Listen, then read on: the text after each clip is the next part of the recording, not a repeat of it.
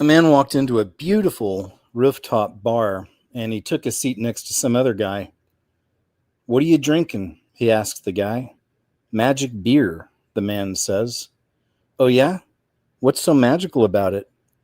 And the guy shows him. He swigs some beer, dives off the roof of this beautiful bar, flies around the building, and then finally returns to his seat with a triumphant smile. "Amazing," the man says. "Let me try some of that." The man grabs the beer, he downs it, leaps off of the beautiful roof, and plummets 15 stories to the ground. The bartender shakes his head, looks over at the guy at the bar, says, "You know something, Superman? When you're drunk, you're a real jerk."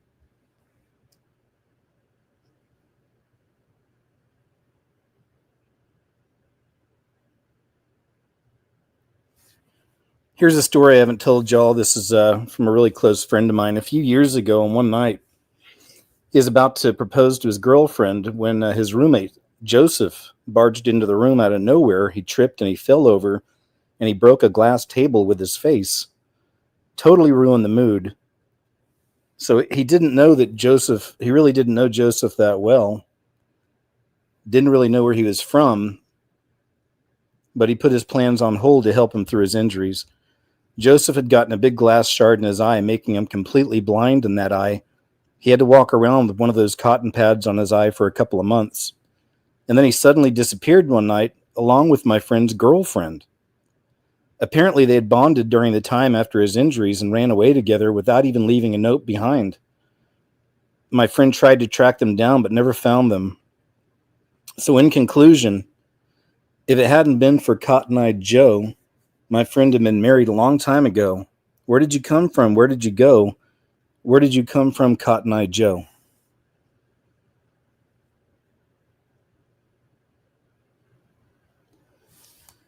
In heaven, there were two huge signs. The first one read, "Men who did what their wives told them to do." The line of men under this sign stretched as far as the eye could see. The second sign stated, "Men who did what they wanted to do," and only one man stood under that sign. Intrigued, St. Peter said to the lone man, "No one has ever stood under this sign. Tell me about yourself." The man shrugged and said, "Not much to say. My wife told me to stand here." And these are just some fun little stories. And my name is KJ Osborne, and I want to welcome you. Yes, you, even you. I want to welcome you to the show. Thank you guys so much for being here for another episode of KJ's What Happened. Plenty to get into from this past week. I hope you were able to join us for the live show last night. We had a lot of fun, had a great crowd there last night too.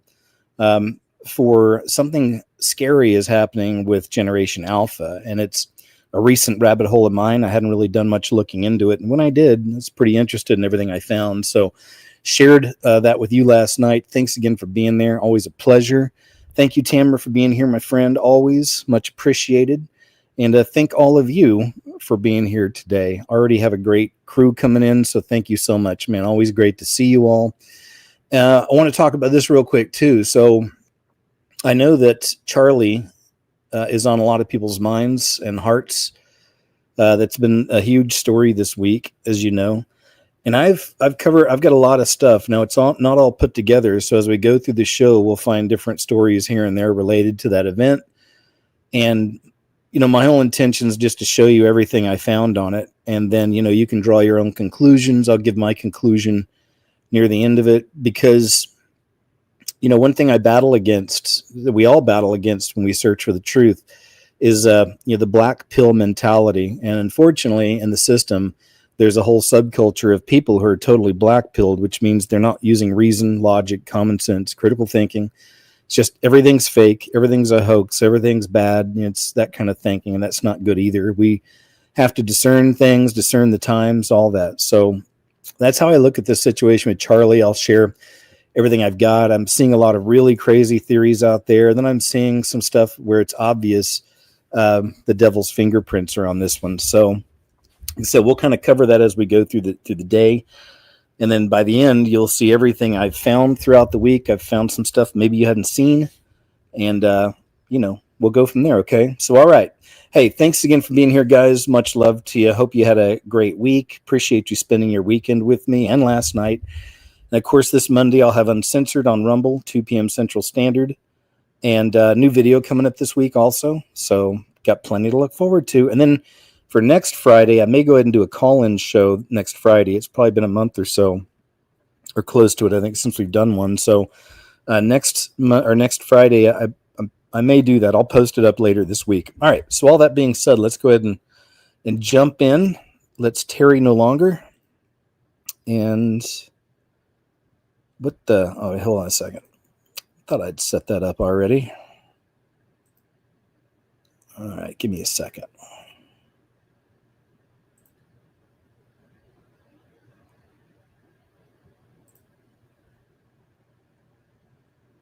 One second. I thought I'd had my screen set up already, but I guess I didn't. Here we go.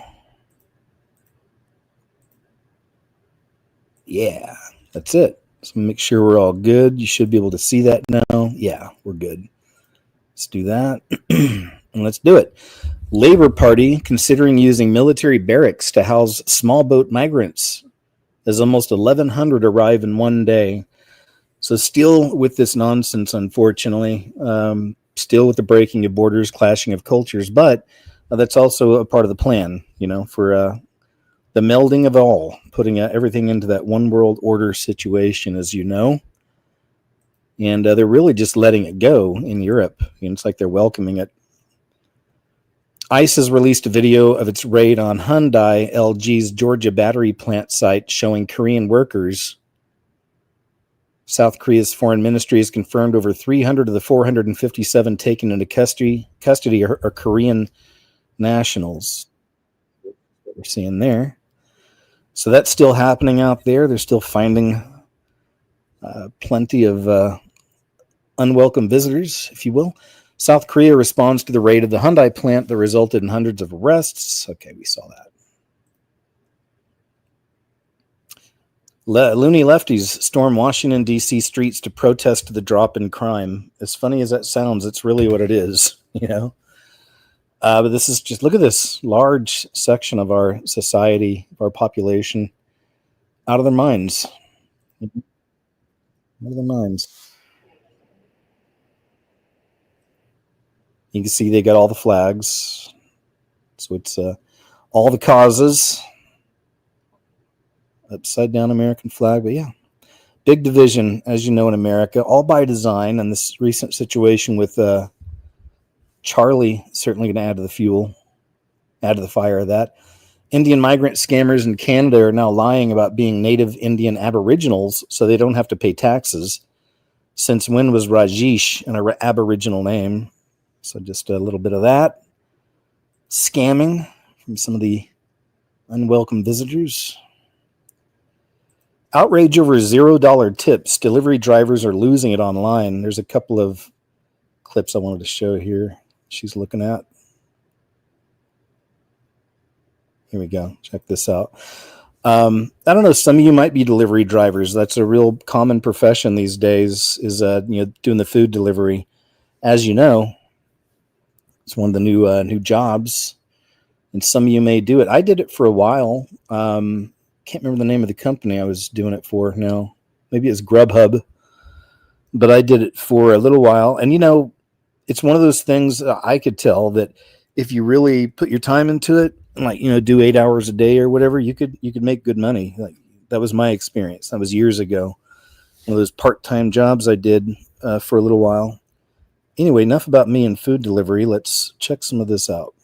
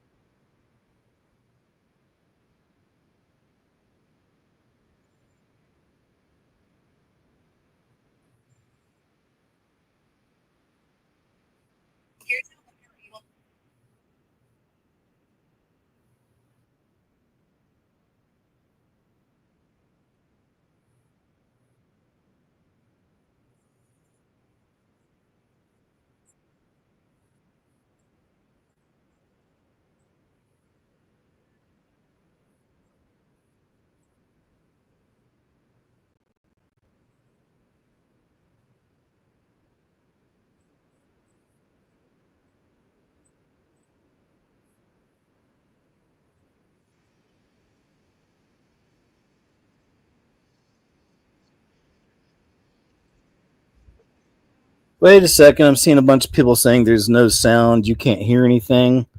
No audio. Volume's down. Okay, what's going on, guys? No sound. All right. Can you hear me? Can you hear me? That's the question. Can you hear me? You're saying there's zero audio. Can you guys hear me? Hello, hello. Can hear me? Good. Can you hear the videos? Can you hear the videos? Yes. Yes.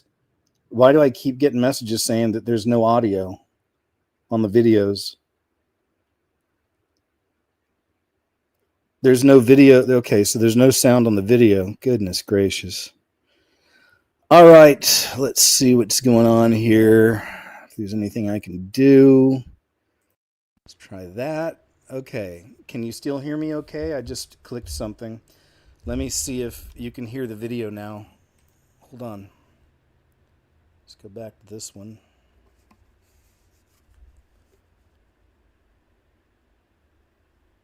Just a second. I'm trying to set this up again. All right, tell me if you can, in live chat, if you can hear the video, please.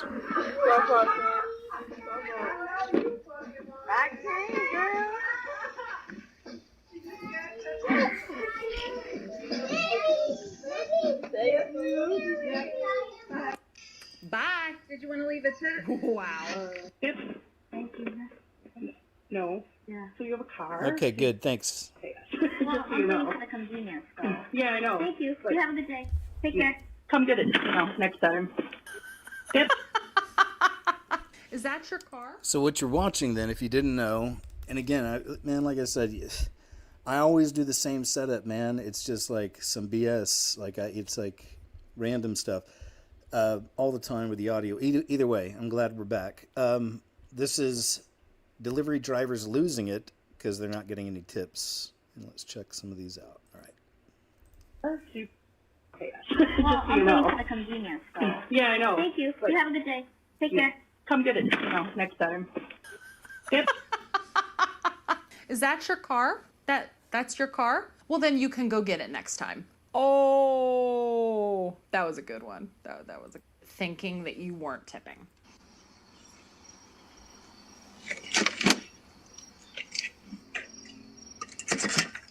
Hello. Ignore it. You keep that. Why?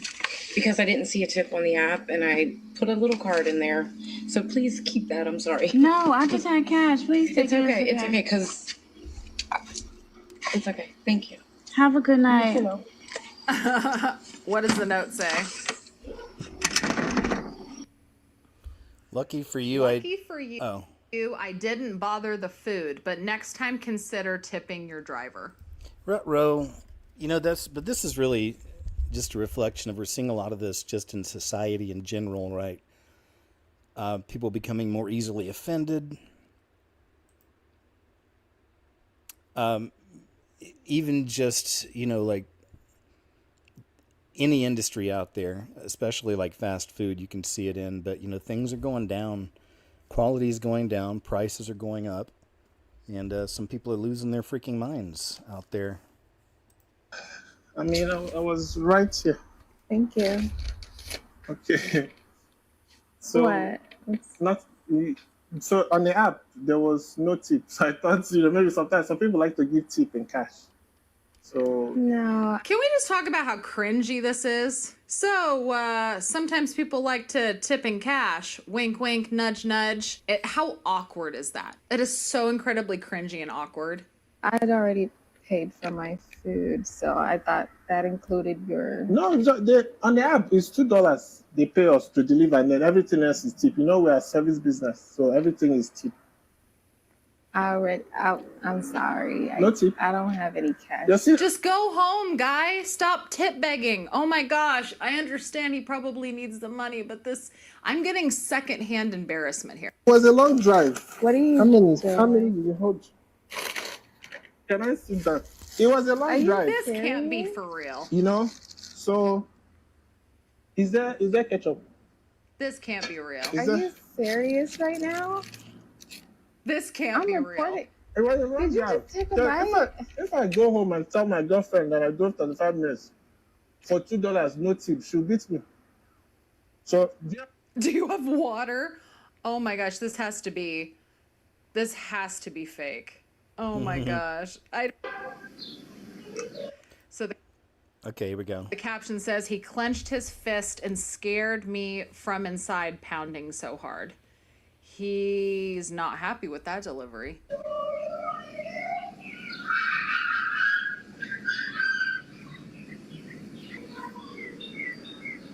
Proceeds to call me for the third time. Hi, it's saying 0 for the tip. Was there a cash tip?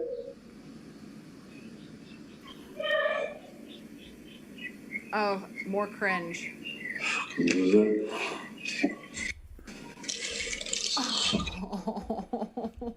All right, see if there's maybe a couple more, maybe one more. Here we go. Let's check this one. We'll move on. To take it for a $0 tip. Lady ordered like 1,000,000 pizzas, 1,000,000 salads. Like, it smells really good, but like, this is insane. This crazy order is $365 worth of things. And when I accepted this order, it told me it was only gonna pay out $7. So there's the receipt. Literally, I don't want you guys to think I'm making this up. Like, I'm like literally crossing my fingers that this is a bigger tip than what. Yeah, so for, 360. All right, I'll move on. I just want to play some of those. It's from Lindy Glenn YouTube channel. If you'd like to see more from her, you should check it out. New York Post. Oh boy. I did a video talking about Three-Eye Atlas a little bit back, and that was my perception of it, is this could be the excuse when the restrainer leaves, when the bride goes, that, well, we saw the mothership coming from far away. And they keep watching it and pumping it out like there's something mysterious about this. It's not acting like a normal comet. And this is, they did this with a Muamua. You remember that? Manhattan-sized interstellar object Three-Eye Atlas could release mini probes that will appear as UFOs, experts warn. You see what I'm saying? So, really building this one up. I'm really watching this one close, especially with just the way the world's going right now. Is that as quick as anything could pop off? It's like, here comes the story, perhaps, the explanation, right? The aliens took them. As we get closer to the return of Christ, the mockery and blasphemy will continue to get more and more bold. Not sure if I showed y'all this last week or not, but in case you didn't know, it's a short clip from Ashley Hayes about a new horror film about Jesus, which is really unfortunate, and it's got Nicolas Cage in it. Check some of this out.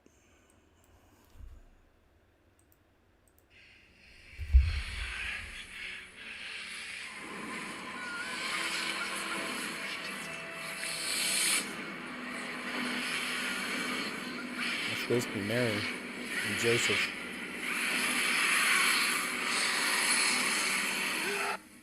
So Hollywood, the Satanists that they are getting bold and making a horror film about Jesus. Set roughly 2,000 years ago, the carpenter's son finds the carpenter and his wife, the mother, struggling to come to terms with their rebellious young son, the boy. The boy begins using his preternatural abilities in ways that have horrifying consequences of both the natural and divine varieties. I can hear it already. Oh, you Christians, you guys are always just so sensitive. It's just a movie. Well, I always find it interesting that in this world, in the entertainment industry, whether it be music or TV shows or movies, it's always Jesus that they mock. It's never Buddha, it's never Muhammad, it's never anybody else but Jesus. Let's take this recent example. This person is supposed to represent Jesus Christ, who is the savior of mankind. Now, not only is this person a female, this person is also a homosexual female. They do this stuff intentionally to mock and blaspheme the truth, because even Satan knows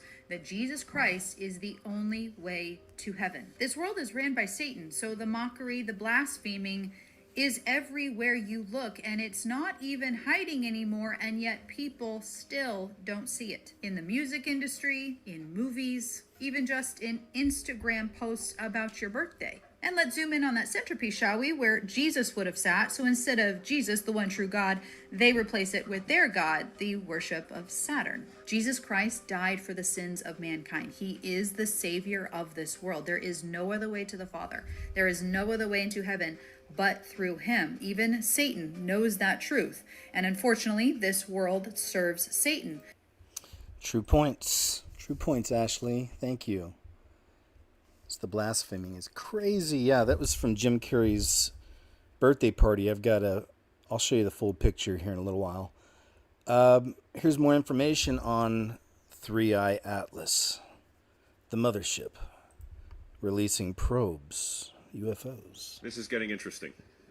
Obviously, this is not what I normally cover because it's not, well, it's kind of related. It's space related, but I just, I want you guys to know what's going on. So, more information on 3i Atlas. Now, it's getting a little bit, let's just say, abnormal at this point in time, based on some more verification. So, 4 of the world's most powerful telescopes, Webb, Hubble, VLT, and Sphere-X, have converged on interstellar visit at 3i Atlas. What they found is rewriting astronomy, alien chemistry, metallic signatures, colossal size, and behavior no comet should show. Right. With its Mars flyby just weeks away, this ancient messenger is forcing us to confront how little we know about the galaxy. Now, before I read some of the statistics here on what they're discovering, I just want to be very clear about this. It's like, how could we possibly assume that we know everything about our surroundings when we haven't even left our solar system yet? Just think about that for a minute. A lot of science is based on existing discovery. Okay, not stuff, we aren't hypothesizing, we are just, let's talk, you're talking about sort of further mathematics or something, but outside of that, where you have to sort of hypothesize, we are applying a limited brush to a spectrum so broad, I believe it's infinite in terms of its resources. And when I'm saying infinite in terms of its resources, I'm talking about elements associated with different types of objects. How can we possibly assume that everything on the periodic table that we have there now is every single element that exists in the cosmos, in the universe? How could we possibly come to that conclusion and go, nope, whatever's on the periodic table, that's all there is out there, there's nothing else? Isn't the universe almost like infinite? Like, I don't quite understand how we've come to that conclusion on our, with our narrow-minded approach. We've barely been here a blink of an eye in terms of universal years or timeline. And we think that we understand everything, and we're applying what we've learned to it's just stupid. So I think we have to have a much, much, much wider aperture when it comes to discovering things that are coming from outside of our solar system, and not assume that it has to fit into the mold of what is on our periodic table. So anyway, let me read some more data here from the 4 telescopes. So 4 telescopes, 1 mystery. So James Webb, Hubble, VLT, and NASA's Sphere-X all studied through Atlas and found results that defy cometary science. James Webb on August 6th, okay, so that was last month, almost a month ago, detected unprecedented chemistry, a CO2 to water ratio of 8.1, the highest ever measured, suggests alien stellar nursery origin. Hubble on July 21st, images showed irregular nucleus size, 320 meters by 5.6 kilometers, strange plume, and no water vapor jets. Outgassing didn't match any known comet. The whole point of this and, sharing this is, again, like I said, they keep finding new anomalies on this and saying it's not acting like a normal comet, and we've never seen anything like this before, right? So, again, more evidence they could be building this up as some kind of an excuse later on once that program comes into play with the so-called aliens, right? The UFOs and aliens.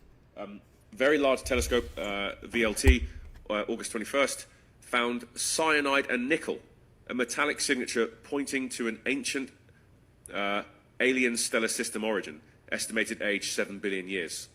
Sphere-X, August 8th to August 12th, size estimate blew minds, nucleus could be up to 46 kilometers wide, millions of times more massive than Oumuamua or Borisov, raises a hiding problem. What else is out there we've missed? Global coordination. So data from 4 major instruments all converge Anomalies are real, not instrument error. So upcoming events. So October 3rd, closest approach to Mars is 18.6 miles. ESA orbiters on standby. October 29th, vanishes behind the sun. And then December, final reappearance before disappearing into interstellar space. All right, I'll stop there. So, a few months away, right? But yeah, it's one I've been watching. They're saying it's like, we've never seen anything like this before. Interesting. 60-second update on 3i Atlas. There's a little more information on it. If you're like most people and going, what the hell is happening? One, it's producing methane. I don't remember the last time a comet, a meteor, or an asteroid produced methane. Two, it's producing its own light source, and it's producing it from within. I don't remember the last time a comet, meteor, or asteroid did that. Three, it's speeding up and slowing down. It's changing course and then correcting its course. See? I don't remember when an asteroid, meteor, or comet ever did that either. It's also not producing what typically follows the tail of a comet, meteor, or asteroid. And in fact, it's actually producing that at times in front of it, which is leading scientists to believe that it has some form of exhaust that is helping it speed up or slow down. I don't remember when an asteroid, meteor, or comet has done that either. And lastly, the elements it's made of are not known on our periodic table, which doesn't confirm that it is or isn't a spaceship, asteroid, meteor, or comet, but it does have known elements that we here on Earth have no clue what it is. So those are just 60 seconds of updates on 3i Atlas, just in case you were still wondering what the hell is this thing and when is it showing up. Good report. I told y'all it's an interesting case with this 3i Atlas. 3 eyes, somebody was saying 3-eyed Atlas, like a giant 3i Atlas. China broke the sky with 11,787 drones. Check out this little... Pretty amazing what they can do. Reminds me of that Spider-Man movie they had a few years ago where the bad guy was using a bunch of drones to create what looked like big creatures, big monsters attacking the city. And then as the fake monster would grab a building, one of the drones would, shoot a little missile or something like that. Things like that is kind of interesting. I've wondered if they'll do the same, soon for the big show coming up, if you know what I mean. Thanks, Zion. Love you, KJ. First found you 2015 when Jesus woke me up. Glad you haven't lost at this channel because it's peaceful, even seeing how scary the world is. Hey, thanks, man. Appreciate it, my friend. All right, we'll move on from this. And Jay Bundy, thank you, my friend. Always appreciate the Chubb support and the support in general. Life is the ultimate escape room, ? Let's check some of this out. Teaches. So something just hit me the other day. Now, I'm not sure if you realize, but this entire existence, this life, it's almost as if it's a escape room. Now, for those who've never gone to an escape room, you pay money to go get locked away in some type of theme to then find out puzzle pieces and to get out of that room, right? Some of them are like prisons or fantasy world. They have to find the clues and get out. But this entire existence is like an escape room. We are trying to escape this reality to then enter into the kingdom of God. But there is only one way to escape this reality, and that is through Jesus, through faith in Messiah, through his blood that he shed on the cross. Now, I get it. People like to criticize us who believe in the pre-tribulation rapture. Oh, you are escapists. You're trying to escape. We are meant to stay down here and to conquer, right? But do you not understand the whole gospel? The whole gospel is about escaping the judgment of God. That is literally the gospel, to escape hell, to then enter the kingdom of God through salvation in Jesus Christ and his sacrifice on the cross. So I was just kind of meditating on this.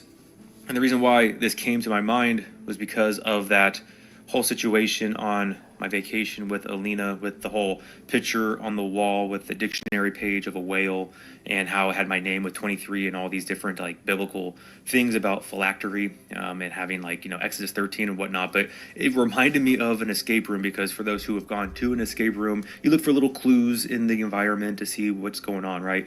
And that's how God operates down here. Now, obviously, the only clue you need for salvation is God's word and the gospel, trusting and believing upon him for eternal life, what he did on the cross, his life, death, burial, and resurrection. And once you do this, you have salvation. You are justified in the court of law in front of God the Father. I'll go and stop there. It's more of a preaching video he's doing, which is good too. But I mainly wanted to have him get a little bit of his point across. But his name's The Shepherd for the King is the name of his site, his page. But he also goes out and does street preaching. I mean, he's really good, man. Multi-talented, I believe. I really like his videos. In all, I think he does a really good job. Who is the true forever king? Actually, we'll come back to this because this is him again. So I'll jump ahead and we'll come back. We'll mix it up. If you're going to be allowed... This is Billy Corgan's Shapeshifter is Revealed. You may have seen this clip. I've shared it in the past from Billy Corgan talking about a real-life shapeshifter situation he ran into. I'll just play a little bit of the clip here. Here we go.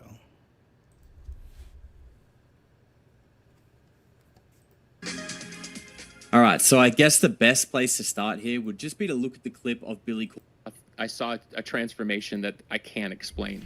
The person transformed into something other than human. Yes, I saw it. You were talking to someone. They said to you, "Look, something's going to happen here. I'm going to morph into something else." Imagine you're doing something and suddenly you turn around and there's somebody else standing there. You still standing by it? Absolutely. I know it happened. In fact, it happened twice. And on top of that, what's amazing is we live in a world where, you know, I mean, look, I've been in public life on some level for 30 years. Yep. People treat it as if I'm crazy. Yeah. And it's like, I'm here to say, like, now maybe I had a hallucination, but I saw what I saw. Right. You saw it. It's your reality. That's what I'm saying. So it's like, to question somebody's reality is a strange thing. The second time you saw a shapeshifter, where were you? Probably at Darcy's house. It was the same. It was the same person. Oh, it was. This happened with the same person twice. Okay, so who is it? It is. Let's see if I can find it. Oh, here it is. Chicago musician reaches out. So I'll just go ahead and read. It says manager. So Billy came in and told his manager that he said, "This is the one about this person." And then the manager said, "Different, like," and then he said, "But she's different." Oh, no, wait. Billy came in and said something like, "This girl's different." So the manager said, "Different, like she's the one you want to marry?" Billy's like, "No, I don't know. I was messed up last night. I know I had a buzz, but I don't know. I'll call you later as she comes." The manager heard Tila's raised voice. So it's Tila Tequila is the girl he's talking about, which is really interesting. The manager heard Tila's raised voice before Billy ended the call say, "Why the hell did you sleep in another room?" He told the manager later that day he swore her face began to change when they were messing around. He told him the more she was getting into it, the more her face contorted and took a different shape. A week or two later, he told the manager he must have had a hallucination and was still talking to her. They were never seriously dating, but would occasionally mess around. A few months later, Billy came to Chicago and had Tila and Casey Johnson with him. Invited several of his friends over. Said it was normal get-together, drinks, a little smoking and stuff. Didn't see any more hard drugs or anything. No one offered him anything. Let's see. After everyone was gone, Billy and the girls were having fun. Billy calls his manager 5 a.m., absolutely freaking out. He said they were all, through the night, all messed up, I guess. He went to take a shower and came back in the room about 45 minutes later, and Casey was messing around with Tila, and her face was shape-shifting again. Says her eyes were completely black, and she cracked a smile at him as it was happening. Totally freaking out, he told the manager to have a driver take him to his house. Looks like he left. They didn't even know he left. So there you go. There's the big mystery. I've been wondering about that one too. This is a channel, Polarity, I just found this past week. But he's really into a lot of the stuff we're into around here. You might want to check him out. Polarity on YouTube. Thanks, Ryan MC. That was very kind of you, man. I appreciate your kind generosity. He says, just found you in sub today. Very uplifting content in a fallen world. 2 Corinthians 4, 7 through 10. Love it. Welcome, too. Glad to have you. Love the new people showing up, so thank you so much. Great to have you. Downfall of Panera Bread. This is just something I was watching, but I thought was interesting. That's what's happened, because this guy makes a lot of good points. I can't play the whole video. It's 8 minutes long, but he's talking about what happens when these corporate giants take over these family-created businesses that become really big. Then the big corporations come in, like BlackRock does that. They'll come in, and then they'll give them just like crazy money, buy them out, and then screw everything up. The food starts tasting different and everything, right? Smaller portions. And let's see here. We'll check some of this out. It's the beginning. Cozy booth, free Wi-Fi, and that famous mac and cheese bread bowl. Panera Bread used to be packed with college students, office workers, even families just trying to get a healthier alternative to fast food. But today, many Panera locations sit half empty. The buzz is gone. Customers aren't showing up. That's right, Anthony. This is one of 15 Panera Bread locations that's now closed and has signs like this on the door. This one saying that the menu is now very limited, and this one that looks newer saying that they are closing and will reopen under new ownership. That is not certain yet because this LLC franchisee, they're in a lot of hot water. So what happened? How did Panera Bread go from one of the fastest growing chains in the U.S. I guess I'll go and stop there. Like I said, this is something I was more watching of interest, and I don't know how interesting it'll be for you, but it is a good point he's making through the whole thing. We've seen it happen, like notoriously, famously, with Cracker Barrel recently is another good example. Before we get into This is Nick Kiswani. Man gets demon-possessed during new Conjuring horror movie. There have been a few clips coming out like this, and sure, some people think that maybe it's just a publicity stunt, but then there's the possibility that maybe something's really happening, Let's check this out. people are getting demon-possessed after watching the new Conjuring movie. Check out this clip that's going viral that was taken after the movie was over. It's absolutely insane.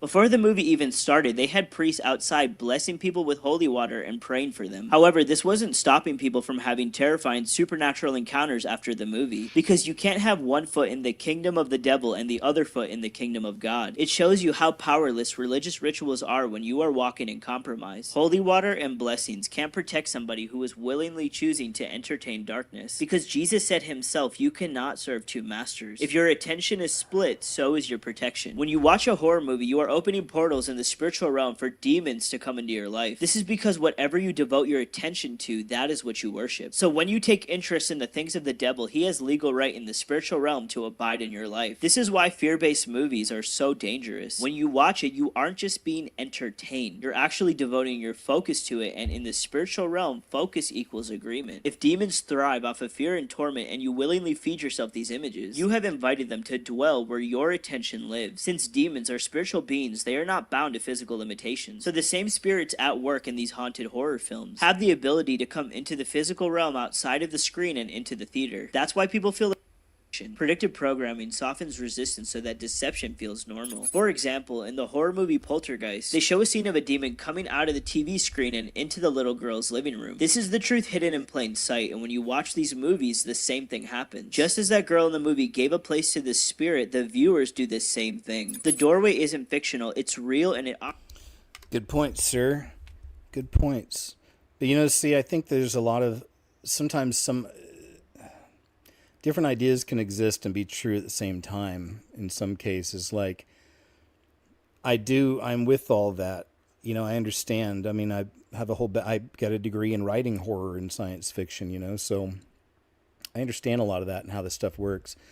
On the other hand, I believe that once you see through the veil, once you understand that there is these things operate through films and whatnot, and you cast light on it, there's a difference, So if you go into it unaware, it can be dangerous for the wrong people. Some people can watch them all the time and not be affected, but some people will get really screwed up by scary movies and all that. It just depends on the person. But I believe if you go into it armored up, watching these things to expose the secret things in these movies, because a lot of them have secret things, symbols, hidden intentions, somewhat, just under the surface. All kinds of things. And, it's what I do and what other people do. So there is a bit of a difference. I've had people through the years, oh, you shouldn't be watching them spooky movies, and it's like, well, that's what I do. It's like, that's what I go to, and see, that helps. When you start talking about these things, when I have an understanding of all this, I can talk about these movies, show the real evil things that are in there, like spiritually what's going on.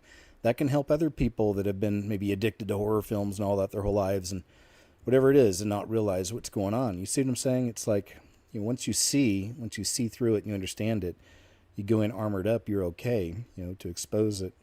I'm rambling, but that's Nick Kiswani. Thanks, Nick. Solid point, sir. What is this, Final Destination or something like that? She fled Ukraine to get away. Oh, this is an old story. We know about that. The Ukrainian girl situation. Who's the possessed girl?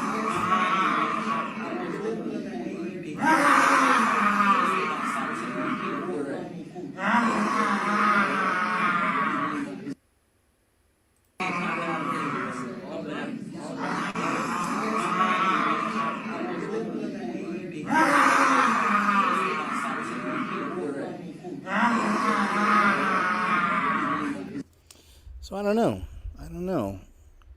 I mean, it looks like those guys are, I don't know if he's trying to cast it out or what. Should be. Video currently unavailable. What the? It's over on TikTok. What is going on? There's some more. Looks like there was more than one person, I guess. As more reports of people... Let me try to get this full screen.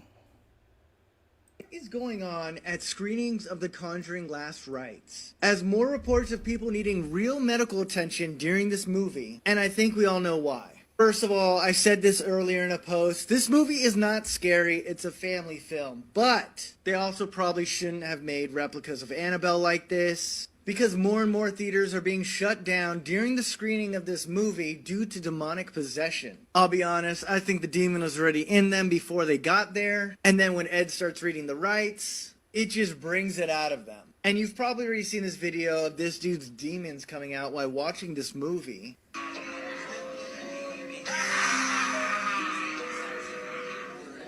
Honestly, that's one way to ruin the movie for everyone else. The theaters are now recommending if you have a history with the devil, don't go see this movie because you're going to ruin the movie for everyone else. Also, movie theaters are saying they will not be liable for any demonic possessions during this movie. They will call you an ambulance if you need it, but you're pretty much on your own.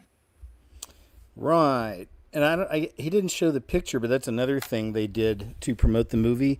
They made these big popcorn, it's either drink cups or big popcorn bowls, maybe both, with the Annabelle doll on it, like with her actual head hovering over it, and it's super creepy. And that, as you know, the Annabelle doll recently took another life. I'm supposing it's taken other ones, but with the guy that was trying to travel with it, drive it around cross country and, make money by showing it off and letting people touch it, I guess. I'm not sure. Not a good idea, but, he's gone now. A lot of people thought that might be a curse. So I Show Speed met with a real witch and he transferred energies and he felt it and he literally had to run out of there, make up an excuse to leave because he felt her demonic energy. He had to leave. He made up an excuse to leave. Watch this clip. Sure. That's what I need. What's that? Do you mind taking your shoes off? Hello. Hey. Mama Donna. Hey, little mama. I'm not a handshaker. Bring it in, baby. I know you've been having a day. Good day. Yes. Welcome. Now is the time to have a little woosah. Yes. Just relax a little bit with. So him taking his shoes off is step one, and then her rejecting the handshake and saying no, she's a hugger is step two. that is a transferring of energies. That's what witches say, is that they like to hug because that transfers energy. That's why they like to do a lot of other things that transfers energies, physical touch. Now, y'all might say I'm reaching, but there's a reason why he got out of there. Watch this next clip. Be the most authentic. Wait, where's mine? Where'd she lose? God damn it. Wait, I need this thing for my string. Hold on, I'll be right back, okay? I'll be right back. God damn, I left it out there. Mute.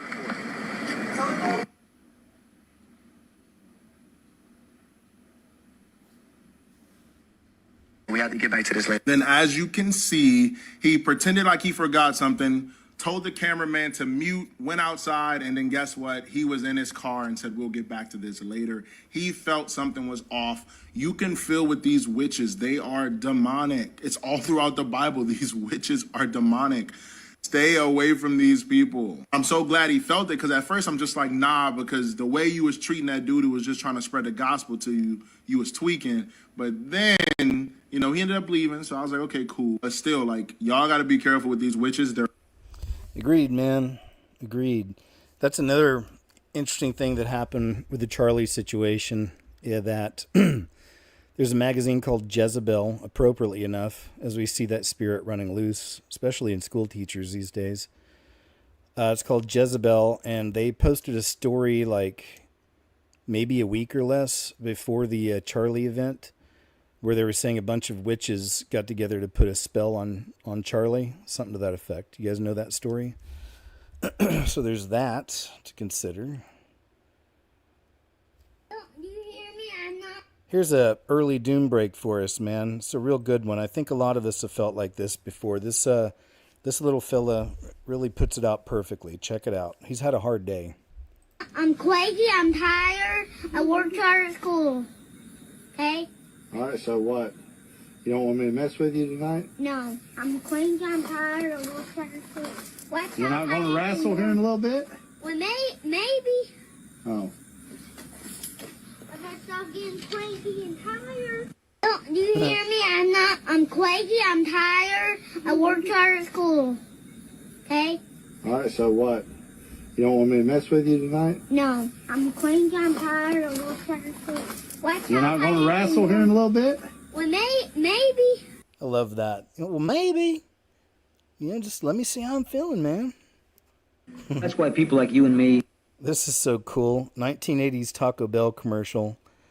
It's back when the food was real, right? And also look at the logo. It's before the devilish Masons took over. You know, some Mason out there bought it. And then they changed the logo to make sure it had a serpentine eye with a 6 around it. And they made sure there was 3 on every building. And now, I've mentioned over the last couple of years, they changed the logo again, and they took the serpentine eye out and the 6, very interestingly. Public outcry, I tell you. I think enough people saw it and talking about it over the years, they probably just get tired of hearing it. Like Denver International Airport, you know, it's like so many people started talking about all the weirdness there and the obvious occult stuff happening around there that they made a mockery of it. They started putting up billboards mocking the idea, making jokes about it. They put up a animatronic gargoyle in the airport, and they had a comedian like working it, and he was there to once again make fun of all the conspiracies about Denver and whatever, right? So anyway, or the airport. But anyway, enough of all that. This will take you back. We got to be careful to get the most value for our money. That's why I come here, Taco Bell. I can feed my whole family for $5.59. 2 tacos, 2 bean burritos, 2 tostadas, pintos and cheese, soft drinks. Only $5.59. Like they're saying, Taco Bell. What a meal. $5.59. Look at that. $6, man, for that. How cool would that be? Oh my gosh. It almost like we'd all become millionaires overnight or something, you know? $6 for all that. And I bet you that was the best Taco Bell's ever been. Back when he still had this logo, back when it was the originals. And then somebody bought it, right? They started changing things, changing the food, all that. But yeah, I bet that stuff was delicious. back then. 1980s Taco Bell. Looks good. $6. I couldn't even eat all that in one sitting. Do you think the average rap artist that a black kid in the hood is listening to is glorifying marriage and family and saving your money? That's what sells because it's a culture thing. It's not just within the black community. I agree. No, but hold on. Everyone listens to it. It's not just isolated. It's bad for everyone who listens to it. The point being is that black youth, as they are being raised, their role models are largely not glorifying staying with one woman, getting married, going to church. But if it's about culture, you're right. The internal black culture has collapsed the last 60 years. We're no longer elevating the family. We're no longer elevating staying with the person that you're with. So our contention here as conservatives is that the systemic racism stuff is a bunch of rubbish. Instead, it's systemic bad choices. Do you feel that systemic racism isn't real? Of course not. What can I do that you can't do? Name it. Okay. No, seriously. What can I do that you can't do? That's a slippery slope. No, it's not, because back in 1940, you would have been able to answer that question. Well, Charlie, there's a bathroom over there that I can't go to. There's a major league team. I can't walk into the grocery store and get the same looks that you do. I walked into Brookshire Brothers a couple of weeks ago and I was looked at like I was a criminal. That's an insanely hyper-paranoid way of living life. That's not evidence, right? It's a real example. By the way, if I walk into a black neighborhood, I get bad looks too, okay? Do you think the average rap artist right. that a Smart fella right there.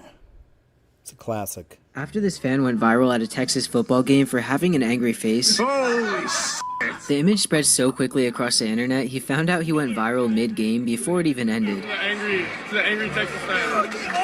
You gotta be kidding me! It's my high school Spanish group chat! After this fan went viral at a Texas football game for having an angry face, Holy the image spread so quickly across the internet, he found out he went viral mid-game before it even ended. It's an angry Texas fan. That face. But I thought that was pretty crazy, mainly because, can you imagine? I mean, this kid's at a game, and during the game he finds out he's become a meme, an internet meme. Like, it happened that fast, right? Like, he went viral just, while chilling at a game. Suddenly, snap, you're viral online. Like, millions of people now are looking at you. It's crazy. April Daly, thanks so much. Wonderful message, my friend. Good to see you. Appreciate it. But yeah, it's crazy, man. Just a meme. Suddenly you're a meme. It's weird. This is Lizzo. Told y'all that the music industry has collapsed and they're keeping it hush hush. Do y'all know Lizzo over here? All right. Here she is herself exposing that all of your favorite artists have been dropping projects, albums, summer bangers, right? But nobody is hearing about it unless you are Beyonce. I told y'all in that last video with Cardi B, but a lot of y'all were saying I'm capping, I'm reaching and all that type of stuff. Well, she is saying that everyone is moving to TikTok and interacting with their fans in real time, performing live performances and all that type of stuff because everything has changed. Check this out. The music industry is in complete shambles right now, and you can use that to your advantage. Back in the day, the music industry was very algorithmic, as any other industry was, but that industry was controlled to a certain extent. Now that we are in the digital streaming age, there is no control over the algorithm. And it is stressing people the fuck out, myself included. Every major artist besides Beyonce has dropped music this year or is planning to drop music this year or has featured on somebody's record this year. I dropped a mixtape over the summer. I had SZA and Doja Cat on it, and I just dropped the deluxe to my mixtape today. And yet there are still people who don't even know I dropped music. Every major artist from Lady Gaga to Drake has dropped albums this year, and yet everyone is saying there's no song of the summer. I'm going to be completely honest with you guys. It's not because the music isn't incredible. It's because the way that the algorithm is set up, no one can serve the masses anymore. This industry used to be based on serving the masses, basically like servicing your song out to certain channels and certain radio stations. The internet space wasn't so congested. There was a clear channel back in the day for major artists to put their music out and serve the masses. Now you have to serve your people. So yeah, think about it. Everybody's got their own private television or computer in their pocket now, and you could just swipe up to watch whoever it is that you want to watch. You know what I'm saying? Why would you want to watch wrestling when you can just watch basketball or music videos or? But yeah, that's really amazing. I mean, you know, love her or hate her. I hope you don't hate her. You don't hate anybody. Because, you know, she's unfortunately been a part of the industry and programming and everything else. But solid points, man. She really laid it out. Like, it's an intelligent way to just put it out there. That's what it is. It's a shift. It's a change. I see it as another change from the fourth age to the fifth age, right? Everything's changing. Everything's just melding into one. And that's what it is now. It's like, you know, I've said before, with as crazy as AI is getting, like as good as it's getting at creating images and video, that I'm just waiting for the day some 12-year-old kid in his room creates the next masterpiece, you know, just by using AI, right? Like something like that. I mean, we can see that. We're in that time now, you know. It's really crazy. And it really has been the death of the movie star, you know, in general, that whole idea. It's more about influence and influencers. We've seen that whole switch up and change. And Hollywood itself really is gone. I mean, I've shown you all some videos of people that live out there and they're filming Sunset Boulevard. I lived maybe 10 miles away from there, but I'd been there a lot. So, you know, these are really hot spots in Hollywood and they're just gone. It's like there's no one on the streets. A lot of these things, these old awesome restaurants and bars, and, you know, they're closed up. Like, they're still closed up. So, interesting. Teachers are quitting because times they are changing. out of control. I think I showed you all this last night. In that environment is overwhelming. No, I don't think we saw this one last night. So I'll show this. I have never witnessed as much violence from children as I witnessed from 4 different boys in a class of 16 kids. There were so many days, including today, that I have had to fear for my life and fear for my own safety and evacuate an entire class of children because of the behavior of 1 or 2 students who were attacking me or my co-teacher or other students in the classroom. And I'm terrified. I am terrified to go back. I love education and I have wanted nothing more in my life than to be a teacher. But coming home from my school scared every day because of the actions of 6, 7, and 8-year-old children. This is why teachers are quitting. It's because we cannot handle the violence of these children who know that there's nothing that we can do. That's really messed up. But true, we saw a lot of that last night. Again, check it out. It's a good, it was a good show. We're looking for high-value targets. If I may say so myself. Here's a story on the Kandahar Giant. Very cool. From L.A. Marzulli, who I think's also very cool. A patrol is dispatched. They missed their rally point. Nobody knows where these guys are. So the next morning, another patrol is dispatched to the same location to try to follow this trail, see where they go in the Kandahar province. And as they're coming around the corner, they start to see what looks like parts of uniforms, bones, blood. And before anybody can do anything, a nightmare comes out of the cave. 14-footer. He's got flaming red hair, 6 fingers, 6 toes. He is screaming at the top of his lungs. He is brandishing a lance. One of the men break away and start firing at this thing. This thing moves with such agility and speed that it stuns the rest. Everybody's like, this soldier is impaled, and the giant's holding it up, screaming at the top of its lungs. Somebody yells, shoot him in the head, shoot him in the head. They open up fire, and they basically decapitate him. What does that sound like? David and Goliath, right? He's dead. They radio him, and a big, Jolly Green Giant helicopter comes in. They crate this thing up in a net. They fly him out of there. Patrol goes back, and they write everything down, and then they're told, rewrite the story without the giant. So they do that. So you say, well, that's a colorful story, L.A., and it is. I get that. We have a second witness who was there a few years after the event. So he's there, and they're doing cave fighting training, right? And they're told, when you're in a cave, and if you confront something, aim high. I mean, like here? No.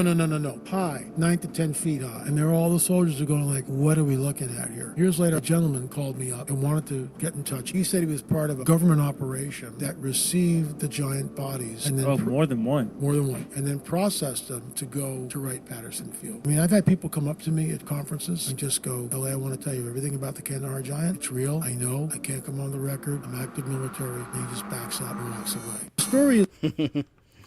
Good stuff. L.A. Marzulli, really cool. Brother in Christ also, if you didn't know. Awesome videos, awesome research. What am I looking at on this one? Dun, dun, dun. Oh, yeah. I was looking at Blue Kachina on TikTok, and this is what I found. One of the first things that Elohim is going to do when they come through the Black Sun portal is wage war with the moon. The moon has to get taken out. The Zeta Grays are like space pirates. They came from the outside ice wall. This is some wild stuff. I don't believe, but still, we'll play it out. And one of the first things they did was capture one of our sons, the Blue Kachina. So they used their clones to actually overtake the whole entire Earth. Yeah, that's some goofy stuff. Sorry. There were some actual cool pictures. So one of my YouTubers caught this in the sun. Pay attention. Pay attention. Blue star Kachina, white sun, pulsating sun, green. And I know you see the sun pulsating. Star family, multiple objects. Look at the halo around a blue Kachina.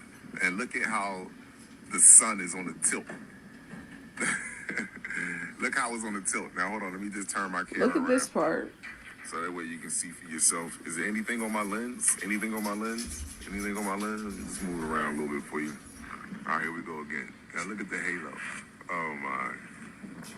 Those who don't know, look into the blue star Kachina. Ooh, look at the sky. And then the red, right with it. Come on now. How low that sun is on the horizon to the side of that building right there. Look at the angle of that. Creating the purple, though.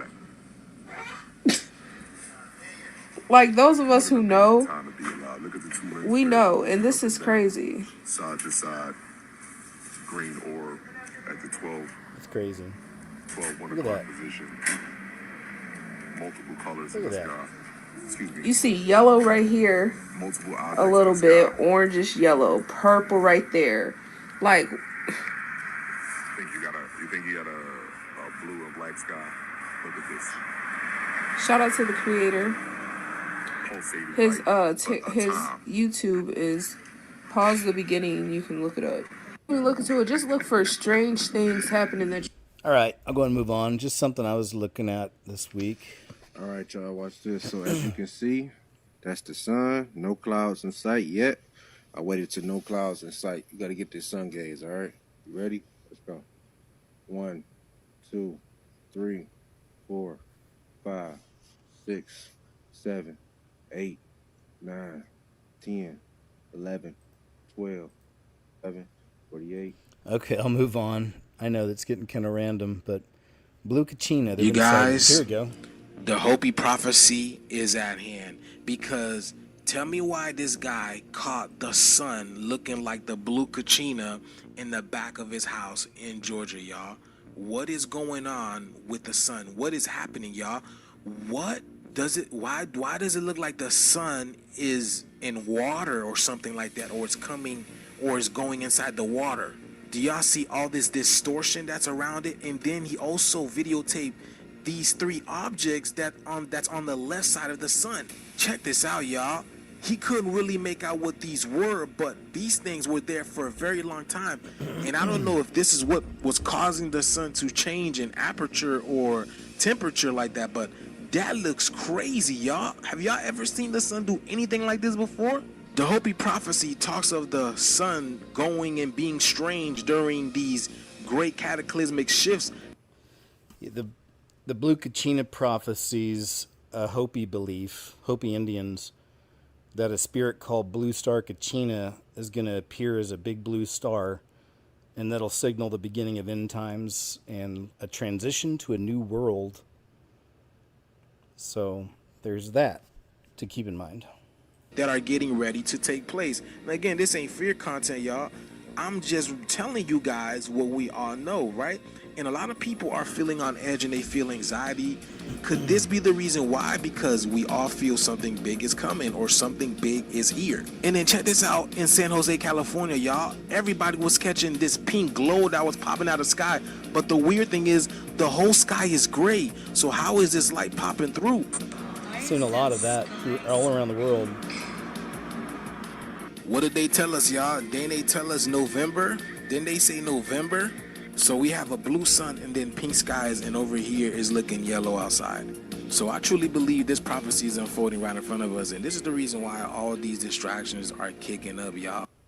All right, good report. Conscious Juice. Good report. This is from a real old school YouTube paranormal channel. I really like this guy, UFO Mania. OG, man, I remember him from just way back, like when I started around 2012, 2011. Anyway, he still posts some really cool videos. This one is the weirdest thing I've ever seen on TikTok, is the title. And I think it's pretty weird, personally. You decide.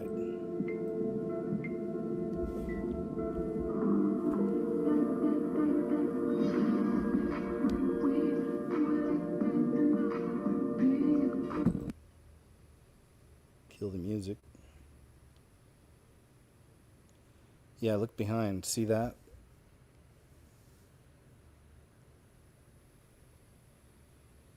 Good catch. Got to stay armored up in this world, man. Those little things are all around. They're shapeshifters.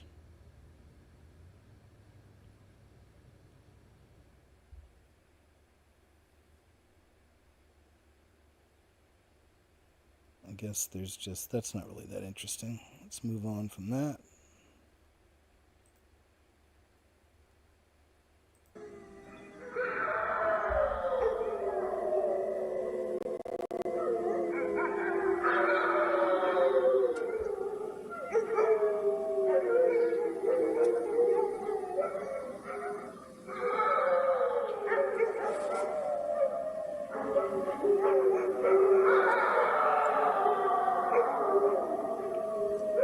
Hear that thing yelling? Screaming? Weird. All right. Good one, UFO Mania. OG. Teachers are burning out because students refuse to follow basic directions. And it's rarely one or two kids, it's often the whole class. Let's hear from a music teacher. The kids are different. When they start school, we saw her last night. Teachers are quitting because they're... Sorry, I have a few of those. They Are Not Aliens from Vinny on YouTube. Let's check this out. Hey guys, welcome to another one of my videos. I've got something to share today I never thought I'd be sharing. Honestly, for many years I didn't even know whether or not it was important, and I honestly don't think I had the spiritual discernment at the time to understand what it meant and what it could have meant. But I had a dream many years ago. It's got to be over 5 years ago.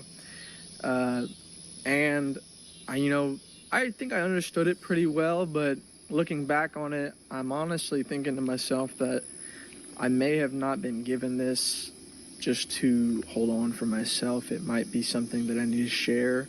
It might be something I need to share for people in the future. I know. And I just want to be obedient to that. And I'm going to pray about whether or not I should share this, of course. And if I get a confirmation, then I'll post the video.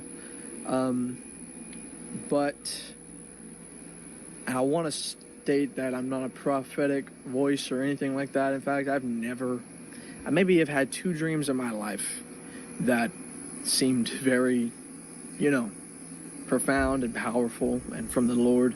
I'm not a dreamer. I've had many experiences with God in my walk with Jesus, but certainly I'm not a dreamer like some people or a person that has visions. But it's very short, but I remember it was so profound that when I woke up, I was very shocked at what I had experienced because I knew it was different than other dreams. And I'll just get right into it. You see, I was at my home, my family home. We don't live there anymore, but I was at my family home, and we had a very large gathering of family outside, and we were eating and drinking and just kind of throwing a ball, and I think that was also an important part of the dream, is that there was very much an image that people were just relaxing and enjoying life. And what happened next in the dream was it was so real looking. This is why it really stood out compared to dreams that I've had in the past. It was so real looking, like, oh my gosh, so real. I remember looking up in the sky and like this, just, I don't even know hundreds, many hundreds. I mean, as far as the eye could see, up above and way as far as you could see. I mean, they were just descending upon the earth, and they were gigantic. I mean, megalithic-sized pyramid-like alien ships. I mean, they really, they looked technologically advanced, and they were rotating on an axis very slowly. But I mean, I guess if you could imagine seeing hundreds of them really close and then really far away, and they're just slowly descending from the bright blue sky. I mean, it was jaw-dropping. I mean, it was so jaw-dropping. I mean, the fluidity of the movement and the detail in it. It's like, man, I really can't see myself making something like that up in a dream. And it stood out to me, and it felt like a real panic, and everyone in the dream was certainly panicking at that moment. But I had this crazy thing happen in the dream, and if any of you have ever had experiences like this with visions and dreams, and or even not visions and dreams, just your walk with God, he speaks something in your spirit. It's not spoken to you, but you know it instantly. Yes. You know it's true. I know it. And what happened to me in this dream was I instantly knew that it wasn't real.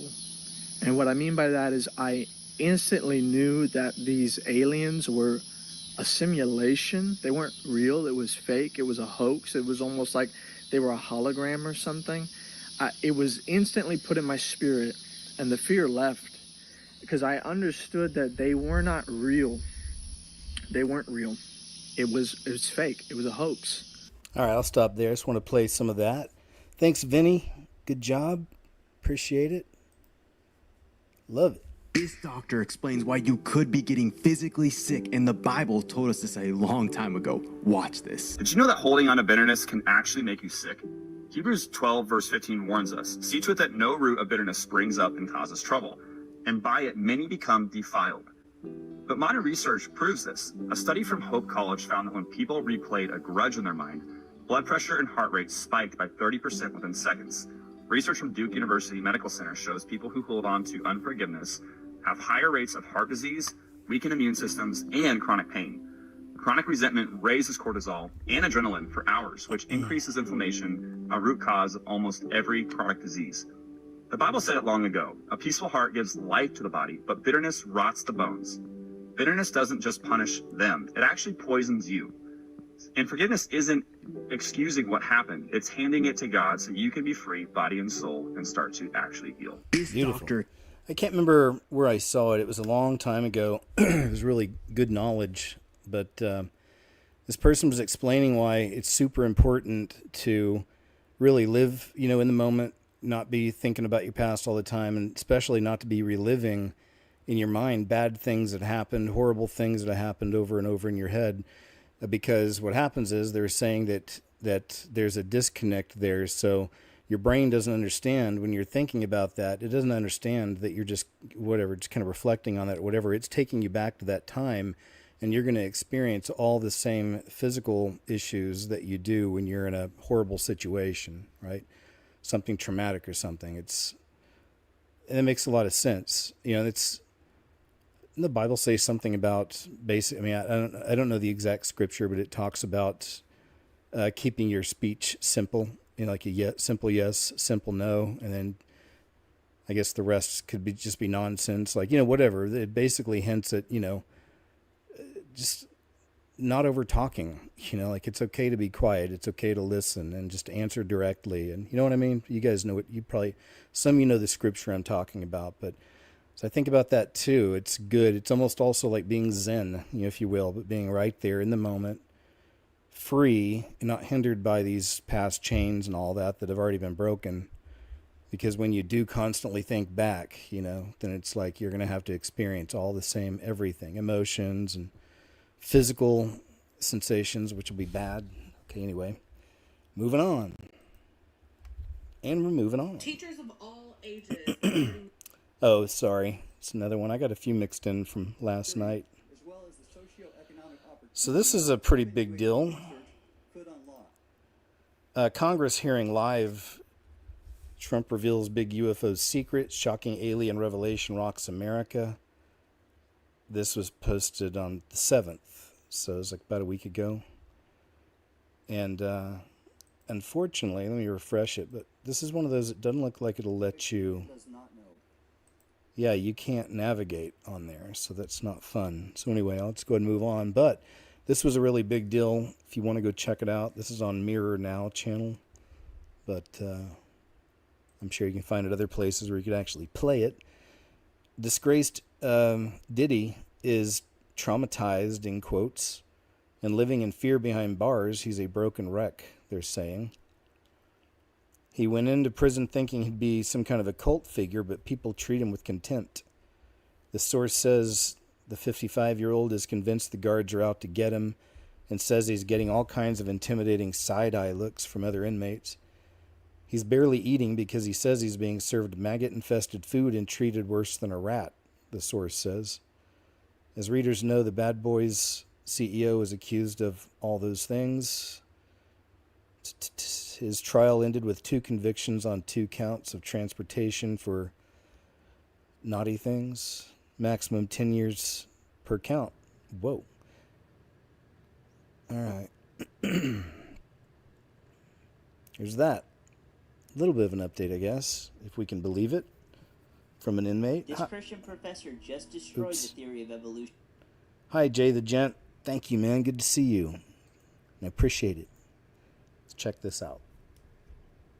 Christian professor just destroyed the theory of evolution. Watch this. Evolution is based on 4 major ideas. None of them have ever been observed. Number 1, that life comes from non-life. We have not one single example of life coming from non-life. Number 2, that all the life forms that we have today came from single-cell life forms. Many people do not know that while we do have single-cell life forms that we call bacteria, we have no 2-celled life forms. We don't have 3-cell life forms. We don't have 4-cell life forms. We don't even have 5-cell life forms. That is, we go from single-cell bacteria to complex life forms. So there's no evidence that all life comes from single-cell life forms. The third postulate of evolution is that time and chance drive evolution forward, of course, and time works against evolution. The chance of one simple 100-unit protein coming together by accident this is a very big number. Time and chance make evolution absolutely impossible. The fourth postulate that evolution is based on is that what we see today, minor genetic variation in species, is evidence of macroevolution. So because cats are different colors, dogs are different sizes,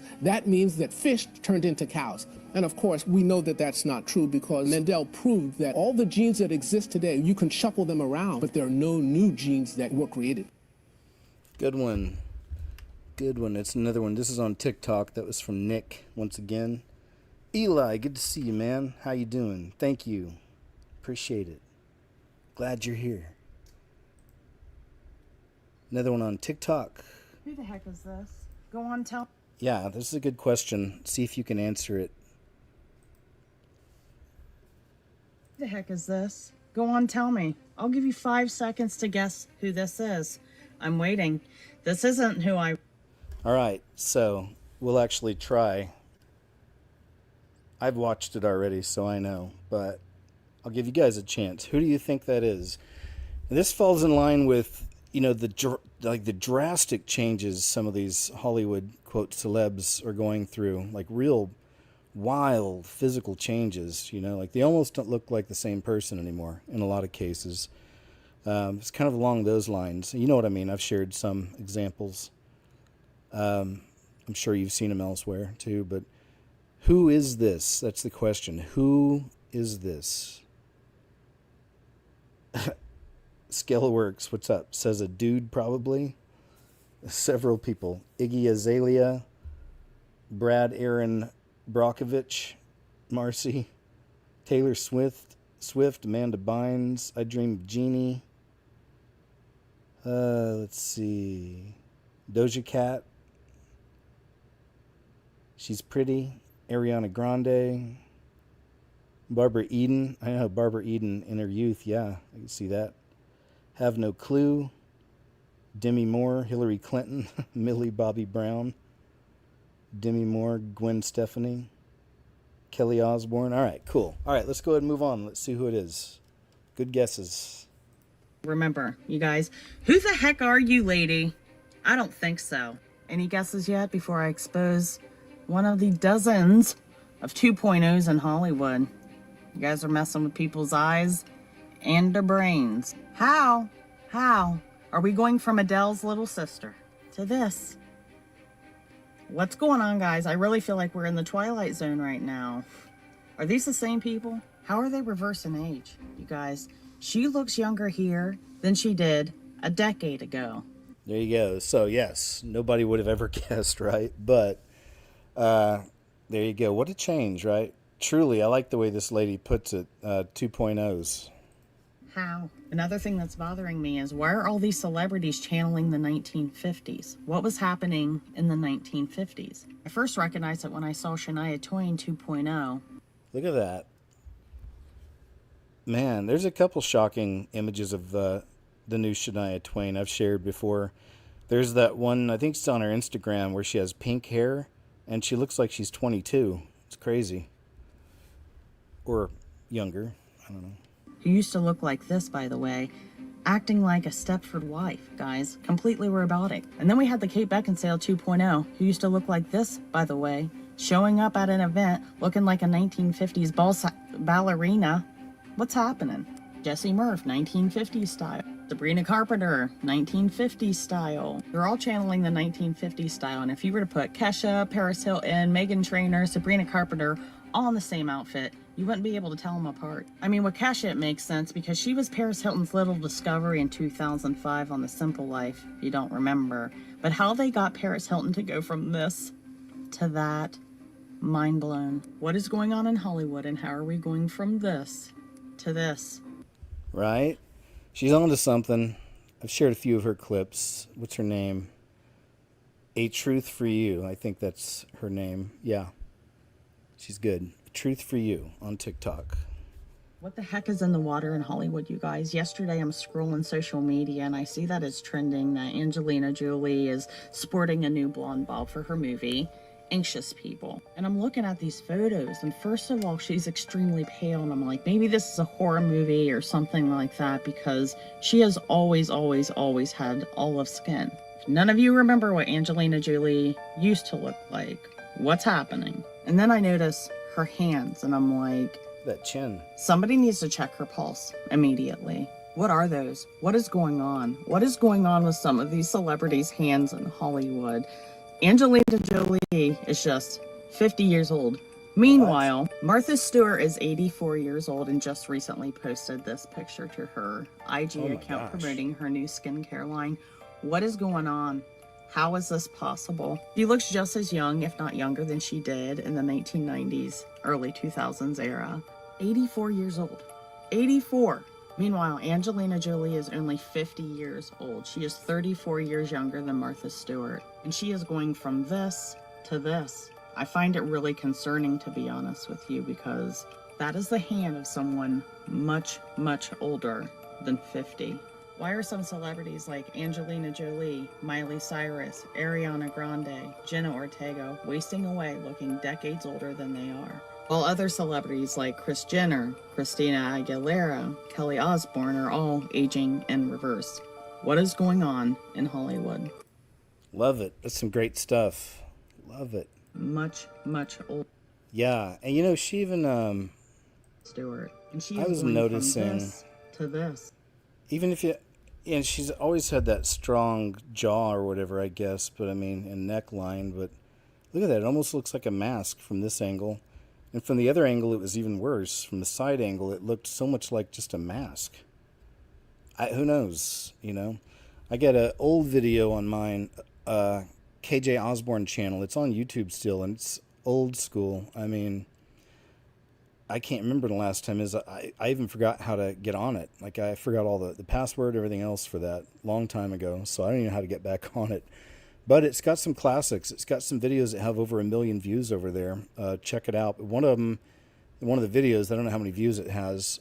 I think it was a popular one. It's called Reasons Why Angelina Jolie Creeps Me Out.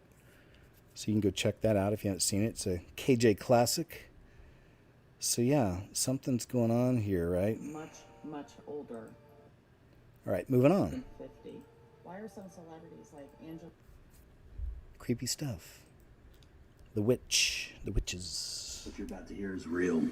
My name Do you guys remember this guy trying to say he's a real shapeshifter? This is from several years ago. Check some of this out. It's not too important. The information that I'm about to tell you is extremely important. I was an intelligence specialist with the United States Navy. Since then, if you watch my other videos, strange things have started to happen to my body. If you remember, my eye has started to get more of a slit and a reptilian, or I guess snake eye appearance. If you look at my other videos, or what I'm adding right here, you can actually see up close what my eye looks like. If you remember, my body in certain areas, like for example, you look at my elbows, this isn't a trick. This isn't something that I'm doing some Photoshop event. My elbows on both sides, I'm growing additional limbs. My hands, my thumbs, they're extending and growing too. So you decide. Yeah, his some of his videos were getting popular there for a while. I think this might be another one. Nope. Y'all. No, this is a cool I can't. This is a cool shapeshifter at work story. Let's check this out. I always like these, personally. Even right now. So, we have a shapeshifter at work, and we're all kind of freaked out, and I don't know what to do about it. Let me tell you how I know it's a shapeshifter. So, a couple days ago, I was taking out the trash with my coworker, and I was standing next to her by the door. So she was on my right side by the door, and our shoulders were touching, and we're looking out to see if the bins are full. And we work like right next to a Goodwill, so there was a bunch of nice furniture out by our dumpsters, and we were like, let's go check it out. But next thing I know, she opens the door and walks back into the building, and I'm like, oh, okay. So I follow her in, and I go and close all the doors. So through the outside it's locked and nobody can get in. And so once I get to the second door, I started to think, I was like, wow, normally she like waits for me in this part of the room. Maybe she's gonna scare me. So I go to the second door and I peek in, and then nobody's there. And then all of a sudden I hear on the walkie, Amanda, why did you lock me out? And I'm like, what?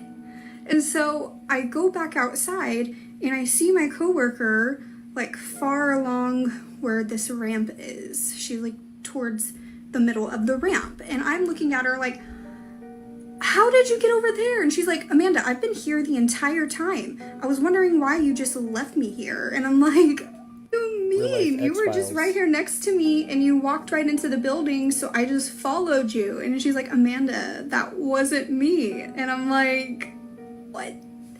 And so I'm like trying to think of what the heck just happened. I was like, did I follow a ghost? Was there a glitch in the matrix? Did I like shift realities for a second? Like I was completely confused.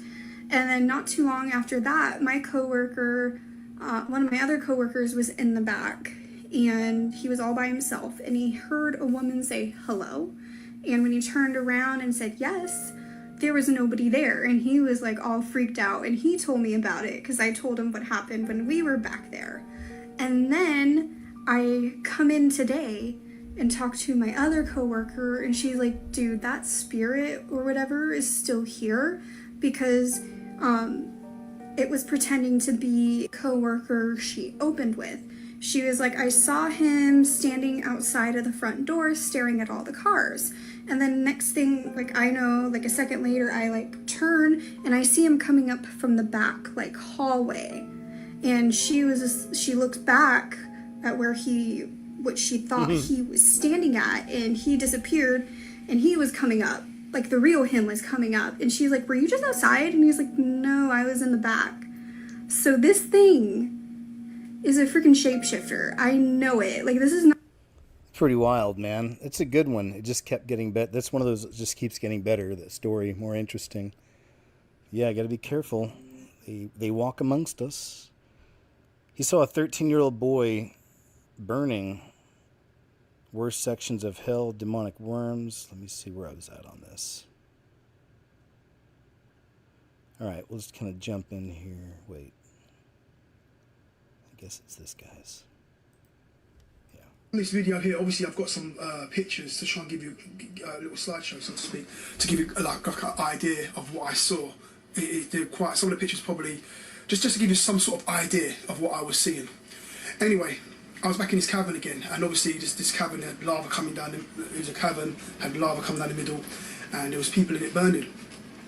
Then, as I was coming into this cavern, I went on to the top of the cavern, because I know that the two sides go like that, and like that, yeah, the lava's in the middle here. I was on the top of the cavern, I was up here. So as I was there, I saw people on their knees praying, and they were on fire. They were praying, and their bodies were on fire. Yeah, they were on fire, and they were praying, asking God to forgive them and to let them out. But this is the thing, as they was praying, their prayers were going up, then it was hitting like an invisible ceiling, and it was coming back down again. And I saw that, I felt God say to me that in hell your prayers are not heard. You can pray all day long, makes no difference. Your prayers don't go nowhere. When you're on the earth, when we pray, our prayers go up to heaven and God receives them. When you're in hell, God don't receive your prayers when you're down there. That's it, it's all over. Your prayers hit a visible ceiling and they come back down again. They don't go, your prayers don't ascend into heaven from hell. That's it. Anyway, as I was standing there watching these people on fire and praying while they're on fire, I looked up and I saw a whirlpool, a whirlpool in the air. It was black. It was because the whole sky was dark. It's very dark in there, dark there. There was a whirlpool spinning around, and as I was looking at this whirlpool, I saw people falling out of it, out of this whirlpool, and some of them were falling into the lava. And as I was looking around, it's like a lot. I saw for miles around, a big dark wilderness. I saw for like hundreds of miles around. And as I was looking, I saw whirlpools in the distance spinning, and I saw people falling out of it.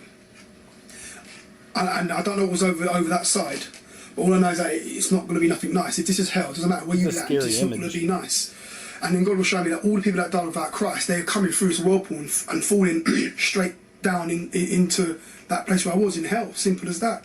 You know, people say that when they go to heaven, they see a bright light, and you know, and they walk up, it's all bright light. In hell, it's the other way around. It's black darkness. They're spinning around the whirlpool and come flying out, and it's just they're in for a rude awakening. Trust me. Anyway, I then moved from that place, and I went over to the cavern, looked at the cavern to my right, and as I was looking down, I saw the cavern walls, and I saw holes dug out, and I saw prison bars, okay? And on these prison bars, there weren't no door, and so, you know, like the rock face had been carved out, you know, had rooms in it, rooms like that, like on if you've seen what's that film called? The Chronicles of Riddick, when they're inside that prison, they let that mad dog out. Cool movie. Those sort of the cells were carved out into the wall. The same thing.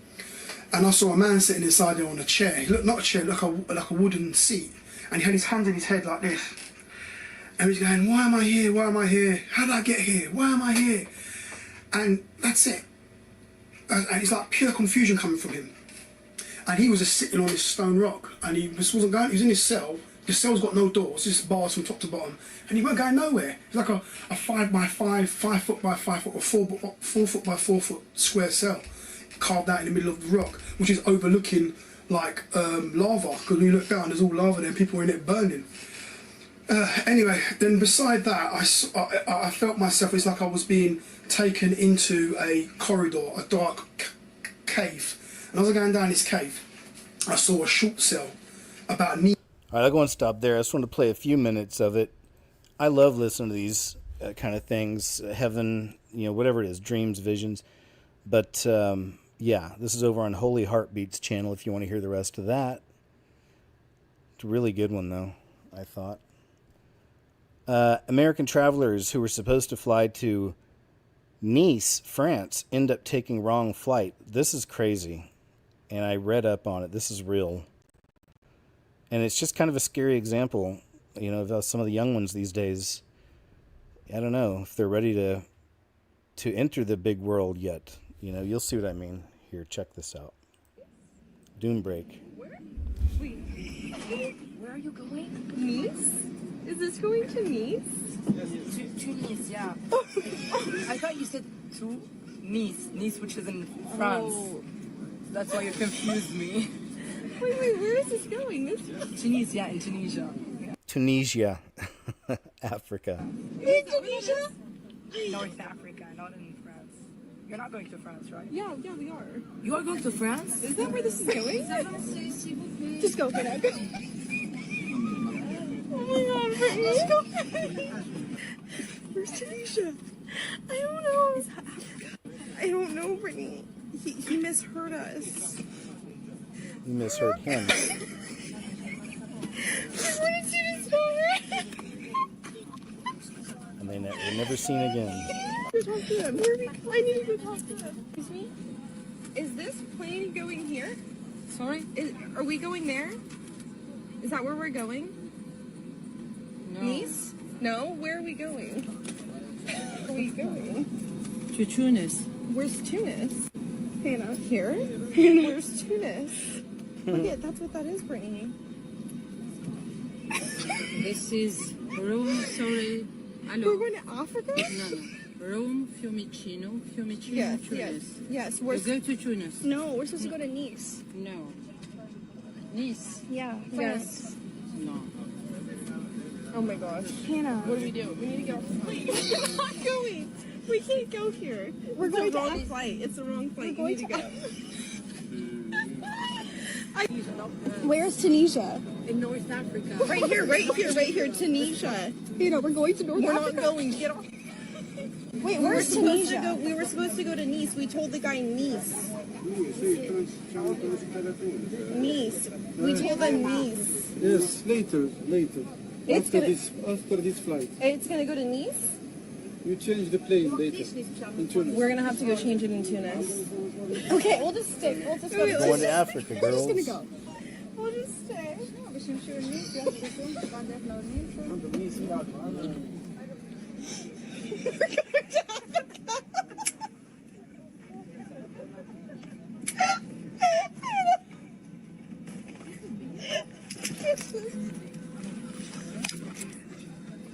Sorry. Everyone's laughing. Okay, we're going to Africa.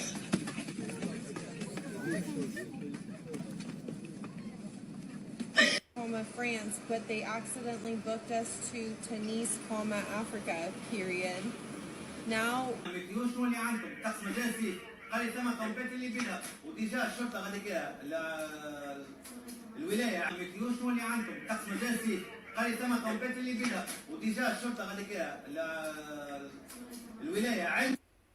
So yeah, I guess that's about all we know, but at least they are seemingly safe. Same one.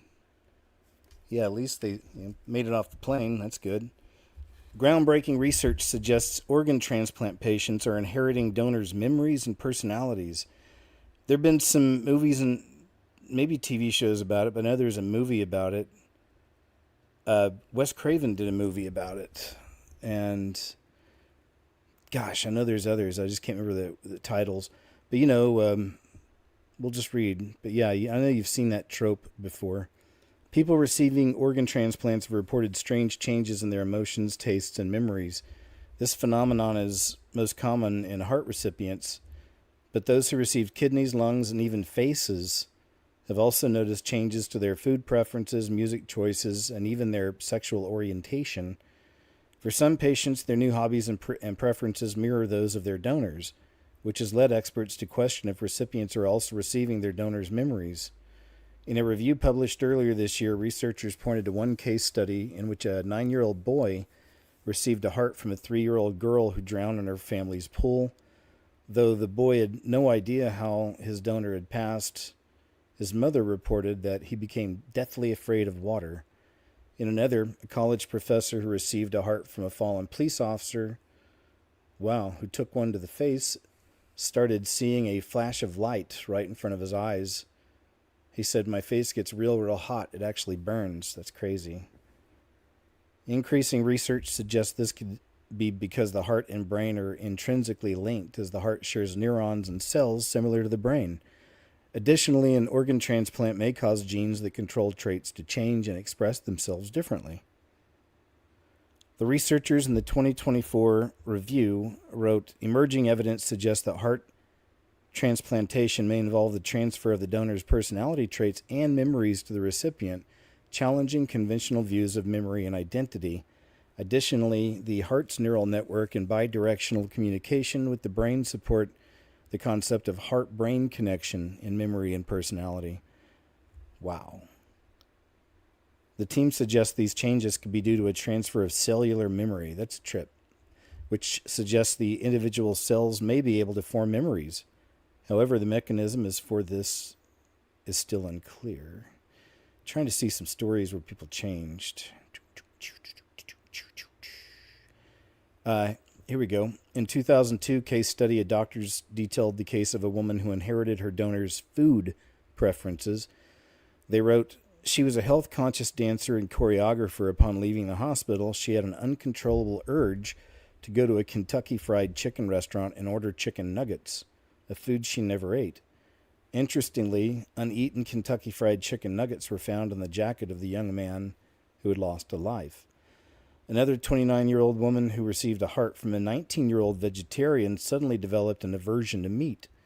The researchers also cited sexual orientations changing. In one case study, mentioned a homosexual male recipient of a heart from a lesbian artist reportedly became more attracted to women. Meanwhile, a lesbian woman who received a heterosexual woman's heart said she became attracted to men after her transplant and started questioning her sexuality. The team behind the 2024 review cautioned that more research is needed on the connection between... Yeah, we get it. Of course.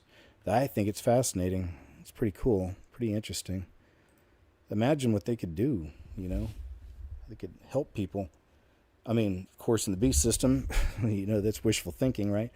There's nothing like this on record. Concerns mount as U.S. volcanoes rumble nationwide. Really just the headline, but I mean, it's here. By the way, I should shout y'all out now. We're almost 2 hours in. Got over 1,000 awesome, cool, interesting, critically thinking individuals sharing their truly precious time with us. So thank you, man. Thanks for being here. Love hanging out with you guys in the afternoon, always on a Saturday and a Monday, of course. But really, thank you. Thanks, Tamara, for all your work, all you do. Shout out to all those that support the videos and shows in whichever method it is. Truly appreciate it. Always need the support. If you'd like to, please check the links below. And just much love again to you all for being here, man. I appreciate it. Thank you. Thank you a million times. Still got plenty to go through. So let's chill and just enjoy each other's company and watch the madness in this wacky world unfold. Dive into this. There's a lot going on with this, and there are people losing everything. This is a really big thing. Farmers are the backbone of the United States. Without them, we're going to be in a world of hurt, and we got to figure this out. Politicians, you better get your phone calls on because you got to fix this. Let's go. I mean, it's just article after article after article talking about how hundreds of Arkansas farmers are losing everything. China just said, you know what, we're going to buy from somewhere else. And now what? We're going to lose 25 or 30% of the farmers in this country if they don't do something. It has to be done, and it's not just here. It's everywhere. Farmers are making a cry for help before it's too late. Countless farmers gathered to speak to representatives of Arkansas leaders to share the urgency that something needs to be done. Jake. Many farmers spoke up at the meeting, and the message was straightforward. They need help, and they need it now. You looked at me, sir, and you said, I love you, Mr. Trump. I need to see the fruit of love.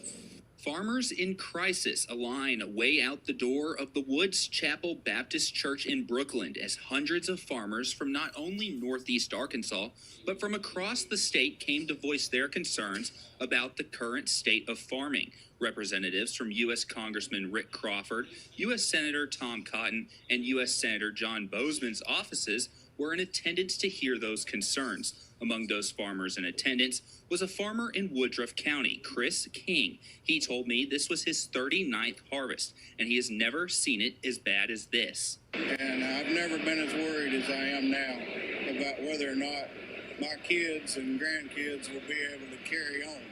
You know, I've been saying for a very long time, it is extremely hard to make it as a farmer. A lot of these farms have gotten smaller and smaller as families decided thousands of acres being farmed all at one time. Because the way I understand farming is if you don't own... Okay, I think that was it for the clips. Looks like he's mostly talking on this one, which he's still good too. He's a smart guy. Yak Motley on YouTube, if you're interested. Says if you don't mind some slight water damage, there's no place better than Long Beach Harbor to do some early Christmas shopping. So keep that in mind because we're just a few months away. Isn't that nuts? 3 months, 4 months? The shoes are still washing on shore here in the port of Long Beach after all of these shipping containers went overboard today. I obtained this surveillance video that shows the initial collapse of all those shipping containers all at once falling in like dominoes or Jenga pieces right into the port. But tonight we're also beginning to learn what was inside those shipping containers. These are washing up all along the shore. They are Masonic slippers. You can see the design there. They look exactly like these for Delta Airlines. They were scheduled to be rolled out this fall, part of their Delta One amenity kits and bedding for business class customers. We're also learning that there was other clothing, electronics, even furniture on this ship. We are seeing what looks like a chair washing up towards the shore right now. I've also obtained these new images from the boat. You can see all those crushed containers. Look at Just that. imagine the weight. And then If you didn't know, and there's another picture, a container ship tilted and lost tons of cargo. Look at all that, all those containers. Now people are, as this guy in the video is doing, going along the shore and picking stuff up. all the other containers out there in the water. What exactly caused this remains under investigation. So they don't know what it is. I wonder what all they could find in those containers, you know? Is this a video of it? Oh, no. Look at that. That's scary. That is some scary stuff. Look how that's stacked. Look at how that's stacked. They should have something down on the ground, blocking people off, right? I mean, for pretty far away. Steer clear of that whole thing. And that's super dangerous. Totally looks like something out of an action movie or a superhero movie. Like a set piece, you know, for the final showdown. Will the containers collapse or not? Can the good guy defeat the bad guy, still keeping the people safe? Always the big question. So that's pretty crazy. Under investigation. I wonder what all they could find in those containers. This is a great one. Psalm 91:11. God will put his angels in charge of you to protect you wherever you go. Love it. Love it. Plus, I loved it because it came up on my feed, and I've been seeing the 111s for a long time and the 911s for a long time. Well, not as long. The 111's since 2012. 911's a good year now. And this one had both. So another awesome kind of thing that happens sometimes, right? Love it. I always say, thanks, Lord. Appreciate it. Good to see you. Hope you're well. Thank you. But a good one, right? Has those numbers that I connect with. It says God will put his angels in charge of you to protect you wherever you go. And I'm not just saying it's for me. It's for everybody. But I love it. It's a good one. Just saying. Walmart builds a global weather war room. Have you even heard of anything like this before? This is crazy. If you thought there might be something sinister about Walmart before. You know that Walmart has meteorologists working 24/7 in a command center that looks like something out of a sci-fi movie. I was invited to Walmart. I'm going to turn it back. Here we go.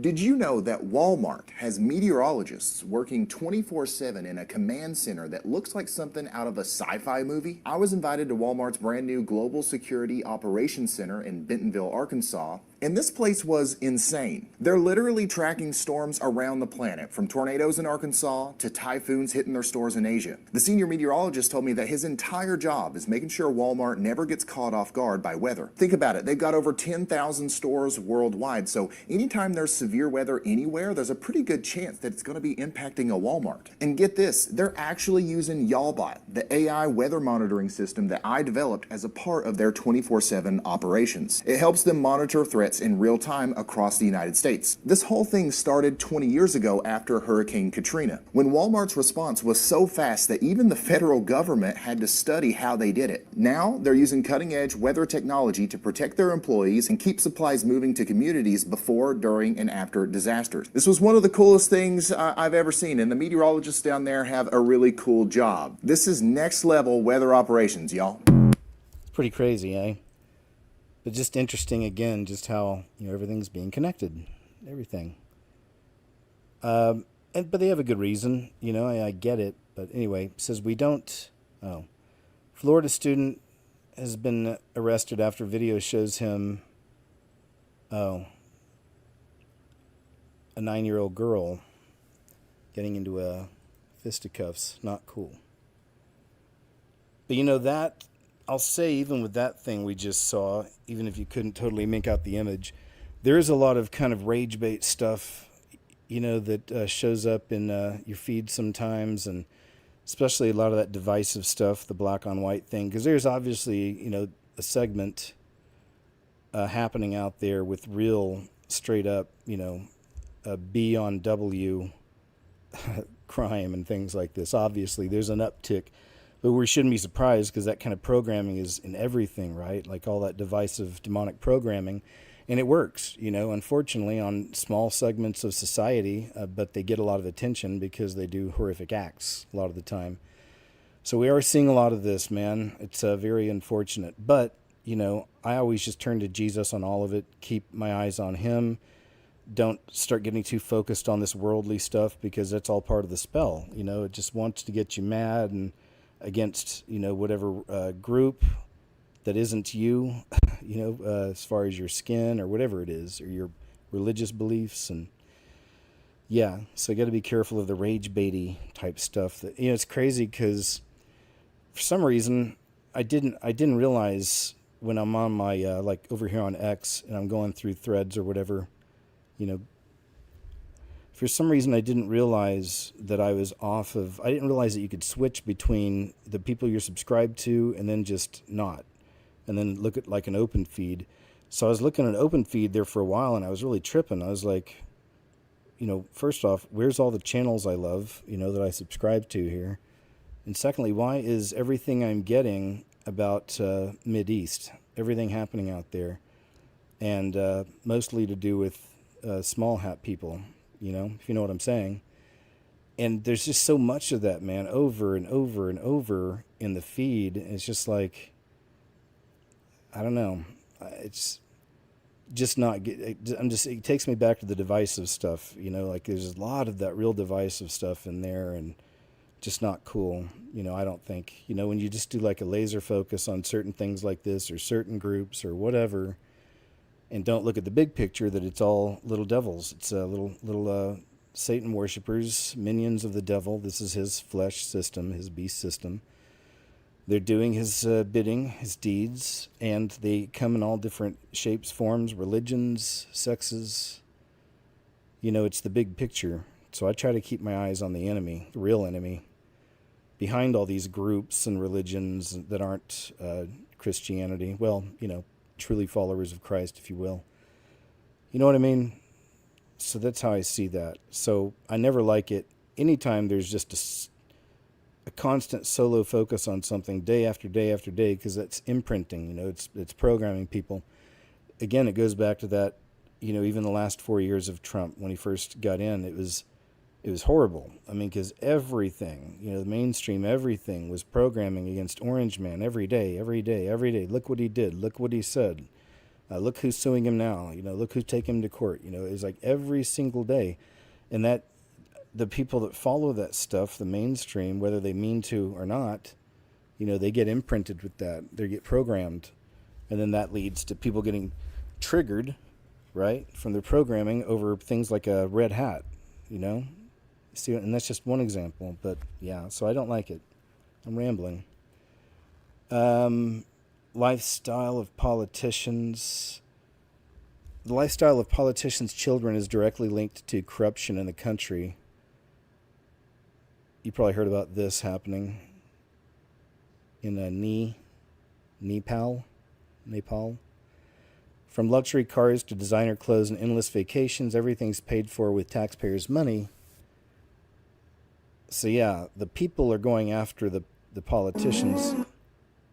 The people are going after the politicians out there now. You may have heard some of this stuff. I mean, it's a commie-type government, and the people have risen up. A lot of it's Gen Z, actually, which is interesting. And they've gone in and, you know, they've taken over. Like, they've booted these people literally out of office. One of them, there's a video of him running in a river from all the people. I guess they're trying to rip his shirt off or something. It's crazy. And then, so this is how the people have to live, right? Meanwhile, looking good, right? Living well. Good life. So yeah, that's what that always leads to, that method they use, right? Hollywood actor who's accusing Tyler Perry of assault went to ABC News to claim he jumped into bed with them. Oh, let's check it out. Have their control over their bodies taken away. He climbed into bed with me as well and started rubbing my leg. Gross. And I jumped up out of bed. Unless someone's been through something where they have their control over their bodies taken away, you don't really understand the kind of feelings that you get in that moment. I got into bed. All right, I'll stop there. Tyler Perry. See, is anybody surprised? I'm just saying. Is anybody actually surprised by that? Anyone?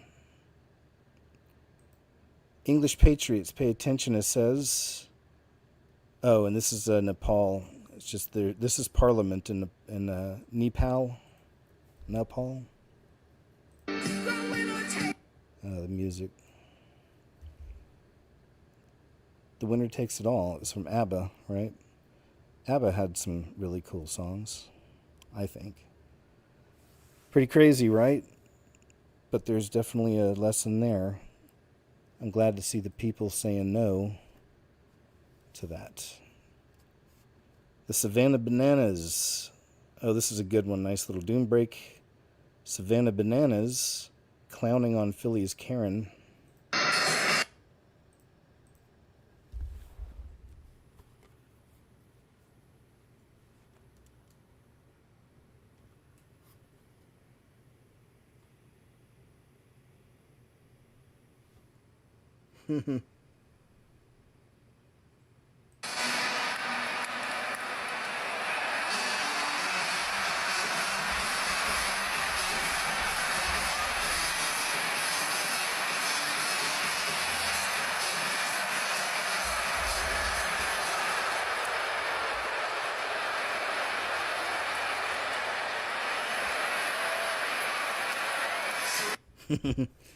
Good stuff. I'm sure most of y'all seen the Philly Karen video by now, right?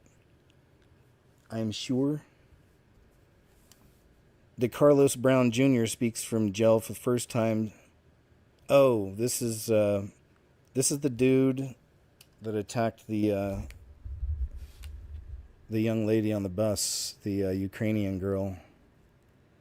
But here, I'll just let you listen, because what's interesting is you have to ask yourself after you hear this is, is he making it up as some kind of like an insanity type plea thing, or did something like this actually happen? He's claiming they put a material inside of him, so it's going to get into some of that territory, and unfortunately, we know that that's a real thing that happens. It even reminds me of that book Programmed to Kill. I don't know if you've ever heard that book before, long ago. How there's a, there was a belief, I think it was Dave McGowan maybe that wrote that, showing how many of the most famous, serial killers out there were most likely programmed to do so, and then it goes even to Russ Disdar's work with the Black Awakening, talking about these, programmed satanic super soldiers that would rise, sometime, and people would be kind of turned on. A lot of these people would be triggered on or something. Who knows? Pretty crazy. But that all being said, here's what he said. So you said something in your body did what? Nah, the material, put it like this, the material using my body to stab the lady. Wonder it's black goo. And so she just got stabbed. Yeah. You know that's not me. I'm talking about just for no reason. But since they did that, now they got to investigate the material my body is supposed to. Since they want to do all that, now they got to investigate. It's funny because she's from the Ukraine. She's from Russia. And, they got a war. They had a war going on against the United States. So I'm just trying to understand, out of all people, why her? It ain't. I don't have nothing. They just lashed out on her. That's what happened. They lashed out on her. Whoever was working the material, whoever was working the material, they lashed out on her. You see what I'm saying? I mean, that's something to really consider. I think the material, whatever they were using, what he's calling the material, if it's true, it makes me think of black goo. I wonder. But anyway, there's that. Very interesting, I'd say. Monster Speaks. Here it is again. Same thing. And let's see what the people are saying down here. Oh, never mind. It's curious. Moving on. Misinterpreted. This is a really interesting one. It was almost 2.5 hours long, from Sean McDowell YouTube channel.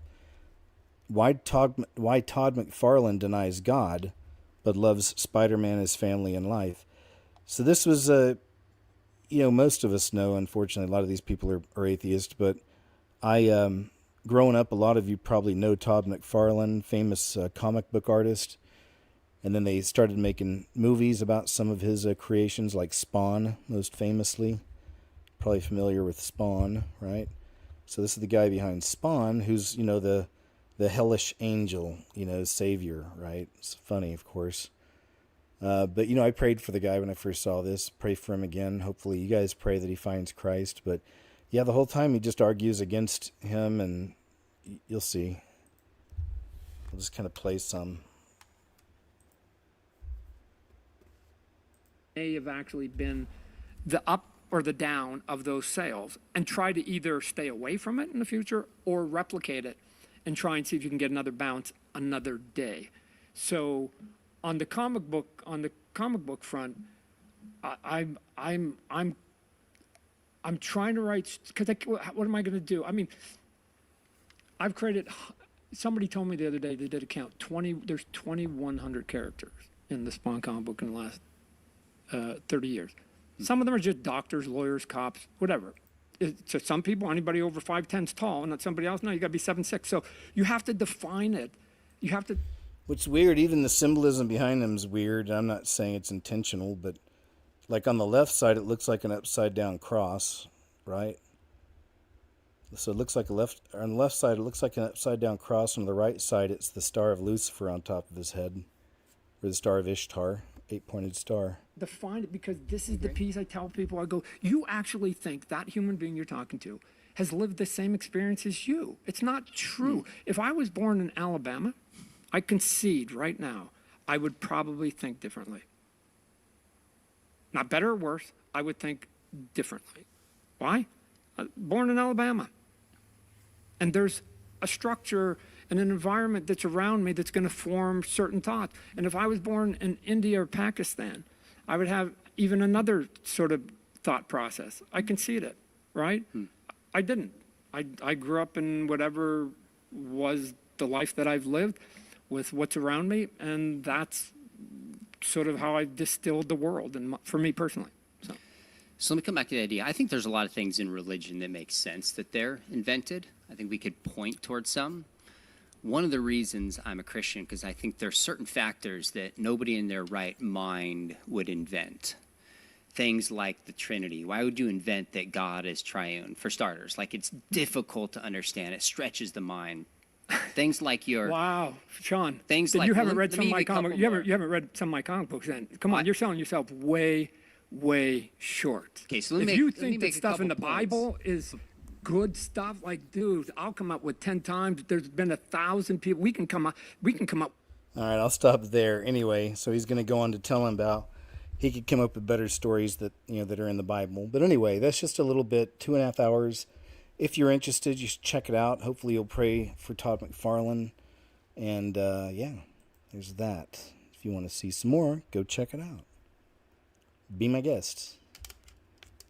Let's see. Here's another little clip just to. Your child, you are tasked to protect them both physically, spiritually, and emotionally, in really outside the house and obviously in other ways as well. Quality time is everything. You're not above any of the duties or the tasks or the roles. And it comes with a lot of responsibilities. And so, again, I speak very directly to young men. Erica's the, young woman outreach part of this. But young men need to be talked this way, actually, because they say, oh, I want to be a dad. Like, really? Are you earning enough money?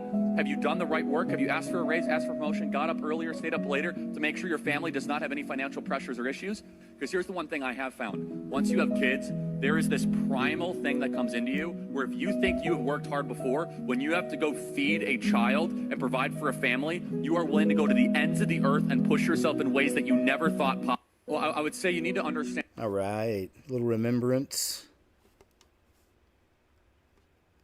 And next up. This is just some of the footage of. You would think that. So there's somebody on the roof right there? Just saying? He just ran from over. Where's my finger? Well, from over there, ran in. And now he's right there. Just saying. Just get right up. Just saying. Get right up. So there's that. Pretty big distance too. Okay, something got taken down.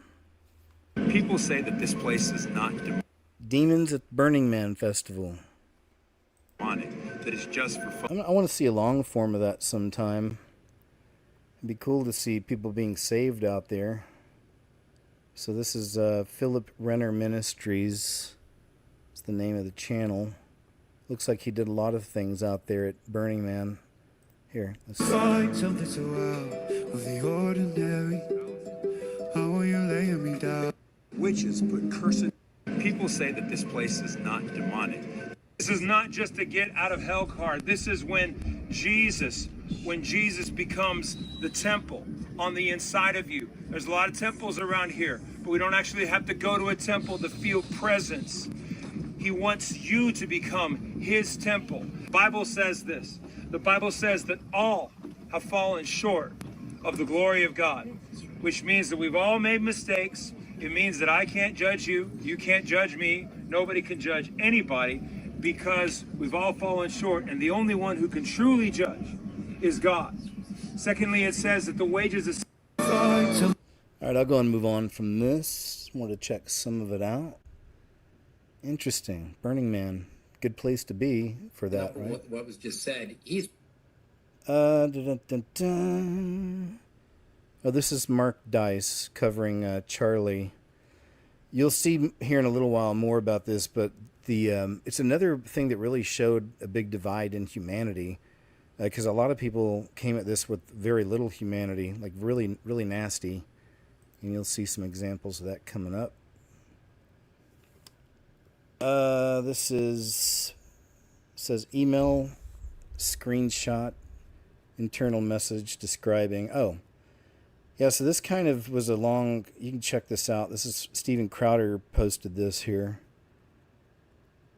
and they were talking about kind of the whole scene and how it happened and the kind of weapon, which is really weird because there's just a lot of questionable things about that, about how that played out and the whole story.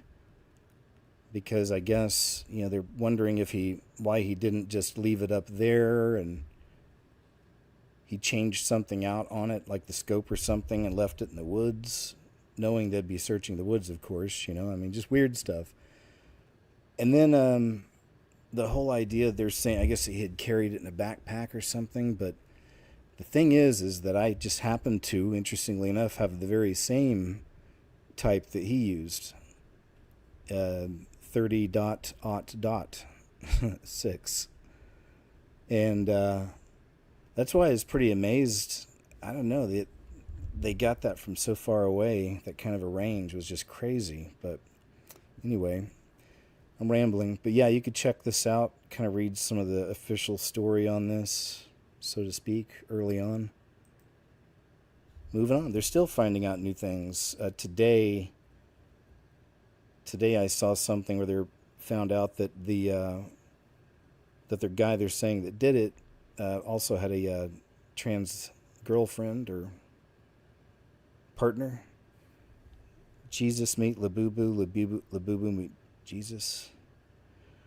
Oh, I don't know. I guess I was sharing this with South Park. They've been taking some heat because, I don't know if you knew this or not, but they've really been digging in. I think they've only had a few episodes this season, but all of it is hardcore, anti-conservative stuff, anti-Trump, hardcore stuff, man, like really going in hard and nasty on it. And it's turning a lot of people off. A lot of people are noticing it, that, it's just like the late night talk shows, like every other joke is about somebody in his administration or him. But also they had added in this year character of all people, they brought in a Charlie Kirkish type character with Cartman. He kind of starts acting like it, and you could see it. I'm sure maybe some of you saw it, but they set him up the way he does and just made him out to be just a jerk, just the whole thing. Made him look bad. And that kind of stuff adds to that programming, like you said, that imprinting people have over and over. If they've already got some of these ideas because they've been watching too much CNN or MSNBC, that for some reason Charlie's a fascist, as they'd always like to say, which it's always them that are, but they're calling the other people what, right? That's how it works, right? But anyway, it adds to that programming. Then they see that, and they're like, yeah, South Park knows, he is that way, you know what I mean? It's just stuff like that. So a lot of people have been kind of coming against South Park, and it's appropriate. Then I noticed that they're using the devil as their thumbnail. They just did that $1.5 million or billion dollar deal, 1.5 billion with a B, and then with Paramount, and now every episode so far is hardcore bashing on the right, on conservatives, on Republicans, the whole thing, right? So it just looks a little sus, as the kids say. Just a day before, Charlie said this: Islam is the sword the left is using to slit the throat of America. Yeah.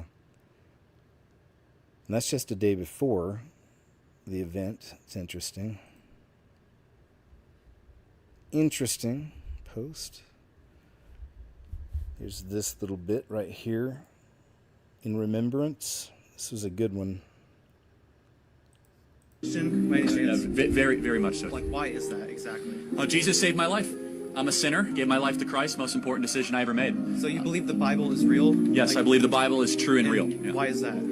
Well, I could give you the technical answer. There's never been an archaeological discovery that has contradicted the truth of the Bible. And then, of course, the wisdom. There is not a truth of the Bible that if you apply to your life does not improve dramatically.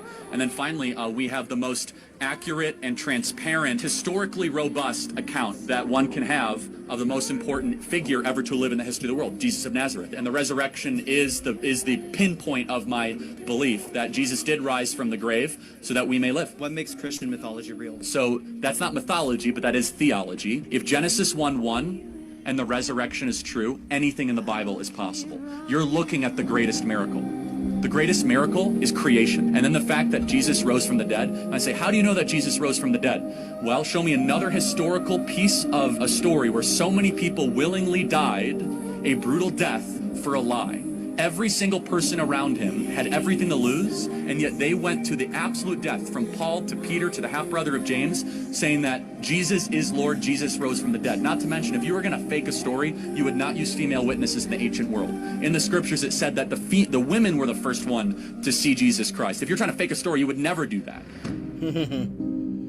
Good stuff, man. He was just So smart.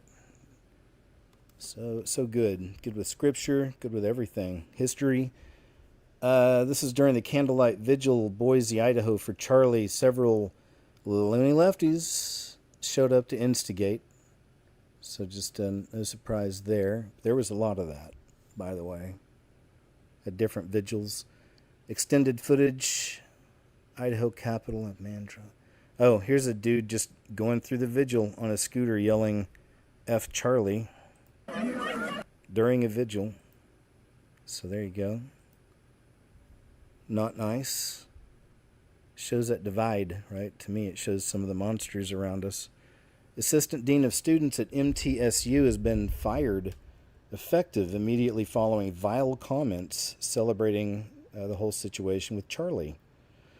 Now, this is something that was interesting also that's come out of this, is there have been, at this point, hundreds, maybe even more by now, that I know of people that I've seen updates, and there's channels that talk about it, of people who are losing jobs, getting kicked out of programs, whatever it is, for celebrating what happened to them. So at least on that note, it's nice to see. And when I see that, I just see it, as the restrainer at work. I can't help it. I'd be like, what would it be like if the restrainer wasn't here? Oh yeah, I was just showing you this, that they're using their buddy $1.5 billion deal they just made. All right, now we go all in on the right.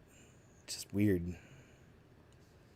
So what happens after Jesus comes back? What is the future for unbelievers and believers after the return of Christ? Now first, let's lay a groundwork. The return of Jesus Christ will be a physical one. And when he returns, every human being on this entire planet will see him. This is Zechariah 14:4. On that day, his feet will stand on the Mount of Olives, east of Jerusalem, and the Mount of Olives will be split in two from east to west, forming a great valley with half of the mountain moving north and half moving south. Now, for those that want to say that Jesus Christ already returned, did they glue the mountain back together, or how did they do that? Next, the Battle of Armageddon will commence, and those of us that followed him on white horses will watch him annihilate the enemy with just the words that he speaks. Coming out of his mouth is a sharp sword with which to strike down the nations. An angel then literally taunts the enemy by telling all of the birds in the air that they are about to feast on flesh because Christ is just about to annihilate the enemy. Christ then throws the Antichrist and the false prophet alive into the lake of fire. It says the two of them were thrown alive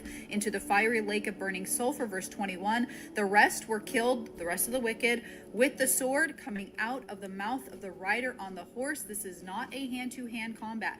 Christ annihilates them by just the words he speaks, and all the birds gorge themselves on their flesh. So it is at this point that every unbeliever in history, anybody who has ever rejected Jesus, is in hell. Their souls are in hell. They have not been given their eternal, forever, resurrected physical bodies yet. And the two people that are in the lake of fire are the Antichrist and the false prophet. Satan is then chained and bound in hell, not the lake of fire yet, for 1,000 years. It is also at this point that the tribulation saints, those who died in the tribulation for their faith, are given their resurrected bodies, because everything will be physical. Our eternity is a physical one. We are not just spirits, that are going to spend time on clouds. We will have a physical resurrected bodies. It says they came to life and reigned with Christ 1,000 years. And to answer everybody's question about cremation, if people were cremated, what happens, y'all? I love you so much, but cremation doesn't hold power over the God of the universe. God's not going to sit up there and go, gosh dang it, what am I going to do now? Cremation doesn't matter. We came from dust. God knows how to put us back together. I know this is a cheesy picture, but the best way to describe the millennium is it will be like it was before the fall of man, with Jesus Christ physically ruling as king over the entire earth. There will be peace on earth. There will be no more sickness, no more disease. People will go back to living to 900 years old. We will have peace in the animal kingdom. All animals will revert back to being herbivores as God originally intended. They will no longer feast and hunt one another. Here's a list of just some of the verses I wanted to provide, just in case you guys wanted to screenshot and go look them up yourself later. There is a lot written on the millennium, most of which is found in the book of Isaiah.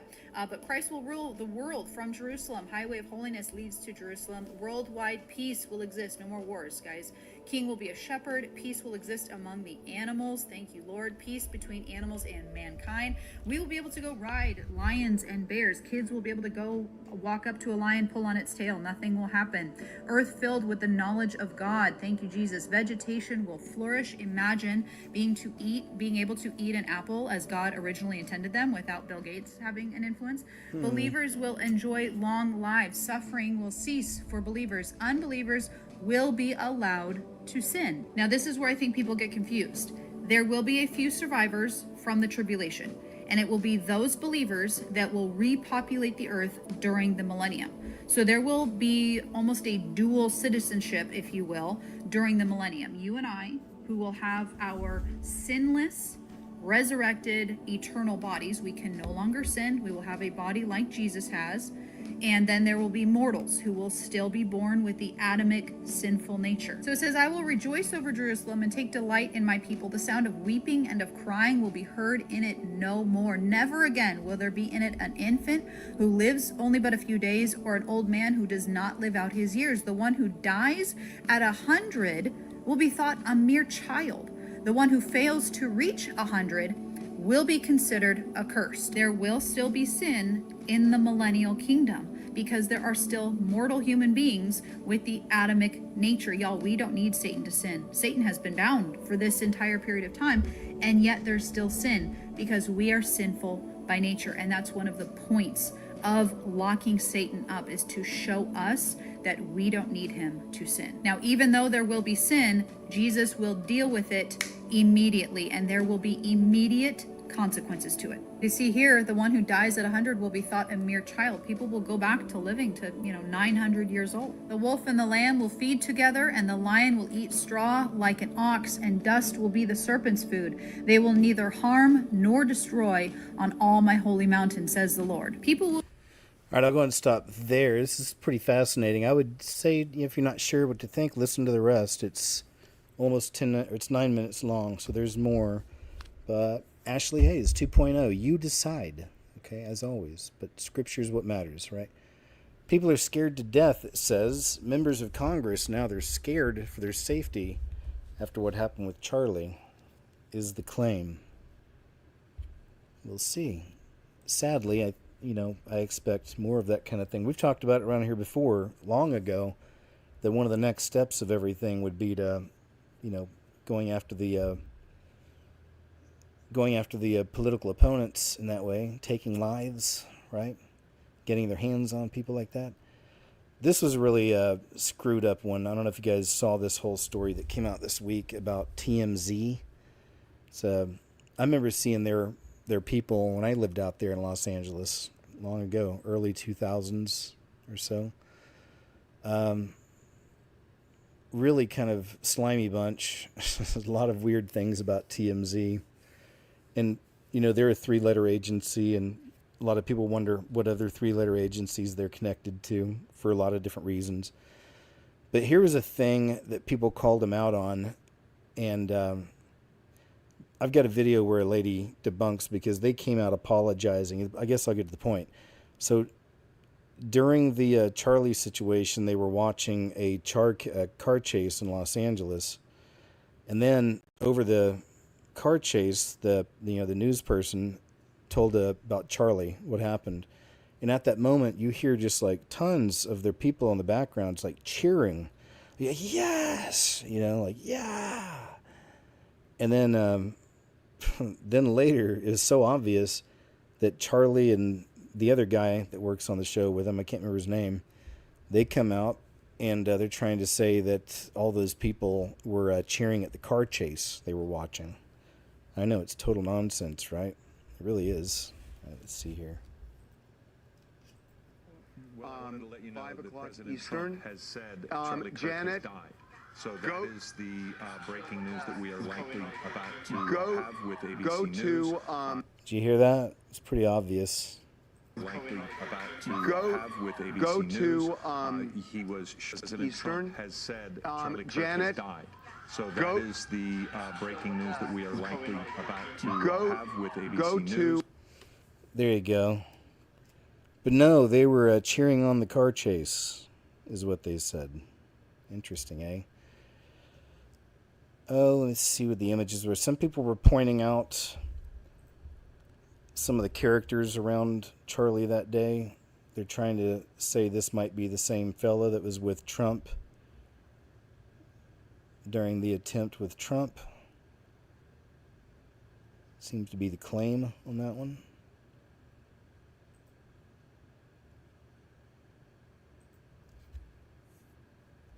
Just a picture.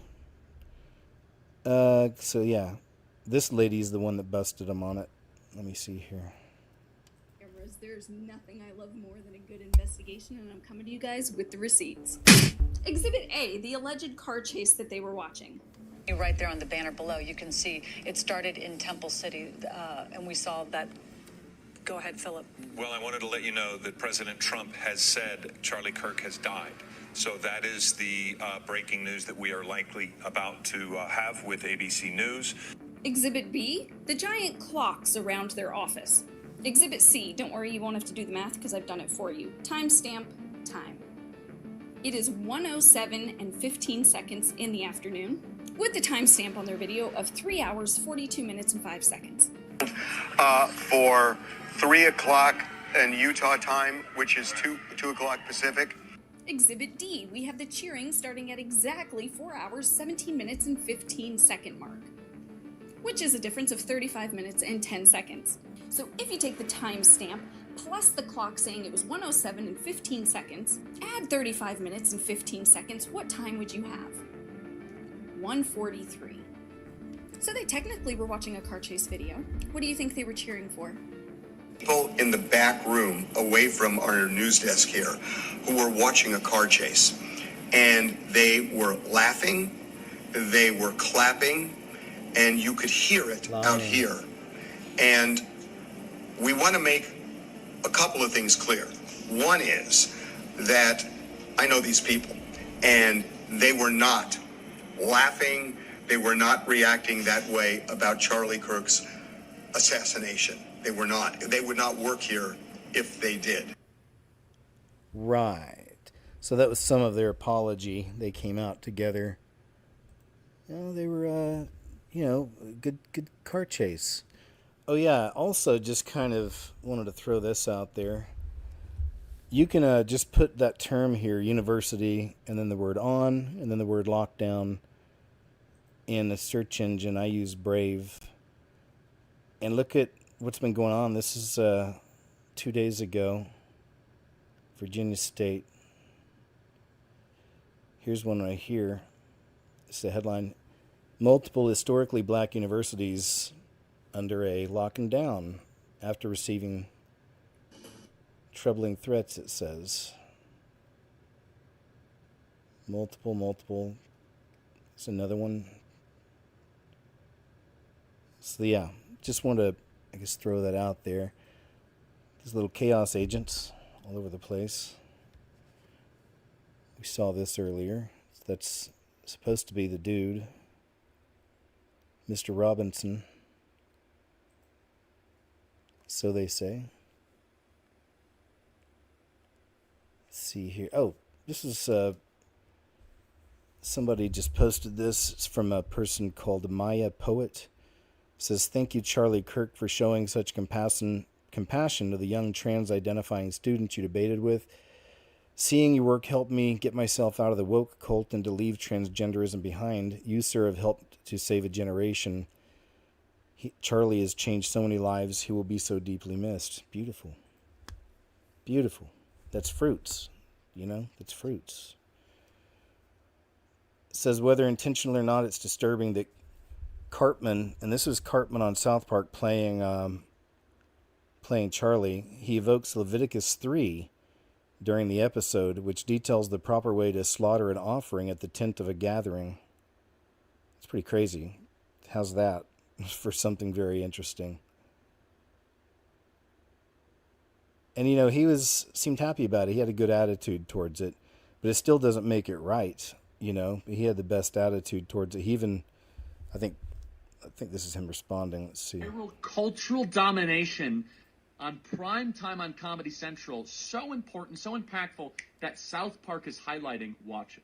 I'm sick of people stealing my stick. If anyone around here is going to be a master debater, it's me. So let's go. Who wants to debate the master debater? Let's go. You right there. That's the stupidest haircut I've ever seen. You are bound. Leviticus 3:17 says it shall be a perpetual statute for your generations throughout all your dwellings. So you can shut up, baby. You just hate America and you love abortions. Not only that, but Jeremiah 1:5, I made you in the womb. South Park gets this right. In fact, I think they've been watching a lot of Charlie Kirk videos. Watch. Oh my God, what makes you think you have the right to say what I do with my body? Let me ask you something. If a pregnant woman is killed and the baby dies too, why is the killer charged with a double homicide? Well, because people have different beliefs. It's not about belief, it's about truth. Science confirms life begins at conception. So yes, Jeremiah 1:5 says, before I formed you in the womb, I knew you. But it's just morality that demands we protect the most vulnerable. And we got our own award show as part of South Park. I was told going in, Charlie, if they say your name, that's a big win. Well, apparently there's the Charlie Kirk Awards. Hello and welcome to the 3rd annual Charlie Kirk Award for Young Master Debaters. More and more young people today are learning to fight for America through masturbation. We're here to honor the recent efforts of a brave young man who has been furiously masturbating for the past several days. Now, there's going to be a lot said about this, but we need to have a good spirit about being made fun of. This is all a success. This is all a win. We as conservatives, we have thick skin, not thin skin. And you can make fun of us. It doesn't matter. There we go. Cool response, though, right? That's probably the best way to do it. Don't freak out, spaz out. So many people do sometimes. Just go with it. Let's see.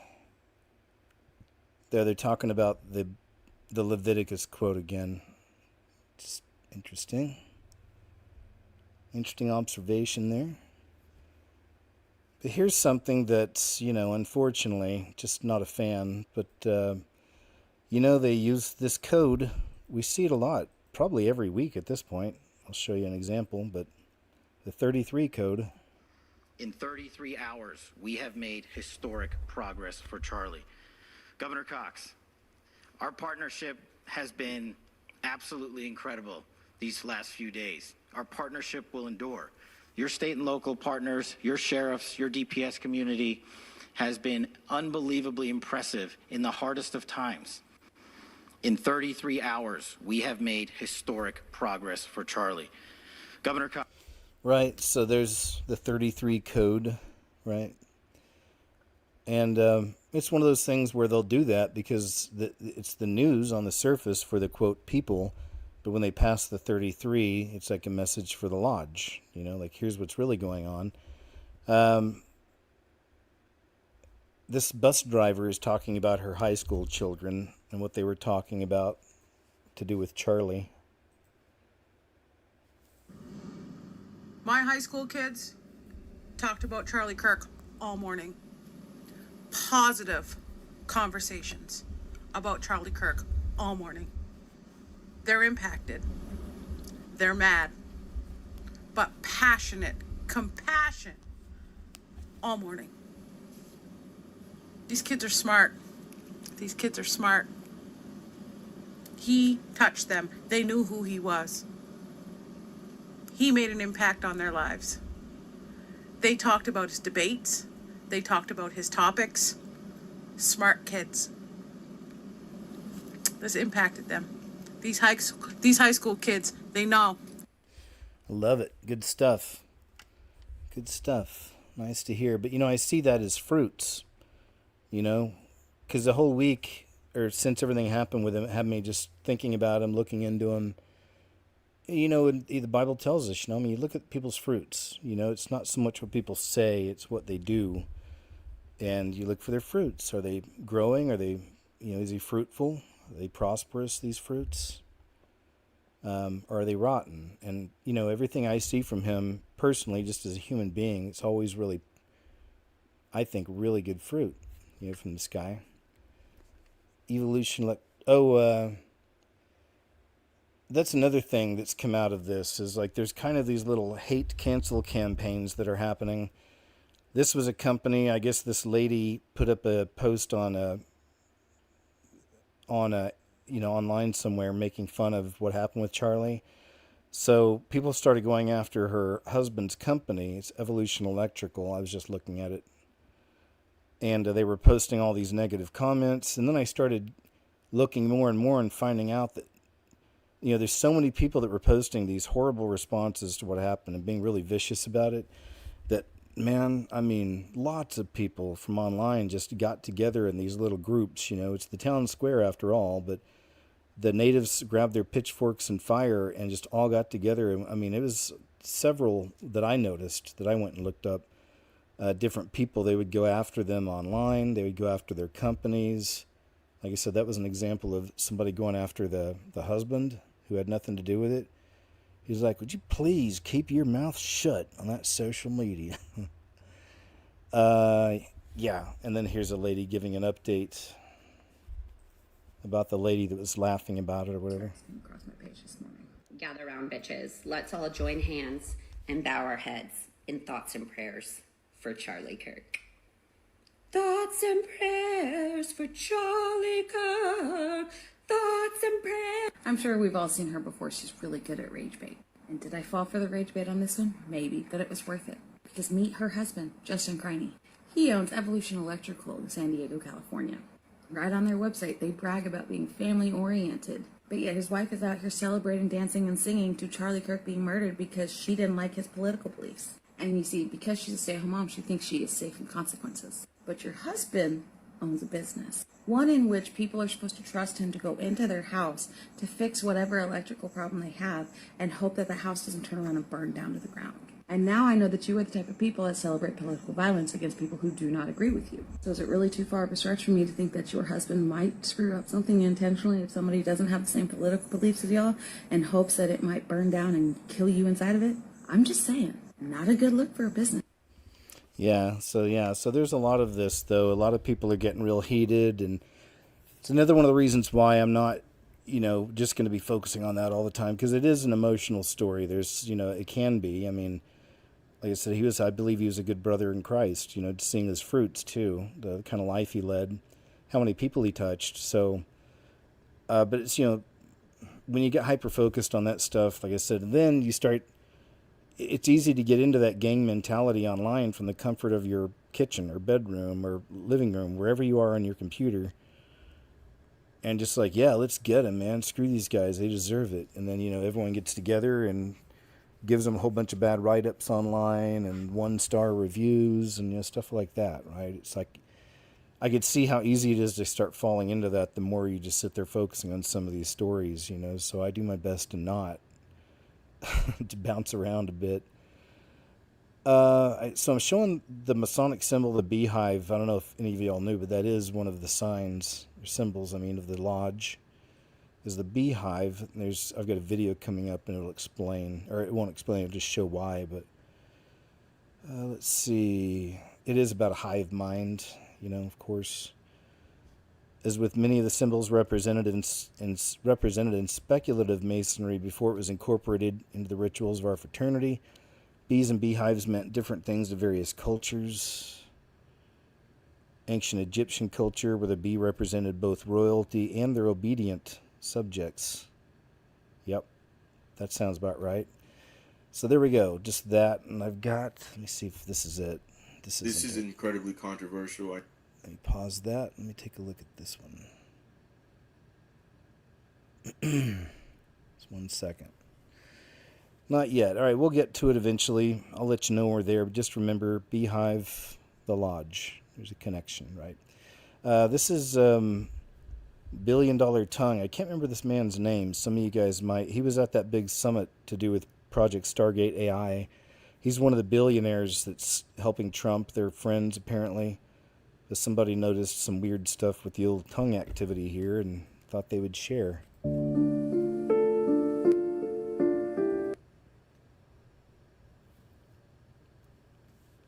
Reminds me of Maxine Waters. Hers was straight up green, though. Do you remember that? Maxine Waters. While she was smiling, then this little bitty thin green tongue shoots out. real quick. You guys remember that? That was one of the most convincing I've seen as far as the tongue stuff goes. Let's check this out from Blade of Judah. You know, but if you can't see by now that they are trying to incite a race war, then you're very much lost in the sauce. Propaganda still works. All you got to do is force images in people's faces, and it will lead them to go in a certain direction. Whichever direction you intend, you can manipulate. And all you need is images and a message and a few words. And we see it.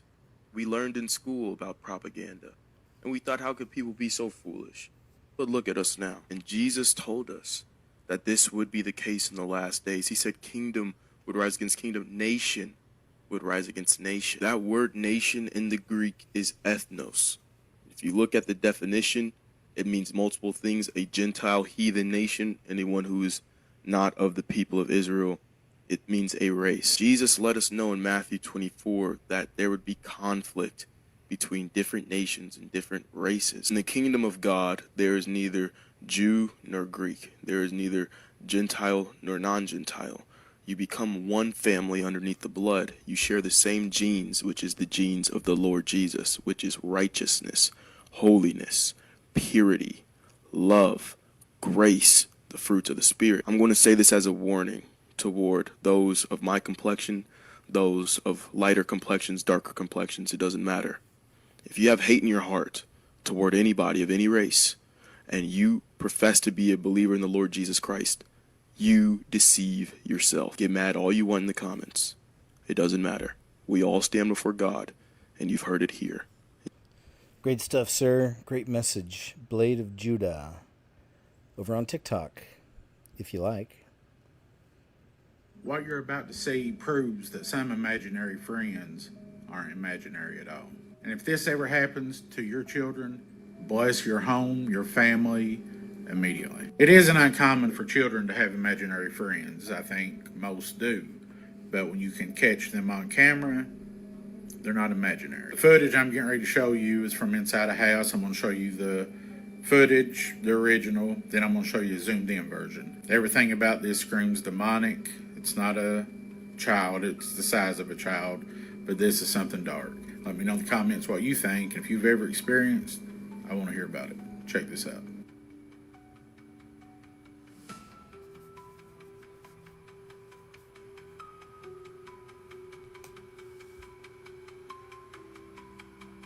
Watch closely. The doorway.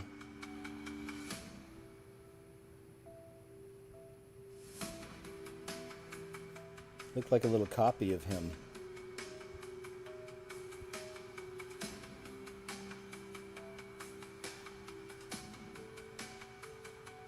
Whatever happens to your imaginary. The footage I'm getting about this screams demonic. In the comments what you think.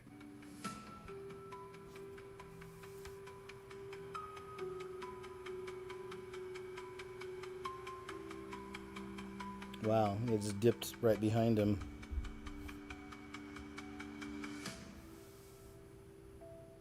And then it looks like a little copy of him, doesn't it? Looks like it looked exactly like him. It's wild. Spooky stuff, man. They do love messing with the little ones, don't they? And then, so I knew TMZ was disgusting, but I did not know that they were this level. Yeah, same story. We saw that earlier in their fake apology. They were watching a car chase. Representative Eric Burleson says he's open to the UFOs being real, or aliens. Let's see. Conclusion that I believe that there are, aliens coming from another planet. But I'm open to that. And I think that it's our responsibility, especially when we're seeing that we have a government that is actively blocking information from us. Just last night, I tried to get an amendment onto the National Defense Authorization Act that fit in the germaneness of that bill to have UAP disclosure. And conveniently, it was named non-germane, mostly deemed by staff, not even an elected official. This is the kind of stuff that we repeatedly see. Last year, we were blocked by someone in House administration from being able to receive a full briefing from Arrow. So not an elected official, but someone in staff blocked us. And look, I'm not jumped to the conclusion that I believe that there are, aliens coming from another planet. But I'm open to that. And I think that it's our responsibility, especially when we're seeing that we have a government that is actively blocking information from us. Just last night, I tried to get an amendment onto the National Defense Authorization Act that fit in the germaneness of that bill to have UAP disclosure. And conveniently, it was named non-germane, mostly deemed by staff, not even an elected official. This is the kind of stuff that we repeatedly see. Last year, we were blocked by someone in House administration from being able to receive a full briefing from Arrow. So not an elected official, but someone in staff blocked us. And look, I'm not jumped to the conclusion that I believe that there are, aliens coming from another planet.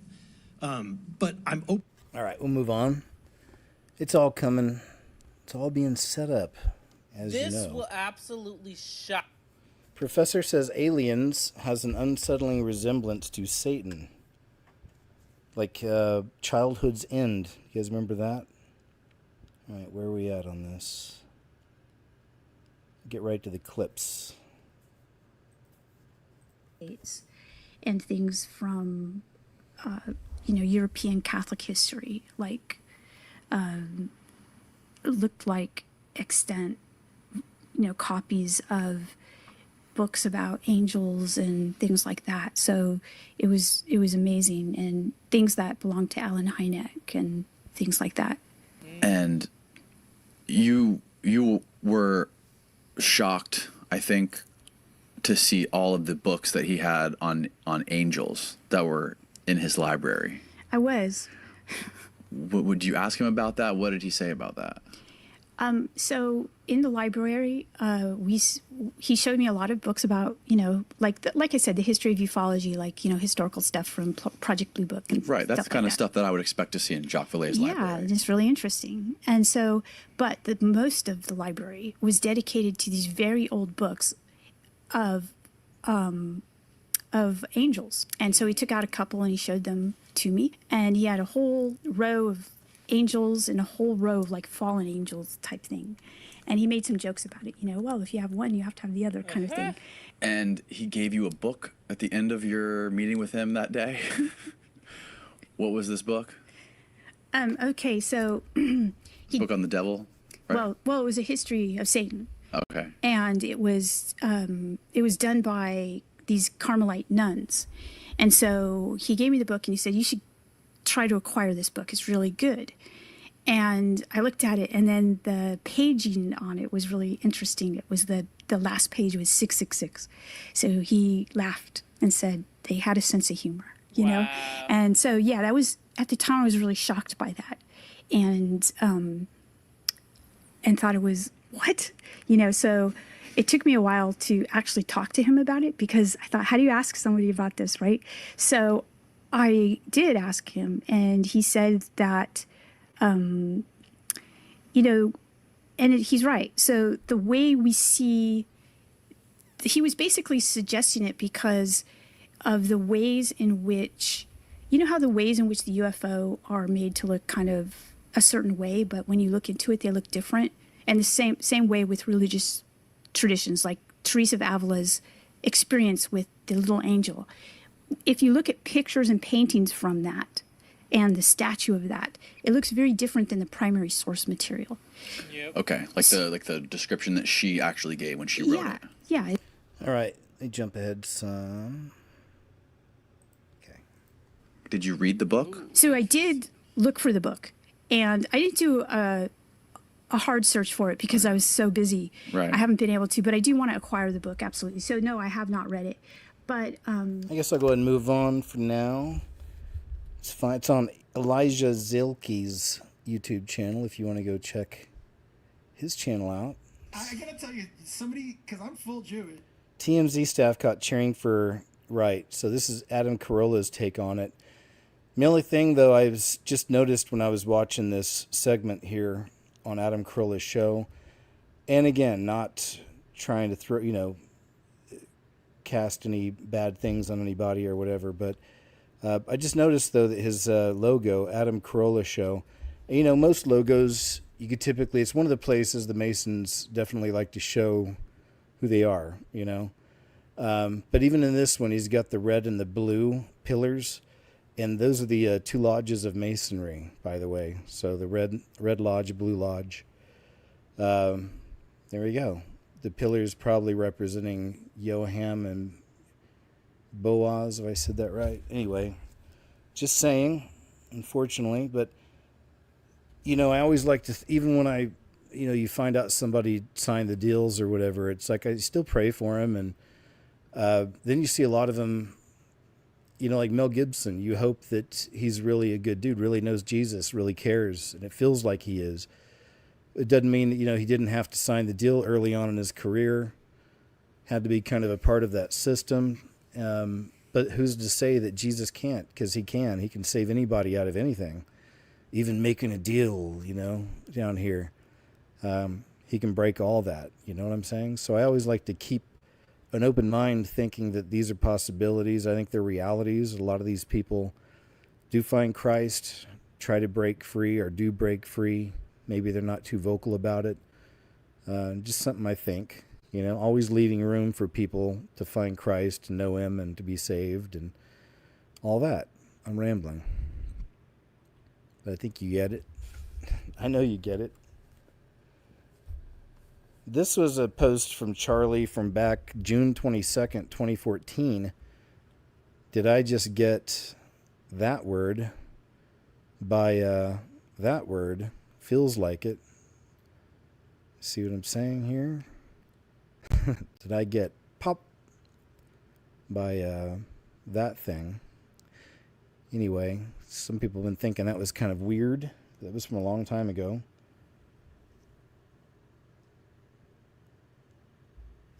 There's this also, which was interesting. Some of the enough stuff. Charlie Kirk posted a YouTube short titled "Enough is Enough" on September 9th, the day before he was, before the event. And then if you didn't know, there's this Illuminati card game from, was it 1993? And it's basically been a storyboard for, the worst events in the ever since. I guess, when does it start? Well, I'd say, yeah, on the big 9+1 event, you could probably say it starts there, and all the other bad events after, and even some might say predicting events to come. It's got the UFOs coming in, and they're actually flying over a church steeple with a cross. And that will show a big part of that, it's going to try and break the, it'll be a delusion. It's going to try to break the religious thing and panspermia, as I talk about, where they talk about how we come from the aliens and all that. And unfortunately, a lot of people are going to like that. They're going to eat it right up. Anyway, so there's the "Enough is Enough" card, and it looks like Trump, obviously, right? I mean, seriously. And there is something supernatural happening with that card game for real. Like it's, that's some creepy stuff. But it's magic. It really is. It's like they put it out on paper first, and then it helps along with the events later, right? So there's that. On to the next. And then there's that, I guess. But then Time Magazine, this was, they put this out, all in red. That's not good. Things are color-coded. They evoke feelings and thoughts. And like the lady in red, it's a real common trope you see, and that really does come from the occult, because the red, especially the lady in red, is supposed to represent all the best things in life, the finest wine, nicest car, all that stuff, prettiest girl. It evokes passion, lust, all that stuff, right? But anyway, so there's that. Enough, coded in red. Next up, Office Depot. Oh, man, this was a shame. Did you guys hear about this? Now you have Office Depot in Michigan flat out refusing to print out Kirk tribute posters for vigils that night. And man, where is this again? Michigan. It's so crazy. I always thought Michigan was, I don't know, just kind of regular American type folk. You know what I mean? Like, it's they're famous for cars at one point, a long time ago. But, you know, hardworking folk, blue-collar type people. Michigan. But, man, this is like, I mean, at first I thought it was a skit. It's not, turns out. I looked up later. There's even more news that came after this. But truly looks like a skit. You know, it looks like he's walking into a circus or something, or he's walking into interview to be a carny or something like that. So, we came in for an order earlier to print a poster for a vigil tonight. Yeah, so for we somebody don't that print passed. propaganda. It's not It's propaganda. I'm sorry, we don't print that here. Alrighty. So, what's your name? I'm print supervisor. I'm one of the managers. Yes. So, unfortunately, we do So not they print- say they don't print we don't political print propaganda. So this is somebody that passed away a couple years That's ago from a political bullet. propaganda, unfortunately. I'm So sorry. this is for a prayer tonight, for a prayer vigil? It's still propaganda, unfortunately. I printed What other makes it things. propaganda? Because he's a political figure, and I don't have to. Yeah. Our general manager is going to be in on Monday. If you No, want to it's speak totally further okay. on No, the we have- subject, we have you are welcome to return. Thank you. So, see what I mean? Though? Look at this. Came in for an order. I mean, for real though, it's like, come on, this guy? Are you kidding me? It's crazy. But that's messed up. But again, it just shows a big divide. This is one of those. Oops. This has become a very divisive issue for the quote left and right. You know, the false left-right paradigm, if you will. There we go. I'm going to fix my mic. And then there's this right here. Readers added context, AI. Okay, so there we go. So that makes sense. Do not look alike. This guy was trying to say that these two people don't look alike, but then I guess somebody says that, or found out that one of them's from AI. Okay. That mystery solved, I suppose, for now. Here's this. Oh, this says earlier this person asked what the geographical location is on the computer. And then people found out that it's called Goat Island in New Zealand. So this right here, that image on the computer where this is the dude, right? Supposed to be in the Charlie situation. Has got that as maybe it's a screensaver or something. And then this is Goat Island, I guess, in New Zealand. They're wondering and that is the same thing. It looks clearly like the same thing. So that's the claim, Goat Island. And yeah, that's kind of what I was thinking. Goat Island, if that's true. So I thought that was pretty interesting. Find the devil's fingerprints where we can. Goat Island, New Zealand.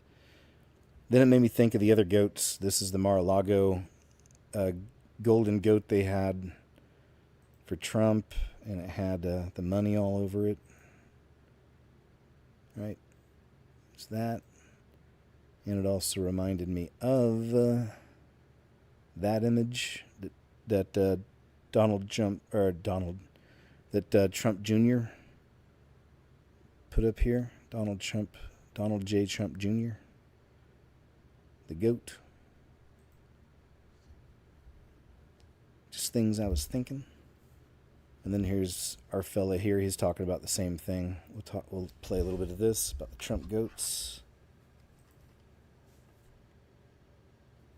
Currently, there is a Trump cash-covered goat idol at Mar-a-Lago. As you can see right here, the goat is covered with Trump cash, and it stands on a black stone cube. I'll come back to that. Here's another angle with somebody taking a picture next to it. Now, when you zoom in on the goat, you will see Trump cash like this. And on the cash, it says, "In Trump, we trust." Who needs to trust in God when you can trust in Trump? I find the timing of this Trump cash goat idol very interesting, because just a couple weeks ago, we had Donald Trump Jr. posting this with the caption, "Goat." Now, I understand to the general public, they see this as the greatest of all time.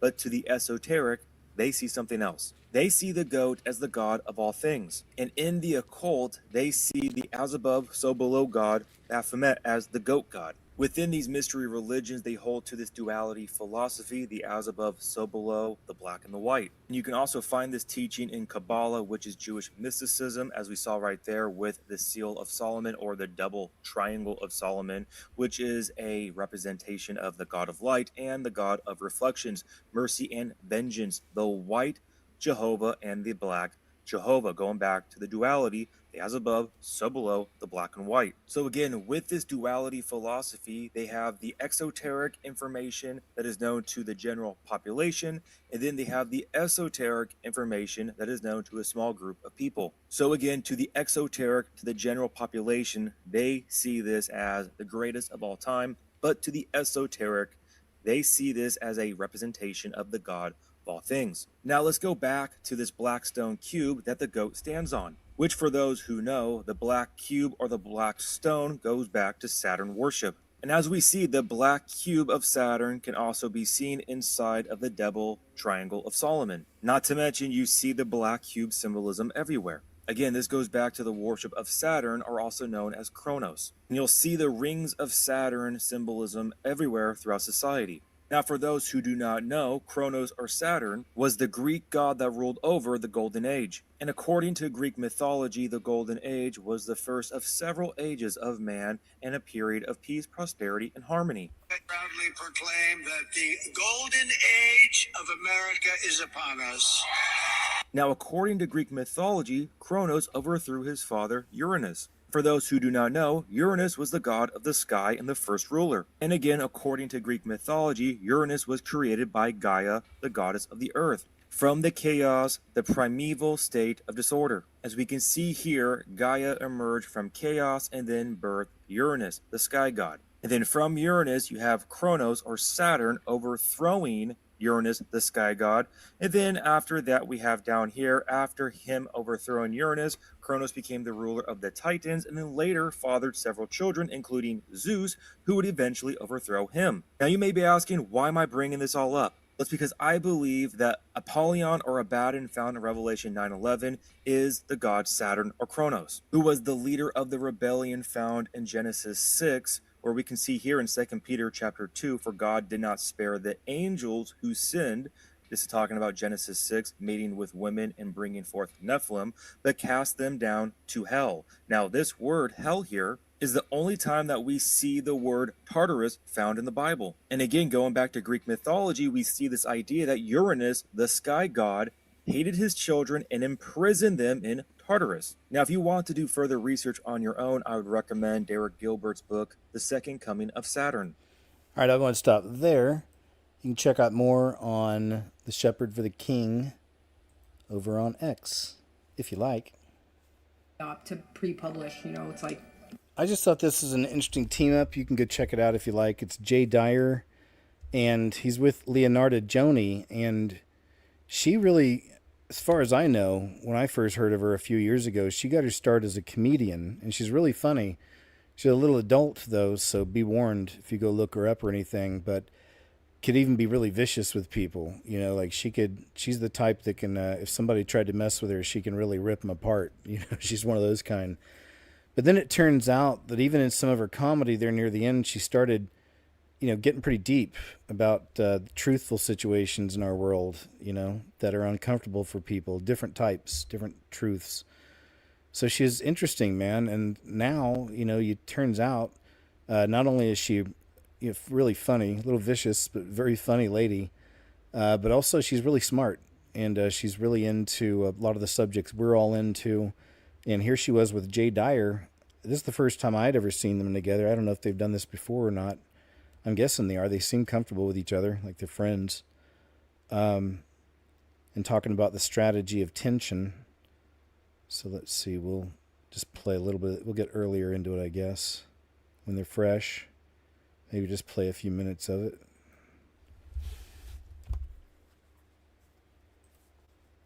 Gladio literature, and I'm well aware that Gladio was a right-wing, so-called opposition false flag operation to the Soviets and to the NKVD, But the strategy of tension in the Gladio operations included cells and networks that would set off things just like this, mass events, shall we say. We know about the Bologna event, that was part of Gladio.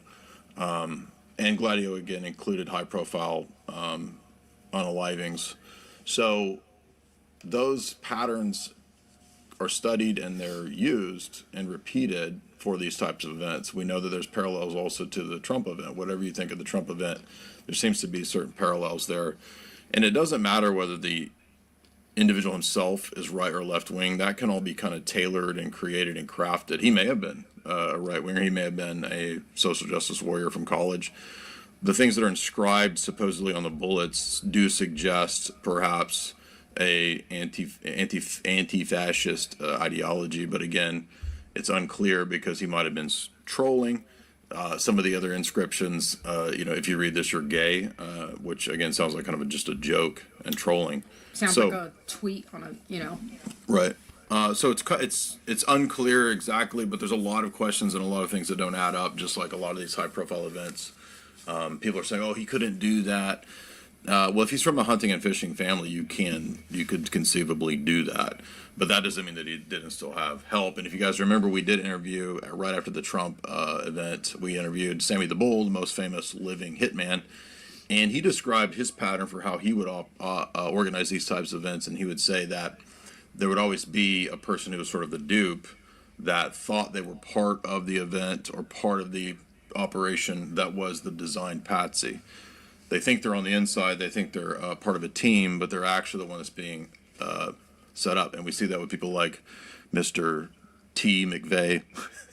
Yep. Would be based on equality. That's all the Obama talking points. Then what? All right, I'll go and move on. I just wanted to play a little bit of that, but you can go check it out if you like. And like I said, be warned, her comedy is a little bit rough. Why Kash Patel's "See You in Valhalla" message to Charlie Kirk sparked criticism. That was another one that was pretty weird. I think I've got it up here somewhere, or down here.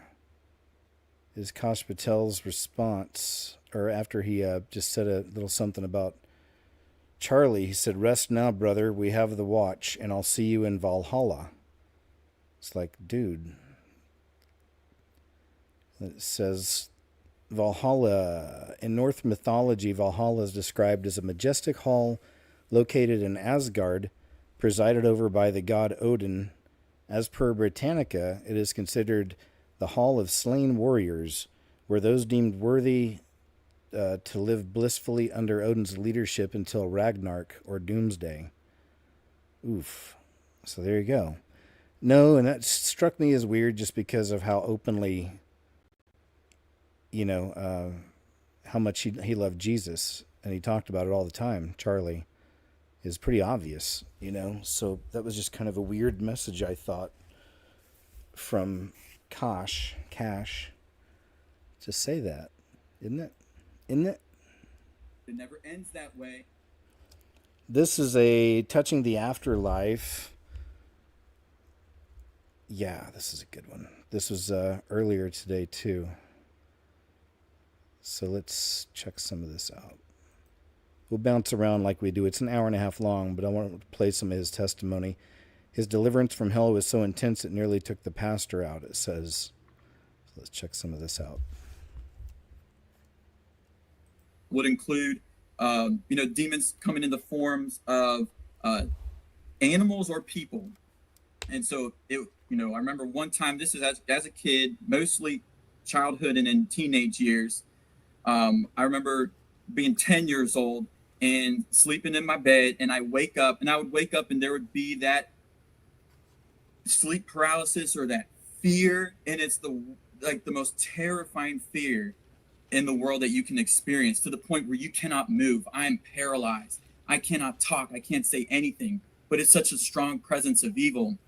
And I'd wake up and I realize over time, okay, these are demonic presences of some kind, evil spirits. Learning more about the truth in church, and my mother would say, "Okay, you need to pray in the name of Jesus. If this happens again," my parents are finally lit. All right, I'll jump ahead some. Many of us, I had sleep paralysis when I was little. I'm sure some of you did. Things were not going away. I felt Vivid entrapped. I was very cold. I got out of the military at this time. I went back home to Maryland. It's like stepping back, going back home, living in her parents' house, didn't have a job, didn't start college yet. And I was so depressed. I missed the military. I missed my buddies. I was in this unhappy relationship and still dealing with same-sex attractions. And that completely, I destroyed me because I thought this would actually work. And so I ended up divorcing. I left her and I told her that I never loved her. And unfortunately, it's one of the most embarrassing things or shameful things I've done in my life. And my prayer, to this day has always been, God, please heal whatever I hurt. Her family, her, they didn't do anything wrong. I used the pretense of her becoming a Jehovah's Witness to get divorced, because she did become a Jehovah's Witness, and she wanted. Actually, I'm going to move on from this. I usually try to find the spot to start. I didn't on this one, but it's an hour and a half long, so I'll move for now. But Touching the Afterlife has great testimonies. You should check them out. I share a lot of them here, so usually I try to line them up for us. Oh, this is a really cool one, man. Some of you guys may remember this. Some of you who've been on the internet for a while. Fairly old school. I don't remember when this was first produced and put online, but kind of in our community, especially me, always looking at supernatural videos and stuff like that. This one started popping up. It popped up out of nowhere and really freaked a lot of people out at first. A lot of people, still, it may freak you out. I don't know. Some people think it's real, and some people don't. I'll just say that. But even if it's not, we'll say it's incredibly, incredibly well done, really. Check it out.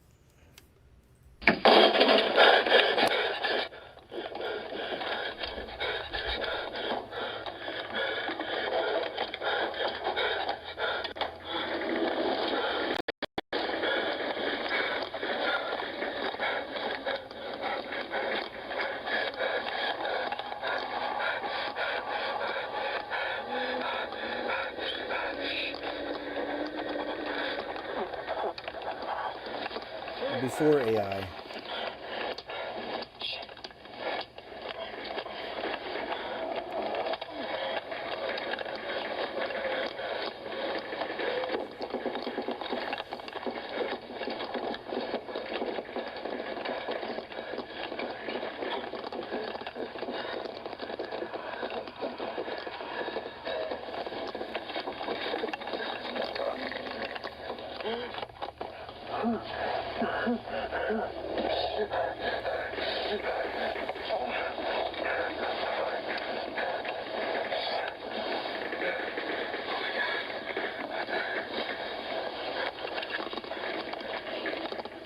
I didn't say it was real. I said some people thought it was real. This came out years ago. Yeah, this came out years ago. Around the there was maybe it was around the found footage craze, and that's why it really caught on. But no, I know it's not real. I thought it was pretty fun though. Old school one. This is really nice. Check out the cloud shape here. Oh, blessed Jesus, look at that. And a halo. How many? Yeah. It's amazing. They're deeper in the clouds. It's so hard to see. I came outside and I seen that up the sky. Pastor, they're real clear in here, look. Yeah, Look you at that. can see them, can't you? Look at that. Yeah. Hallelujah. What a wonderful. Oh, blessed Jesus, look at that. And a halo. Love it. Yeah. Isn't that cool? That's a good one. I need to save that one in my special folder. Here we go. I'll go and jump over here on this side. Let's watch a few Mavi clips from Mavi UFO Alarm. I've got some cool ones over here today. Yeah, like starting with this one. This first one's really wild. And it comes to us from Chile.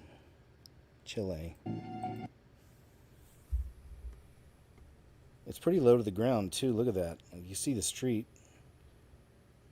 That's what, maybe 100 feet in the air or something, maybe less.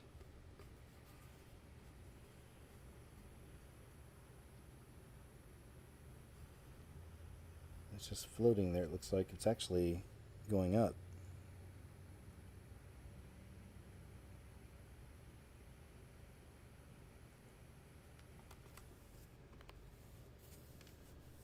Now it looks like a kind of a cross or a flying humanoid. Look at that. Let's see if I can pause it.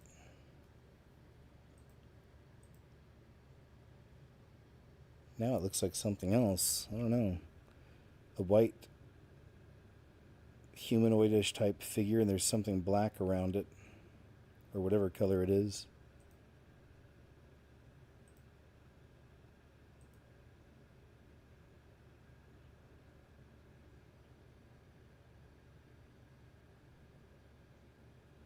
And then there looks like a cross, right? It really does. All right, good ones. Good one.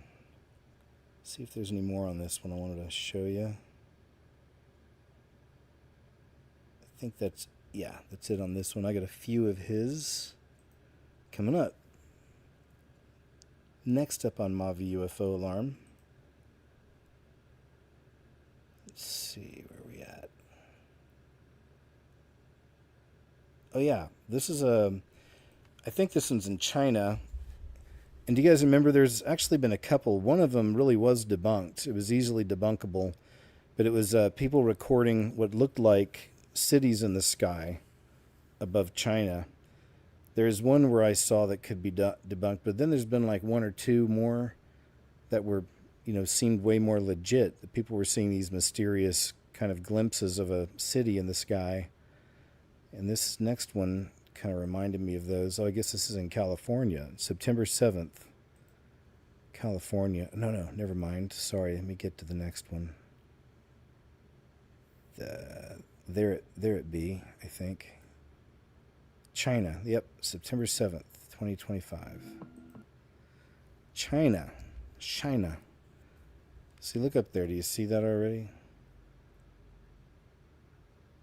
That's better shot. Some people are saying it looks kind of like a structure in the sky. The orb up there. It looks like a bridge, doesn't it? You see it now at the top? It looks like a structure up there. All the way across. Like there's a bridge on top of the cloud. It's weird. That's better. The filter on. Look at that now. That didn't look like a normal cloud. That really does look like a structure, doesn't it? It looks like a bridge. All the way across. Then you pull back, you lose the definition of it, of course. But I'd say that's really good capture. Look at that, especially right there. It's not a normal cloud formation. So good catch. This was in China. In China. If you could go to China, would you go? If you could go for free? I would. It was for free. Another one from Mavi. Okay, here's the first. I think there's a couple on this one.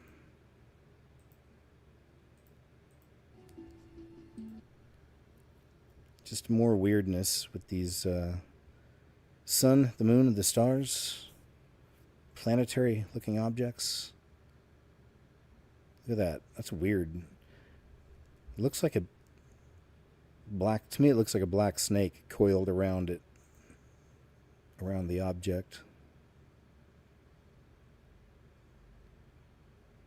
Now it looks different.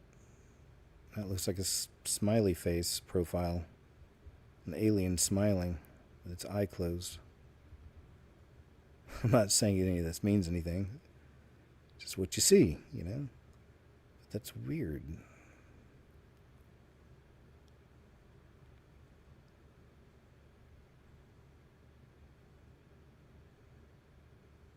All right, move on to the next. Actually, I think that was it on this one. All right, I'll stop. I'll move on. Thanks, Mavi, for all you do. Always appreciate you. Strange thing caught on security camera. Yeah. think this is it. California, September 5th, 2025. What could it be? Whoa. What the? I'm sure they'll pause it. Happens pretty quick, doesn't it? Look at that.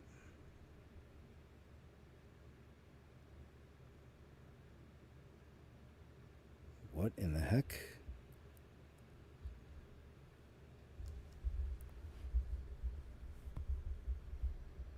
Okay, let's slow it down. There we go. Let me see what we got here.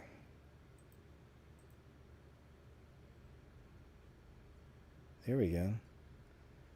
Weird, right? Whatever it is.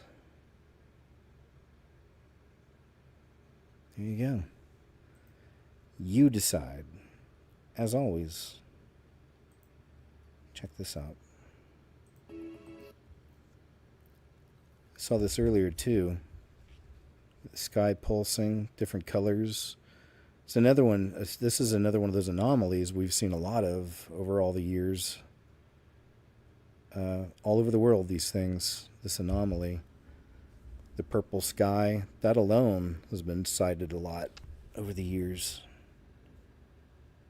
Pulsating sky. So you go from that to this in China again. September 5th, 2025. China. Check these clouds out. It's pretty cool. Alright, I guess that's it. I'll move on. Another good one, I say, from Mavi. Last one. Let's see what we got. It's always a surprise for you guys. This is a good one. Look at this first one. Really, what do you think this could be? California, September 5th, 2025.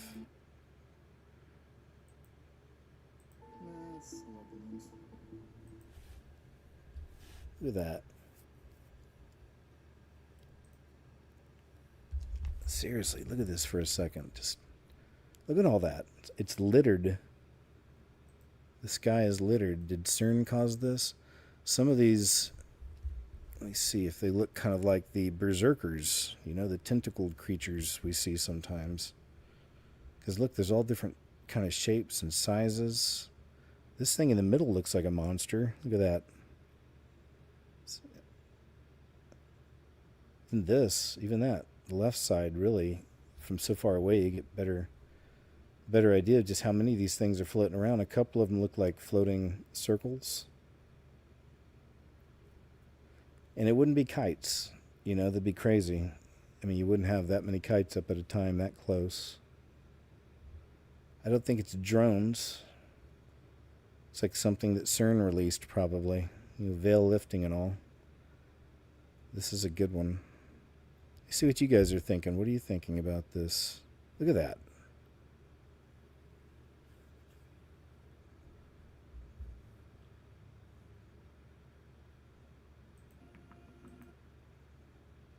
Go back and start from the beginning again.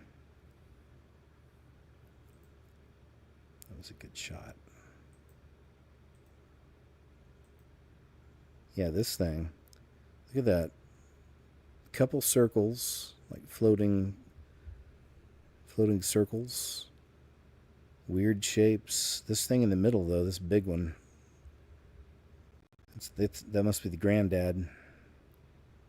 And these look like birds right here.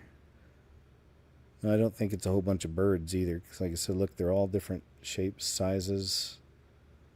Doesn't look like a whole bunch of birds. I've never seen a bird that looks like a flotation device floating around. Have you?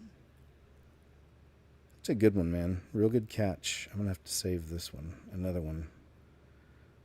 Another one in the special file. One night I might just do a live show and we'll just go through the special videos file and just look at everything. Some headlines. Growing number of teachers, firefighters, and officials put on leave or fired over disgusting Charlie posts. Told y'all, this is a thing. Reports of teachers and school administrators around the country being put on leave proliferated Thursday, less than 24 hours after the situation. School employees in Tennessee, North Carolina, Pennsylvania, Virginia, Mississippi, Ohio were all being investigated for posts made on social media. Whoa. At least one teacher in South Carolina was fired for a post about the situation that read, "Thoughts and prayers to his children, but in my humble opinion, America became greater today." There's a lot of that kind of stuff, right? But it's, people are paying the price quickly, like real quick. It's crazy.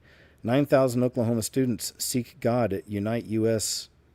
Ohio State football team reaches hundreds for Jesus. Good. Welcome. See you up in the clouds. Left-wing politicians refuse to take part in minute silence for Charlie Kirk in European Parliament. That's a shame. But they also did it in America. Bombshell new video shows U.S. military's direct hit on glowing UFO with Hellfire missile. This was a big story this week, also. But just prepping for the show. Texas announces ban on Sharia law after Muslim, quote, patrols tried to ban alcohol and pork. Remember that video I showed you guys of this guy? Bye-bye. For now. Keep an eye on him. Some eyes on him. There was a post Charlie Kirk put out, Jesus Heals. Just sharing that. I wasn't crazy about this. They're trying to say that whole thing wasn't real. Personally. But there were some interesting observations otherwise. This is pretty cool. This guy decided to shine a laser at a UFO and see what happens.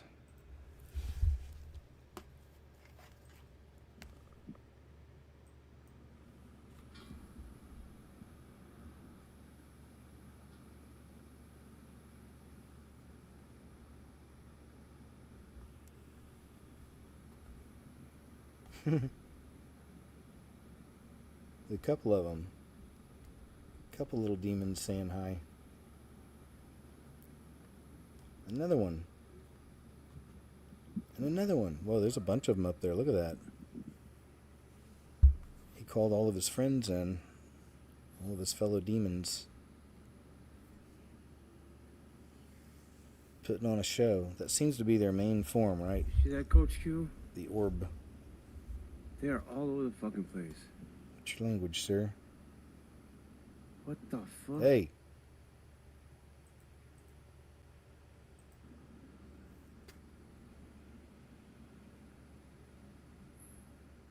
Am I seeing Look at that. It's a good catch. I don't know if I'd be messing with him. Shooting his laser at all of them. Look, so many.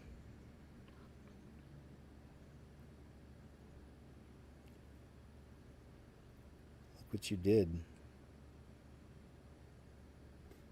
You're in trouble. Man, look at that. It's a bunch. Looks like they're coming in and going out, You know what I mean? Interdimensional and all. Kind of fading into this reality and then fading back out. Probably heard about this. There was a argument, where was this? At a motel in Texas. And a man that's not here in the proper way decided to remove the head of the man he was arguing with. And this was, they were arguing it had something to do with the washer dryer or something. Madness, I tell you. But so that kind of stuff's happening out there. Never nice to see. This was posted yesterday, and it said official tracker current number of lunatics that lost their jobs for celebrating the Kirk situation, 572. What do you think about that? That's pretty crazy, isn't it? A quick cancel culture like that. Still here in a way. Let's see. I'll move on from this one. I didn't really get to finish much on it. But DeLaFay Testimonies, always good. The floor was This is a really great, great creepy little story for us. middle of the floor was a circle filled with like 50 pairs of children's shoes. What? There's ring camera footage. There's this lady. She caught this guy. It seemed like he was trying to go into their house at first, but then he just started tweaking out as if he was possessed.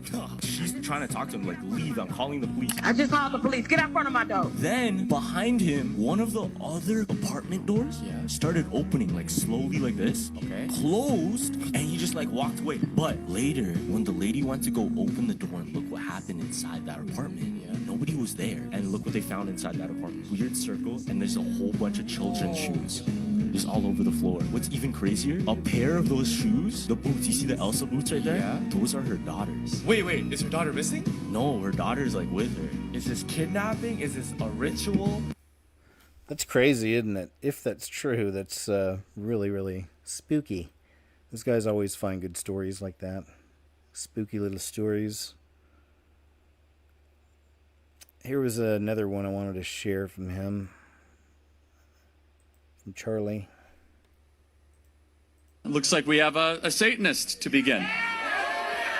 Yes.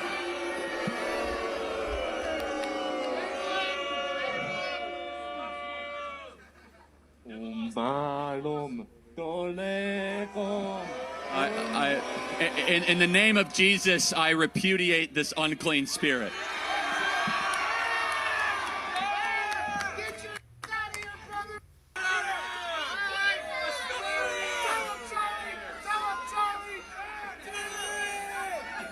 Was that your question? Jesus is the way, the truth, and the life. Not today, Satan. Not today at Illinois State University. It looks like we have a Satan. There we go. I thought that was a good one, too. Good one. Light as a feather, stiff as a board might actually be a demonic ritual. Have any of you ever actually tried this little thing? I don't remember that I ever did, but just let us know, because this is pretty crazy. Light as a feather, stiff as a board might actually be a demonic ritual. Watch this. So they're showing they can't lift him, doing what they just did. But watch when they do this. Light as a feather, stiff as a board. Light as a feather, stiff as a board. Light as a feather, stiff as a board. They're doing the ritual. Watch. Watch them pick him up. There's no way. After watching that, I'm definitely convinced magic is real. Stay weird. Okay, I wouldn't be messing with it. It doesn't sound like it scared him off. Yeah, you can get away with some of that stuff, but oh boy, the cost. The Hellfire missile, we saw that story earlier. This was a really weird one. We know that there's some kind of pestilence happening with a lot of animals, not just the rabbits. And then we get this. I'm not saying it's the same thing. It just reminded me of it. This is from 5 days ago. Hartford Animal Control said somebody caught a blue and a reddish pink squirrel on camera. Said it looks like they were painted. So now they're looking for who might have done this. People reported seeing them near Naubuck Avenue and High Street, and Animal Control shared these pictures today. We're told that squirrels appear to be okay, no harm done. But if you think you can help, call the East Hartford Animal Control.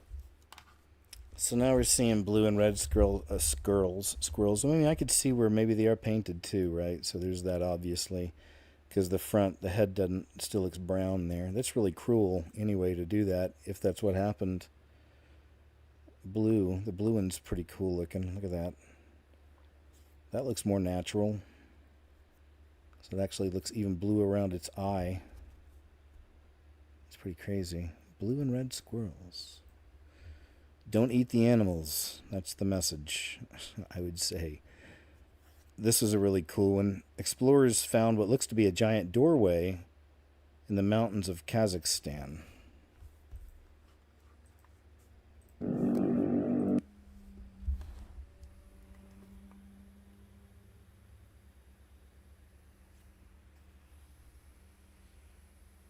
Wait till you see this. It's a good shot.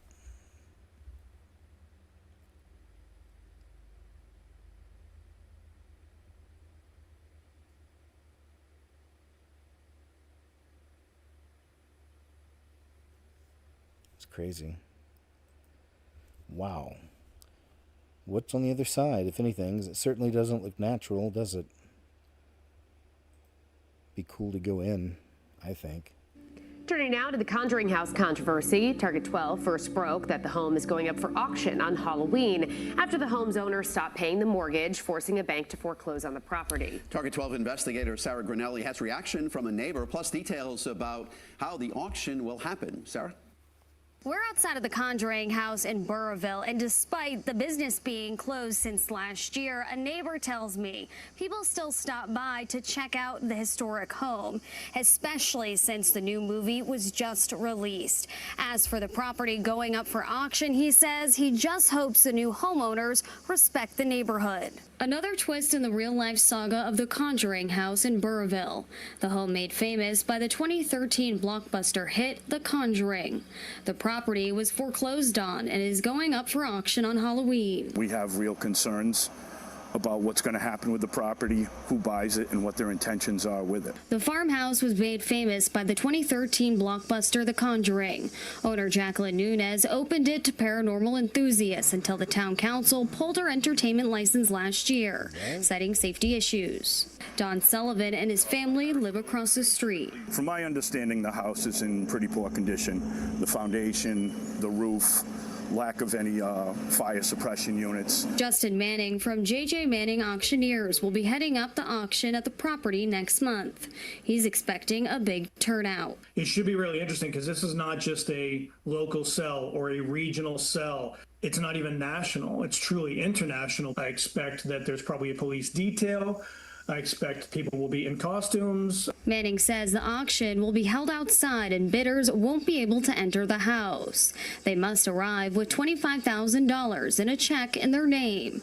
The winner will then need to pay in full within 30 days. Nunez bought the property for $1.5 million in 2022. Manning says it's unclear what it will go for now. Usually I can get someone to, hey, will you open it up for me at $500,000 or $700,000, whatever it may be. The auction announcement comes as the Conjuring franchise released its latest movie last week, which had fans of the film like Sean Matthews from New Jersey stopping by the house. I'm a big fan of horror, and obviously I've seen all the Conjuring movies. I wish I had enough money to purchase it. It's very exciting. Meanwhile, Sullivan says he hopes whoever buys the property next will keep the neighborhood in mind. As neighbors, we would hope that the new owners respect our rights, our desire for some peace and quiet, work with us. I've reached out to Nunez multiple times for a Interesting, huh? Would you buy the house? And if you did, would you, like let people pay you to come visit it or whatever it is they were doing there? This is the weird apology video where he can't even look all day. He can barely look straight ahead. It's like he's constantly looking down, away from the camera. He looks a little bit, but he doesn't hold. It's like, but man, these crazy kids, you know how these kids are, but they got all excited about that car chase. I mean, they just couldn't help it. The timing was impeccable, really. It was just weird, but yeah, no, it was the part where the car went, as the camera was following, went behind a building. They couldn't see the car anymore, so they got really excited. And then when the car came back out on the other side, as the camera was following, then they just cheered, Because for some reason they're cheering for the criminals. I don't know. I don't get it. It doesn't make sense. But it just goes to show just a nasty side. It's like this event in this way was a good way to kind of make some people drop their masks, And just get to see how kind of cruel some of these people can be. Now, this was a really strange one also. New York Times and LA Times reported the event happened to Charlie on September 9th, the day before it happened. Did you guys hear about this? Plus, Amazon Books had the, you see that word right there, of Charlie Kirk posted one day before. And there it is. It's called that word of Charlie Kirk, Anastasia J. Casey. And people have been looking that up, and sure enough, this says, though, the readers added context, Amazon's Kindle Direct Publishing allows an individual to input a publication date is different than a submitted date, which is automatically included in metadata. Then Alex Jones says, okay, why did the New York Times LA Times report on this a day early? Why is this? He asked Grok. I'm not seeing the answer.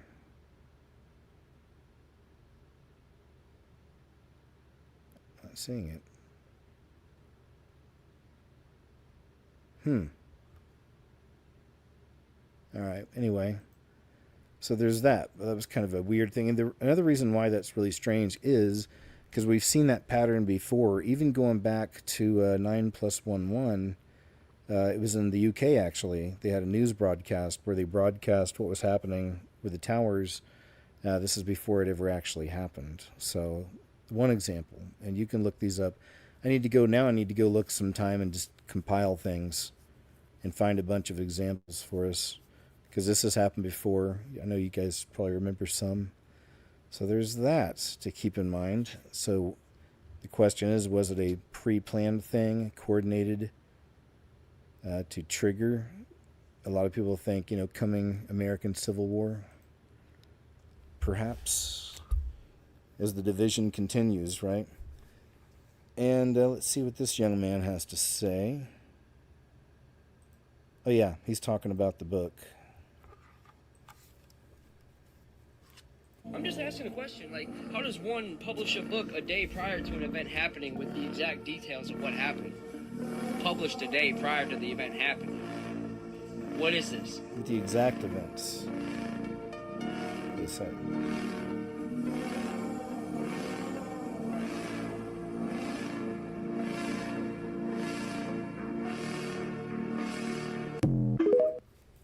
Crazy. But even if it was just like on the actual day, it's like that's kind of quick, isn't it? And to have all that together, I don't know.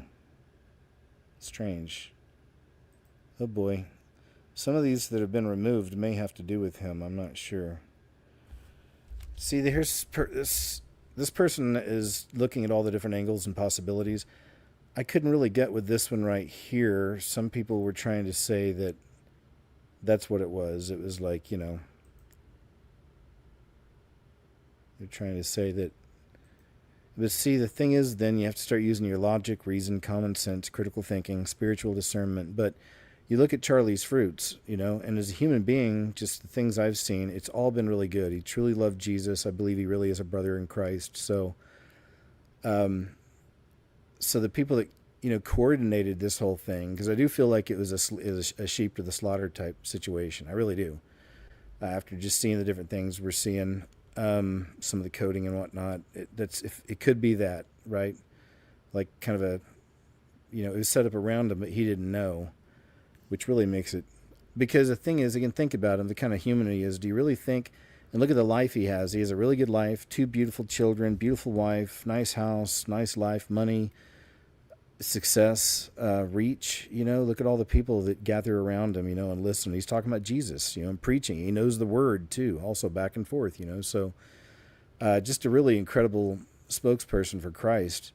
But do you think that, the secret ones are going to come up to him and just say, okay, we need you to get in on this, or we're going to do this so we can, finally set off the spark and, get people, closer to turning against each other, whatever it is, But however they pitched it, if that's the case. I'm just saying, not that they did, but let's say they did. They'd be like, so yeah, it's going to be totally fake. I mean, I just don't see him being the kind of guy, you have to move to Barbados, and get some surgery, and you can never be seen again. And I just don't see somebody living that kind of a life saying, I'm going to sign off to this really, really, deception, obvious deception, lies, devilish type stuff. Yeah, I'll do it. I'll sacrifice the family and everything I've gained, and my good name and my reach, and oh yeah, man, I'm down. Let's be a part of it. Or to say they forced him into it. He wasn't distressed on that. I've watched the video, and he's just himself, man. Seemed at ease, answering questions, just doing his thing. So yeah, so I don't see it as one of these kinds of things personally. That's just me. I just don't. It just doesn't match up with his fruits at all. Me personally. But I think there's enough weird fingerprints around it that this was an interesting catch. He has the 47 hats out here, and there's 3, so there's 3 11s, so 33. He's got some more hats on the other side there. Just somebody made this observation. But, again, I try to take everything into consideration. They also used the number 33, of course, with how many hours it took for them to find the guy. So 33. Anything else?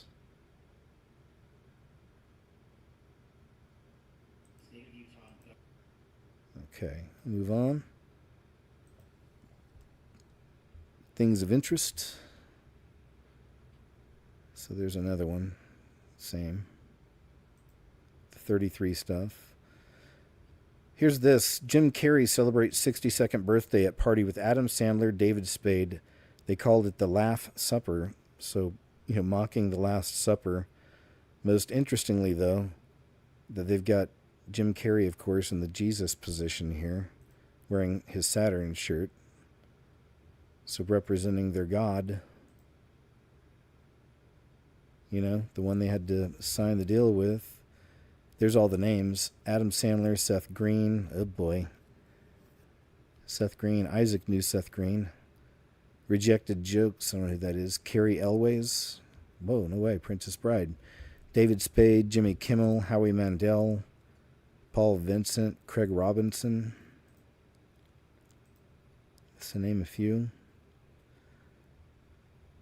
Ben Hardy says, notice the Saturn t-shirt Jim's wearing, and that's some interesting company.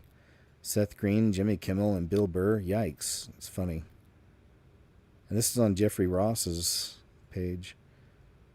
But yeah, that's... so see, people know. That's nice to see, man. People are asking the right questions, making the right observations. So there's that.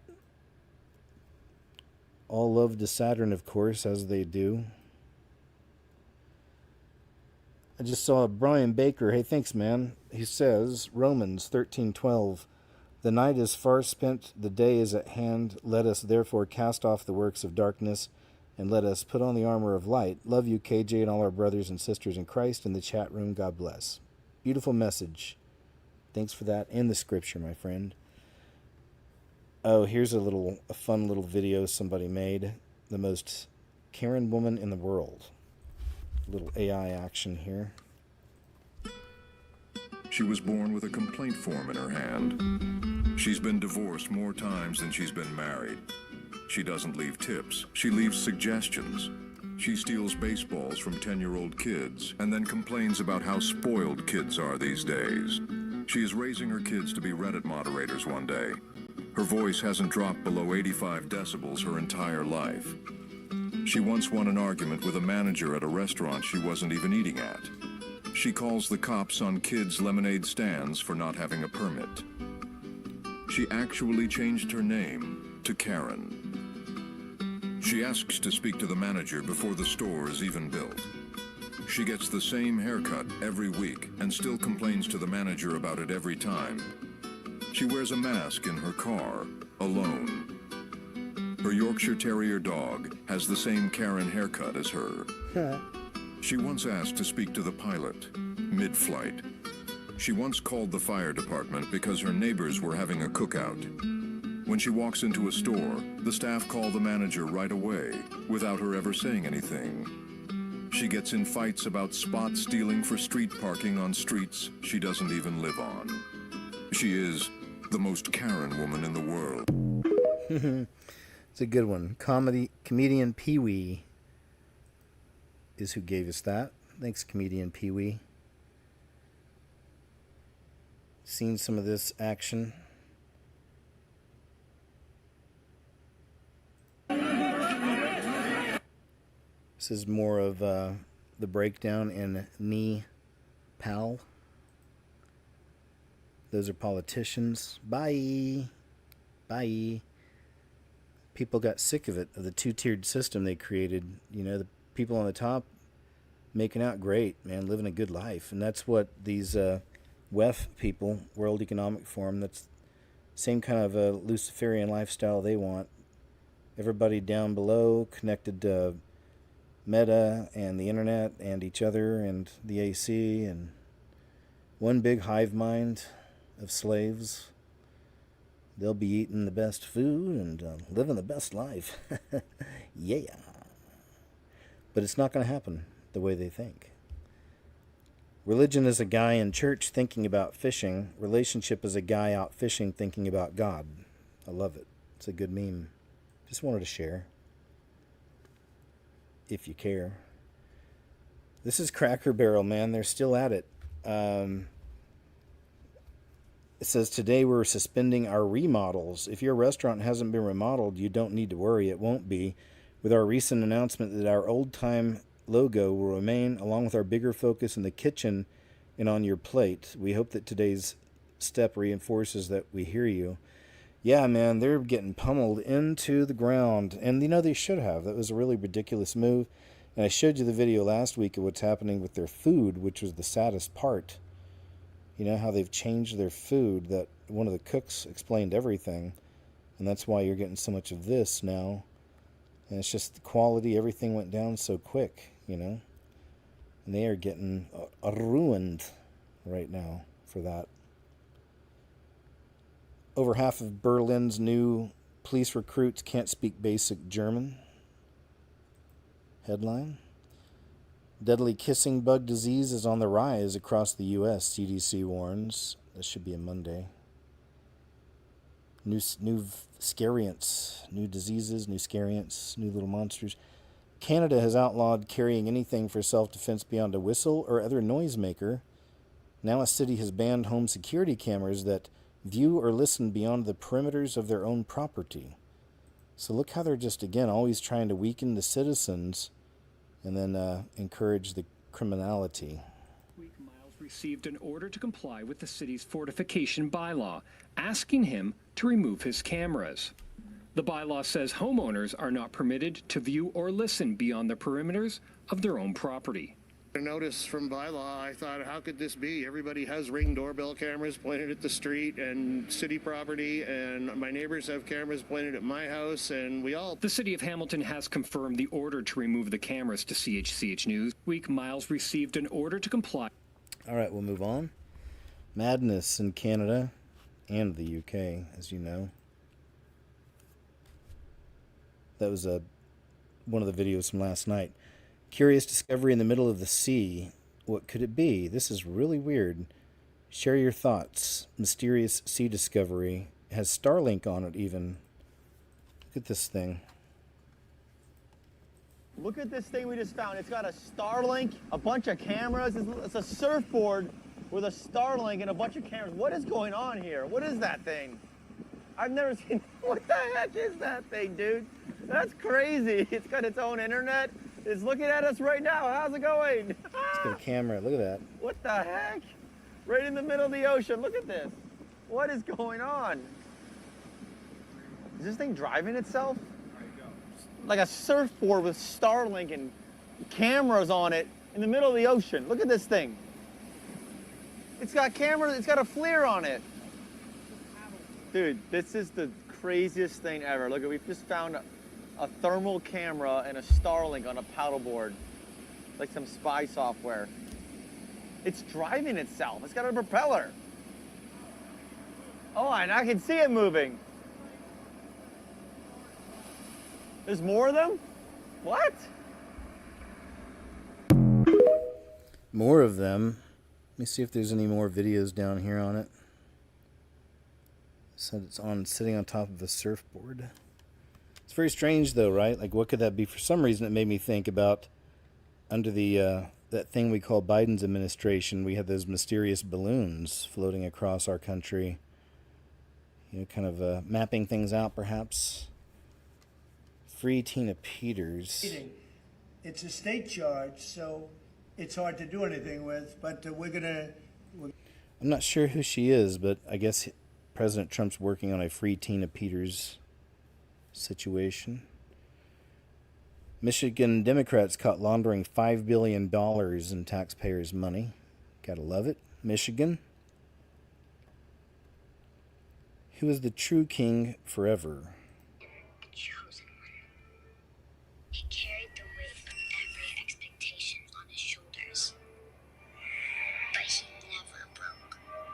We were all witnesses. Every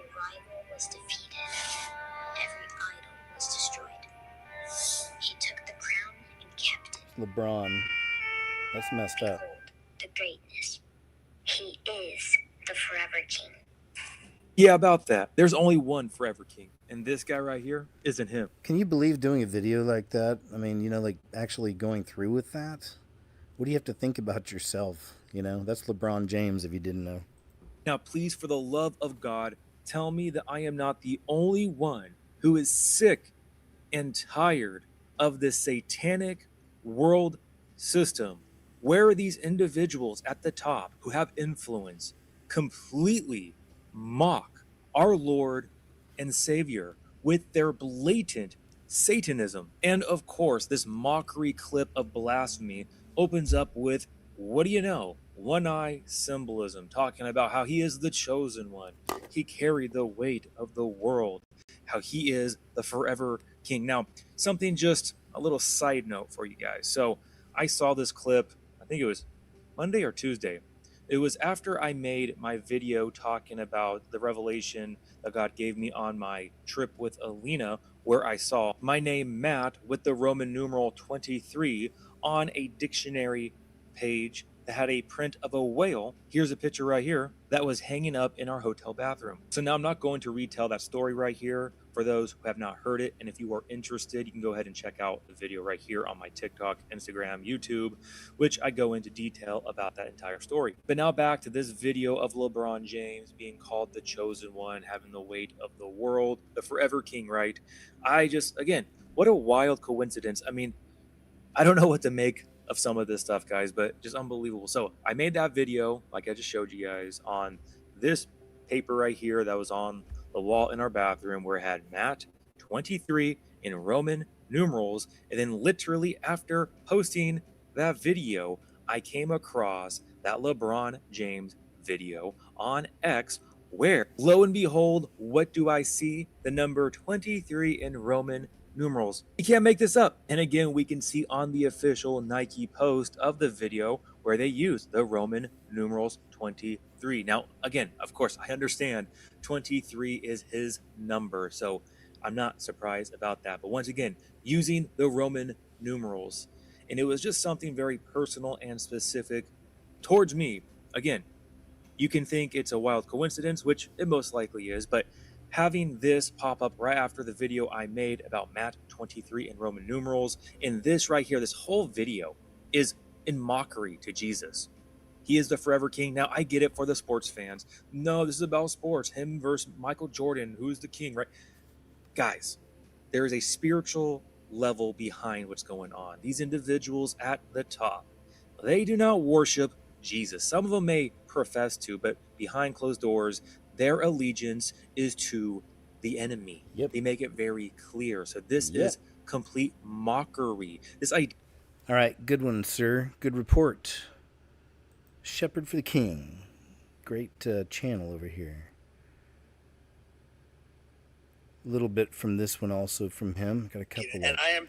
What it is that I didn't realize this week that like I said, I was on my X, scrolling through. I wasn't on the ones that I'm subscribed to or whatever.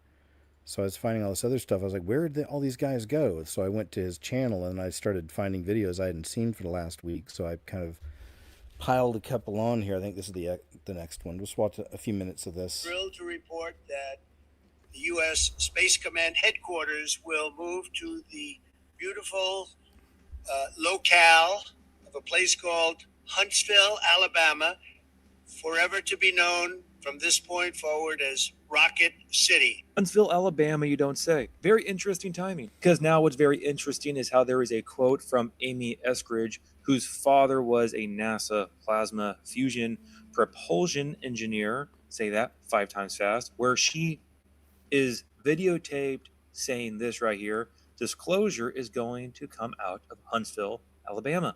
Disclosure is going to come out of Huntsville, Alabama, out of Redstone Arsenal. Redstone Arsenal in Huntsville, Alabama is the biggest deal that you've never heard of.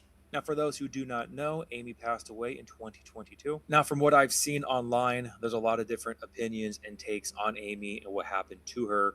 But as we can see right here, Amy passed away June 11th, 2022, at the age of 34. Now, she was the chairwoman and president of the Institute for Exotic Science in Huntsville, Alabama, which she co-founded. Now, get this, Amy's passion for science grew from childhood in the Rocket City. Rocket City. Now, I personally find this very interesting, how the beginning of September, we have this announcement of the Space Command being moved to Huntsville, Alabama, Rocket City, where Amy spoke about how disclosure would come from Huntsville, Alabama.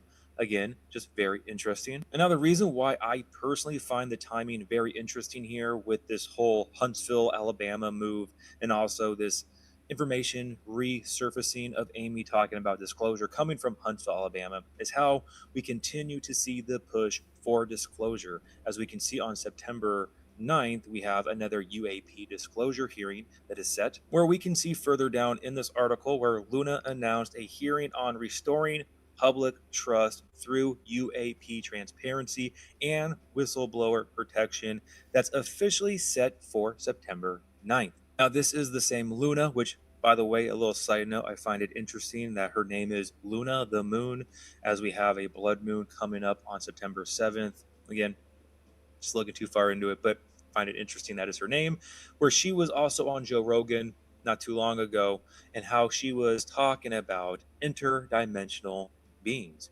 Luna and Rogan go deep on the reports of an interdimensional aspect to the UFO phenomenon. You don't say! Again, as we can see right here, how on September 9th, the hearing will feature Alexandro Wiggins. This is a fantastic news for anyone interested in hard proof of UAPs. He witnessed the 2023 USS Jackson UAP incident, apparently. Now, again, like I've said before, all I can do is give you my own personal opinion and my own take. And right now, the timing just seems impeccable with everything converging, the push for disclosure, and the whole alien agenda going forward, especially on the JRE podcast. Joe Rogan really seems to be the one pushing this rhetoric and agenda forward, as we can see again on his podcast, where they are talking about 3-Eye Atlas and how Avi gives it a 40 to 60% shot of being artificial. It's bigger, faster. And so, again, they are just pushing this agenda forward of the possibility of 3-Eye Atlas being some type of alien probe, along with another episode he had where his guest was talking about how they were smuggling UFO documents out of Russia. Right. So there we go. He knows. They're setting it up. The big show. The big UFO show. It's the idea. Trust in Christ. If you haven't accepted that free gift yet, please do. And quick. Let's check some of this out. Footage is from multiple witnesses that was actually captured around 2016, and it's of a young girl named Sophia. Now, this is where this case gets truly spooky and terrifying. She runs up to random cars and stops them, and it eventually draws a crowd around her. People are actually claiming this girl was possessed. Some even indicated maybe it was some sort of psychotic break, but majority truly believe she was dealing with an actual possession. Take a look at their footage. Comment below. Tell me what you think. ¡Suéltala! ¡Ay, que tu chingada madre! ¡A la verga! ¡Cuidado, a la verga! ¡Ay, ay, no mames! ¡No mames! ¡No mames! ¡Ah! ¡Ah! ¡Ah! ¡La verga! Muerde el árbol. No, no. Él no lo va a hacer. ¿Tienes una pieza entera de la entrada? No, no nadie. ¿Nadie? ¿Quién es? ¿Quién es? Nadie. ¿Quién es? ¿Quién es? Sofía, ya estás con Dios, mija, ya no va a pasar nada. No es nada, no es nada, es un árbol. Es un árbol, es vida. Lo que buscas es vida. ¿Quieres? Yikes. It's a interesting angle. I mean, it could just be the eyes looking over to the left, but still just kind of looking a little crazy. I showed you guys that video, I think last week, of that girl. It looked like something out of 28 Days Later. She was standing around in traffic, looked over at the person recording her. Some guys were laughing from their car. She saw the camera, the phone, and like charged at him, like rage virus style, jumped up on the hood, of like bashing in the window and had kind of that look on her face. I think she looked more serious actually than that. Scary though. Some people just snapping. You got to be careful, right? Witness sighting. Something extraordinary was captured in the skies above Palm Springs, Palm Desert. Says this object kept shape-shifting. Yep. Interesting. Got a few from Myra here. There was something blinking off of it. She doesn't actually believe this is a balloon. This is something else, and it seems like it was being either driven. It looks kind of like that thing that was inside that mass with all the other ones, right? It was all the different kind of shapes. Or flown with actual intention. Sizes. Take a look at this footage. Comment below. Tell me what you think.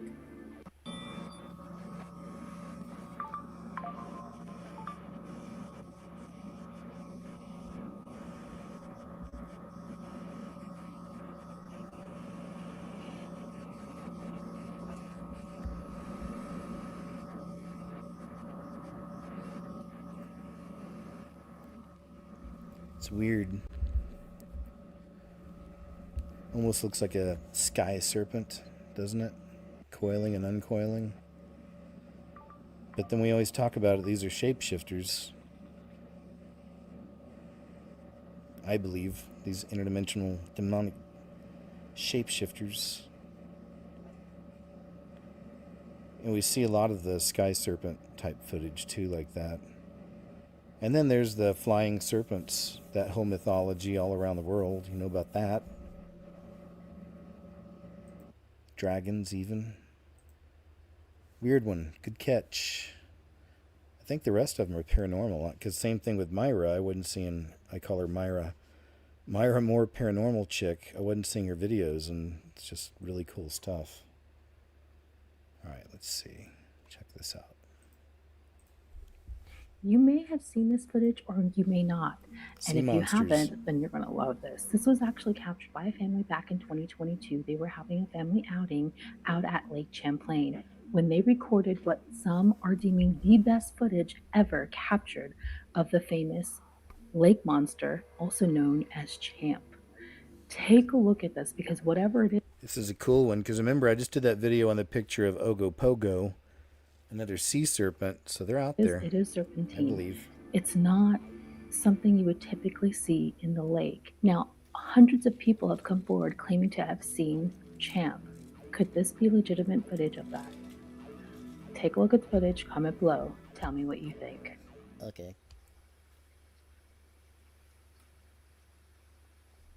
Dang, look at that. It's crazy. You can make out the body. Look how long that is. It's just on the surface. Little kid, I'd be freaking too. Little kids are freaking out. There's no audio on it.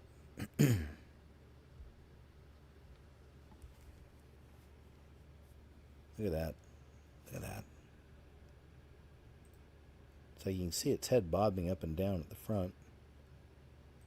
Right there, see? Right there you can see just like where the eye is. And there's the body all the way down there. Sea serpents, man. It's pretty creepy stuff. I don't know about you. I was raised, I still like to go out, go swimming. Not just in pools, but I go to the lake. I go kayaking. All that. But it's just pretty creepy to think about some of these things might be down there tickling your toes, bumping up against you. This is another one. Long Island waters ripple with whispers of legend. A shadow coils beneath the waves, serpent-like. So here's another one that looks like some kind of a sea serpent they caught. Fascinates all of us, and that is our oceans and what exactly is in them, because we don't know everything that is in our oceans. And with all these underwater earthquakes, volcanoes, these tsunamis, has it stirred things up from the deep? Take a look at this footage that was captured by a man named Gadiel out of Long Island, New York, around August 22nd, 2025. He was at the beach when he captured something that looks like a sea serpent. Whatever it is, it's really long. And no, I don't believe this is driftwood. This is something else. Take a look at this footage. Comment below. Tell me what you think.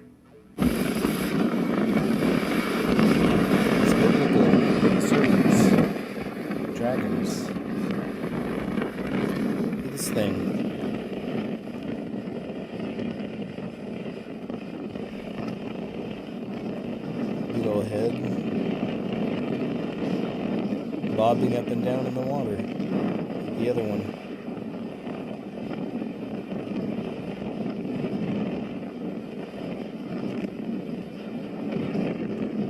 Oh man, did you see that? Okay, let's stop. Wish I could make the screen bigger, but you can see the tail, all the ridges like a dinosaur. Did you guys see that? Watch right here.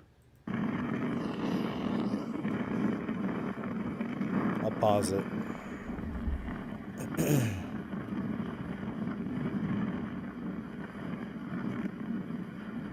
Oh, here it is. Right there, too. Let me slow it down. Kill the sound. Look at the back side of it. You can already see the ridges. Can you see? So look at that big old head popping up out of the water. And then look back here in the back, and you can see the little ridges like traditionally, like you'd see on the reptile. Right? Like what you would even think of as a sea serpent. But it's got those ridges on the back. We'll play it in slow motion. See it right there? You can really make them out there. So you see the head, mid-body there, and then that massive tail there, it looks like. And look at all those ridges like Godzilla. See those? Yeah, that's a good catch. Good one from Myra Moore on X. Check it out. It's a uniform. It's a good point. Somebody posted this. And then this lady. Indeed. And then the very last is this again. The cloud. Jesus. And that, my friend, brings us to the end of the show. Let me see what we got here. Oh boy, 4:20. 4 hours, 20 minutes. Not bad. 4:19-ish. 20. We'll go 4:20. Good to see you all. Got over 1,000 awesome, cool, interesting, critically thinking individuals sharing their precious time. Thank you so much. Thank you all for being here. Really appreciate it. Love hanging out with you. Thank you, Tamara, for all you do. And thank you all just once again. Appreciate it. Of course, shout out to Wales, Subscribe Star family, and all who support the videos and shows. Whichever way you do, please do support the videos and shows. There's links below. That being said, at the end of every show, I always want to do this real quick, Alika. I mean, no rush, but I do want to talk just quickly about salvation. It's the most important information I can share with you. These are the days, you're living in the end times. We're really on the doorstep of tribulation. And, it's all true, man. The Bible's true. It's real. It's not religion. It's not about religion. It's about a relationship with the Creator, with the Creator of all things. He came here in the flesh, lived a perfect life, died a horrible death, resurrected 3 days later, ascended to heaven. He's coming back for his bride in the clouds. So you want to be saved, man. You need to be saved. His precious blood, it covers all. It covers all your sins, past, present, and future. Romans 6:2-3, for the wages of sin is death, but the free gift of God is eternal life in Christ Jesus our Lord. Philippians 2:12-13, therefore, my beloved, as you have always obeyed, so now, not only as in my presence, but much more in my absence, work out your own salvation with fear and trembling. That's an important one. For it is God who works in you both to will and to work for his good pleasure. I love it. The Holy Spirit takes over, right? And we try not to grieve it, even though we do. Again, we're in the flesh. It's not, you gotta be perfect. John 14:6, Jesus said to him, I am the way and the truth and the life. No one comes to the Father except through me. It's all true. Confess with your mouth, believe in your heart, ask to be saved, admit you're a sinner. Build a relationship with him. Ask him to help you read the Bible, if you need to, and he will. He'll be your protector, your guide, the wisdom you need in these days, the discernment, because there's a lot of demonic tricks out there and traps and lies and deceptions. And it's got to cling close to Christ, get to know him, and we reflect him in this life the best we can. Again, we're not perfect, but we try, right? So please make the right choice, my friend, whoever you are, okay? All right, thank you. I'll say a prayer too. Heavenly Father, thank you so very, very much for these platforms and most importantly for these wonderful people. Each and every one, I pray you bless them. They're all a blessing to me every time. So thank you. Thanks for being with us in these crazy days. Thanks for giving that wisdom and discernment and all that we need. And, the same way, again, help lead us. If you need us to do anything in this life for you, whatever it may be, in any way to help the kingdom, just give us the courage to do so, the wisdom to understand, discernment, all that. And thank you for that. Thank you for the courage and the strength you do give us in these trying times. And please be with all those people who haven't come to know you yet, of course. And I always pray you just make a move in their life somehow, somehow. But again, I don't know how all that works, but just pray for all those that are lost right now, specifically in these times. Even as the Bible says, I pray we're all found worthy to escape the horrors coming upon this earth. So thank you, Father, just for the reassurance that we're going to be with you forever, no matter what, once we've accepted you. So thank you. We love you. And in Jesus' name I pray. Amen. All right, you guys, let me jump back over to chat with y'all for a moment here. See what's going on. See if y'all got big plans tonight. It's doing anything fun, anything crazy. I guess we have like a kind of the last, spurt of summer out here. It's been pretty hot the last week. I think the next few days are like in the 90s. But luckily, after that, it looks like it's finally going to break, and we're going to get our fall weather out here, which is going to be awesome. So I can't wait. Love it.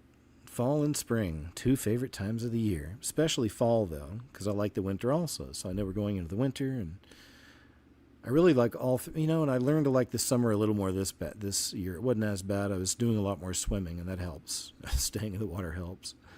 Hey, thank you all. I appreciate it, man. Good to see you again. Thank you so much.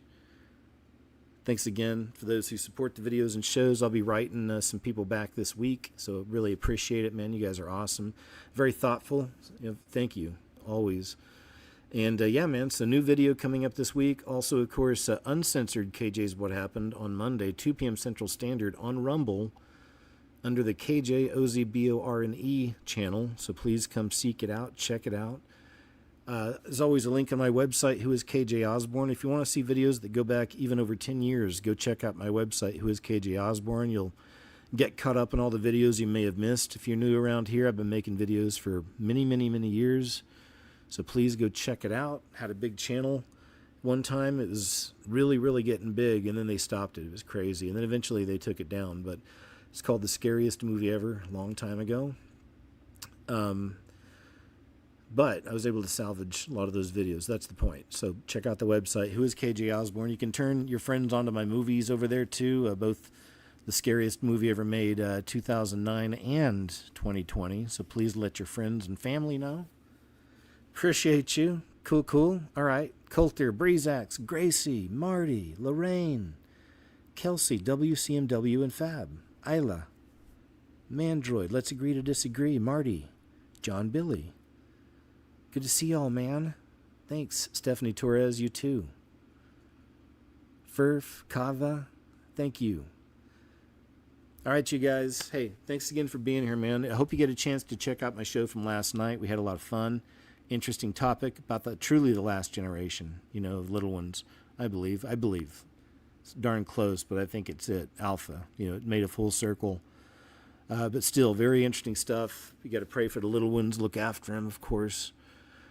So yeah, check us out Monday, Rumble, 2 p.m. Central Standard. Can't wait to hang out with you. We always have a good crowd there too, so come hang out.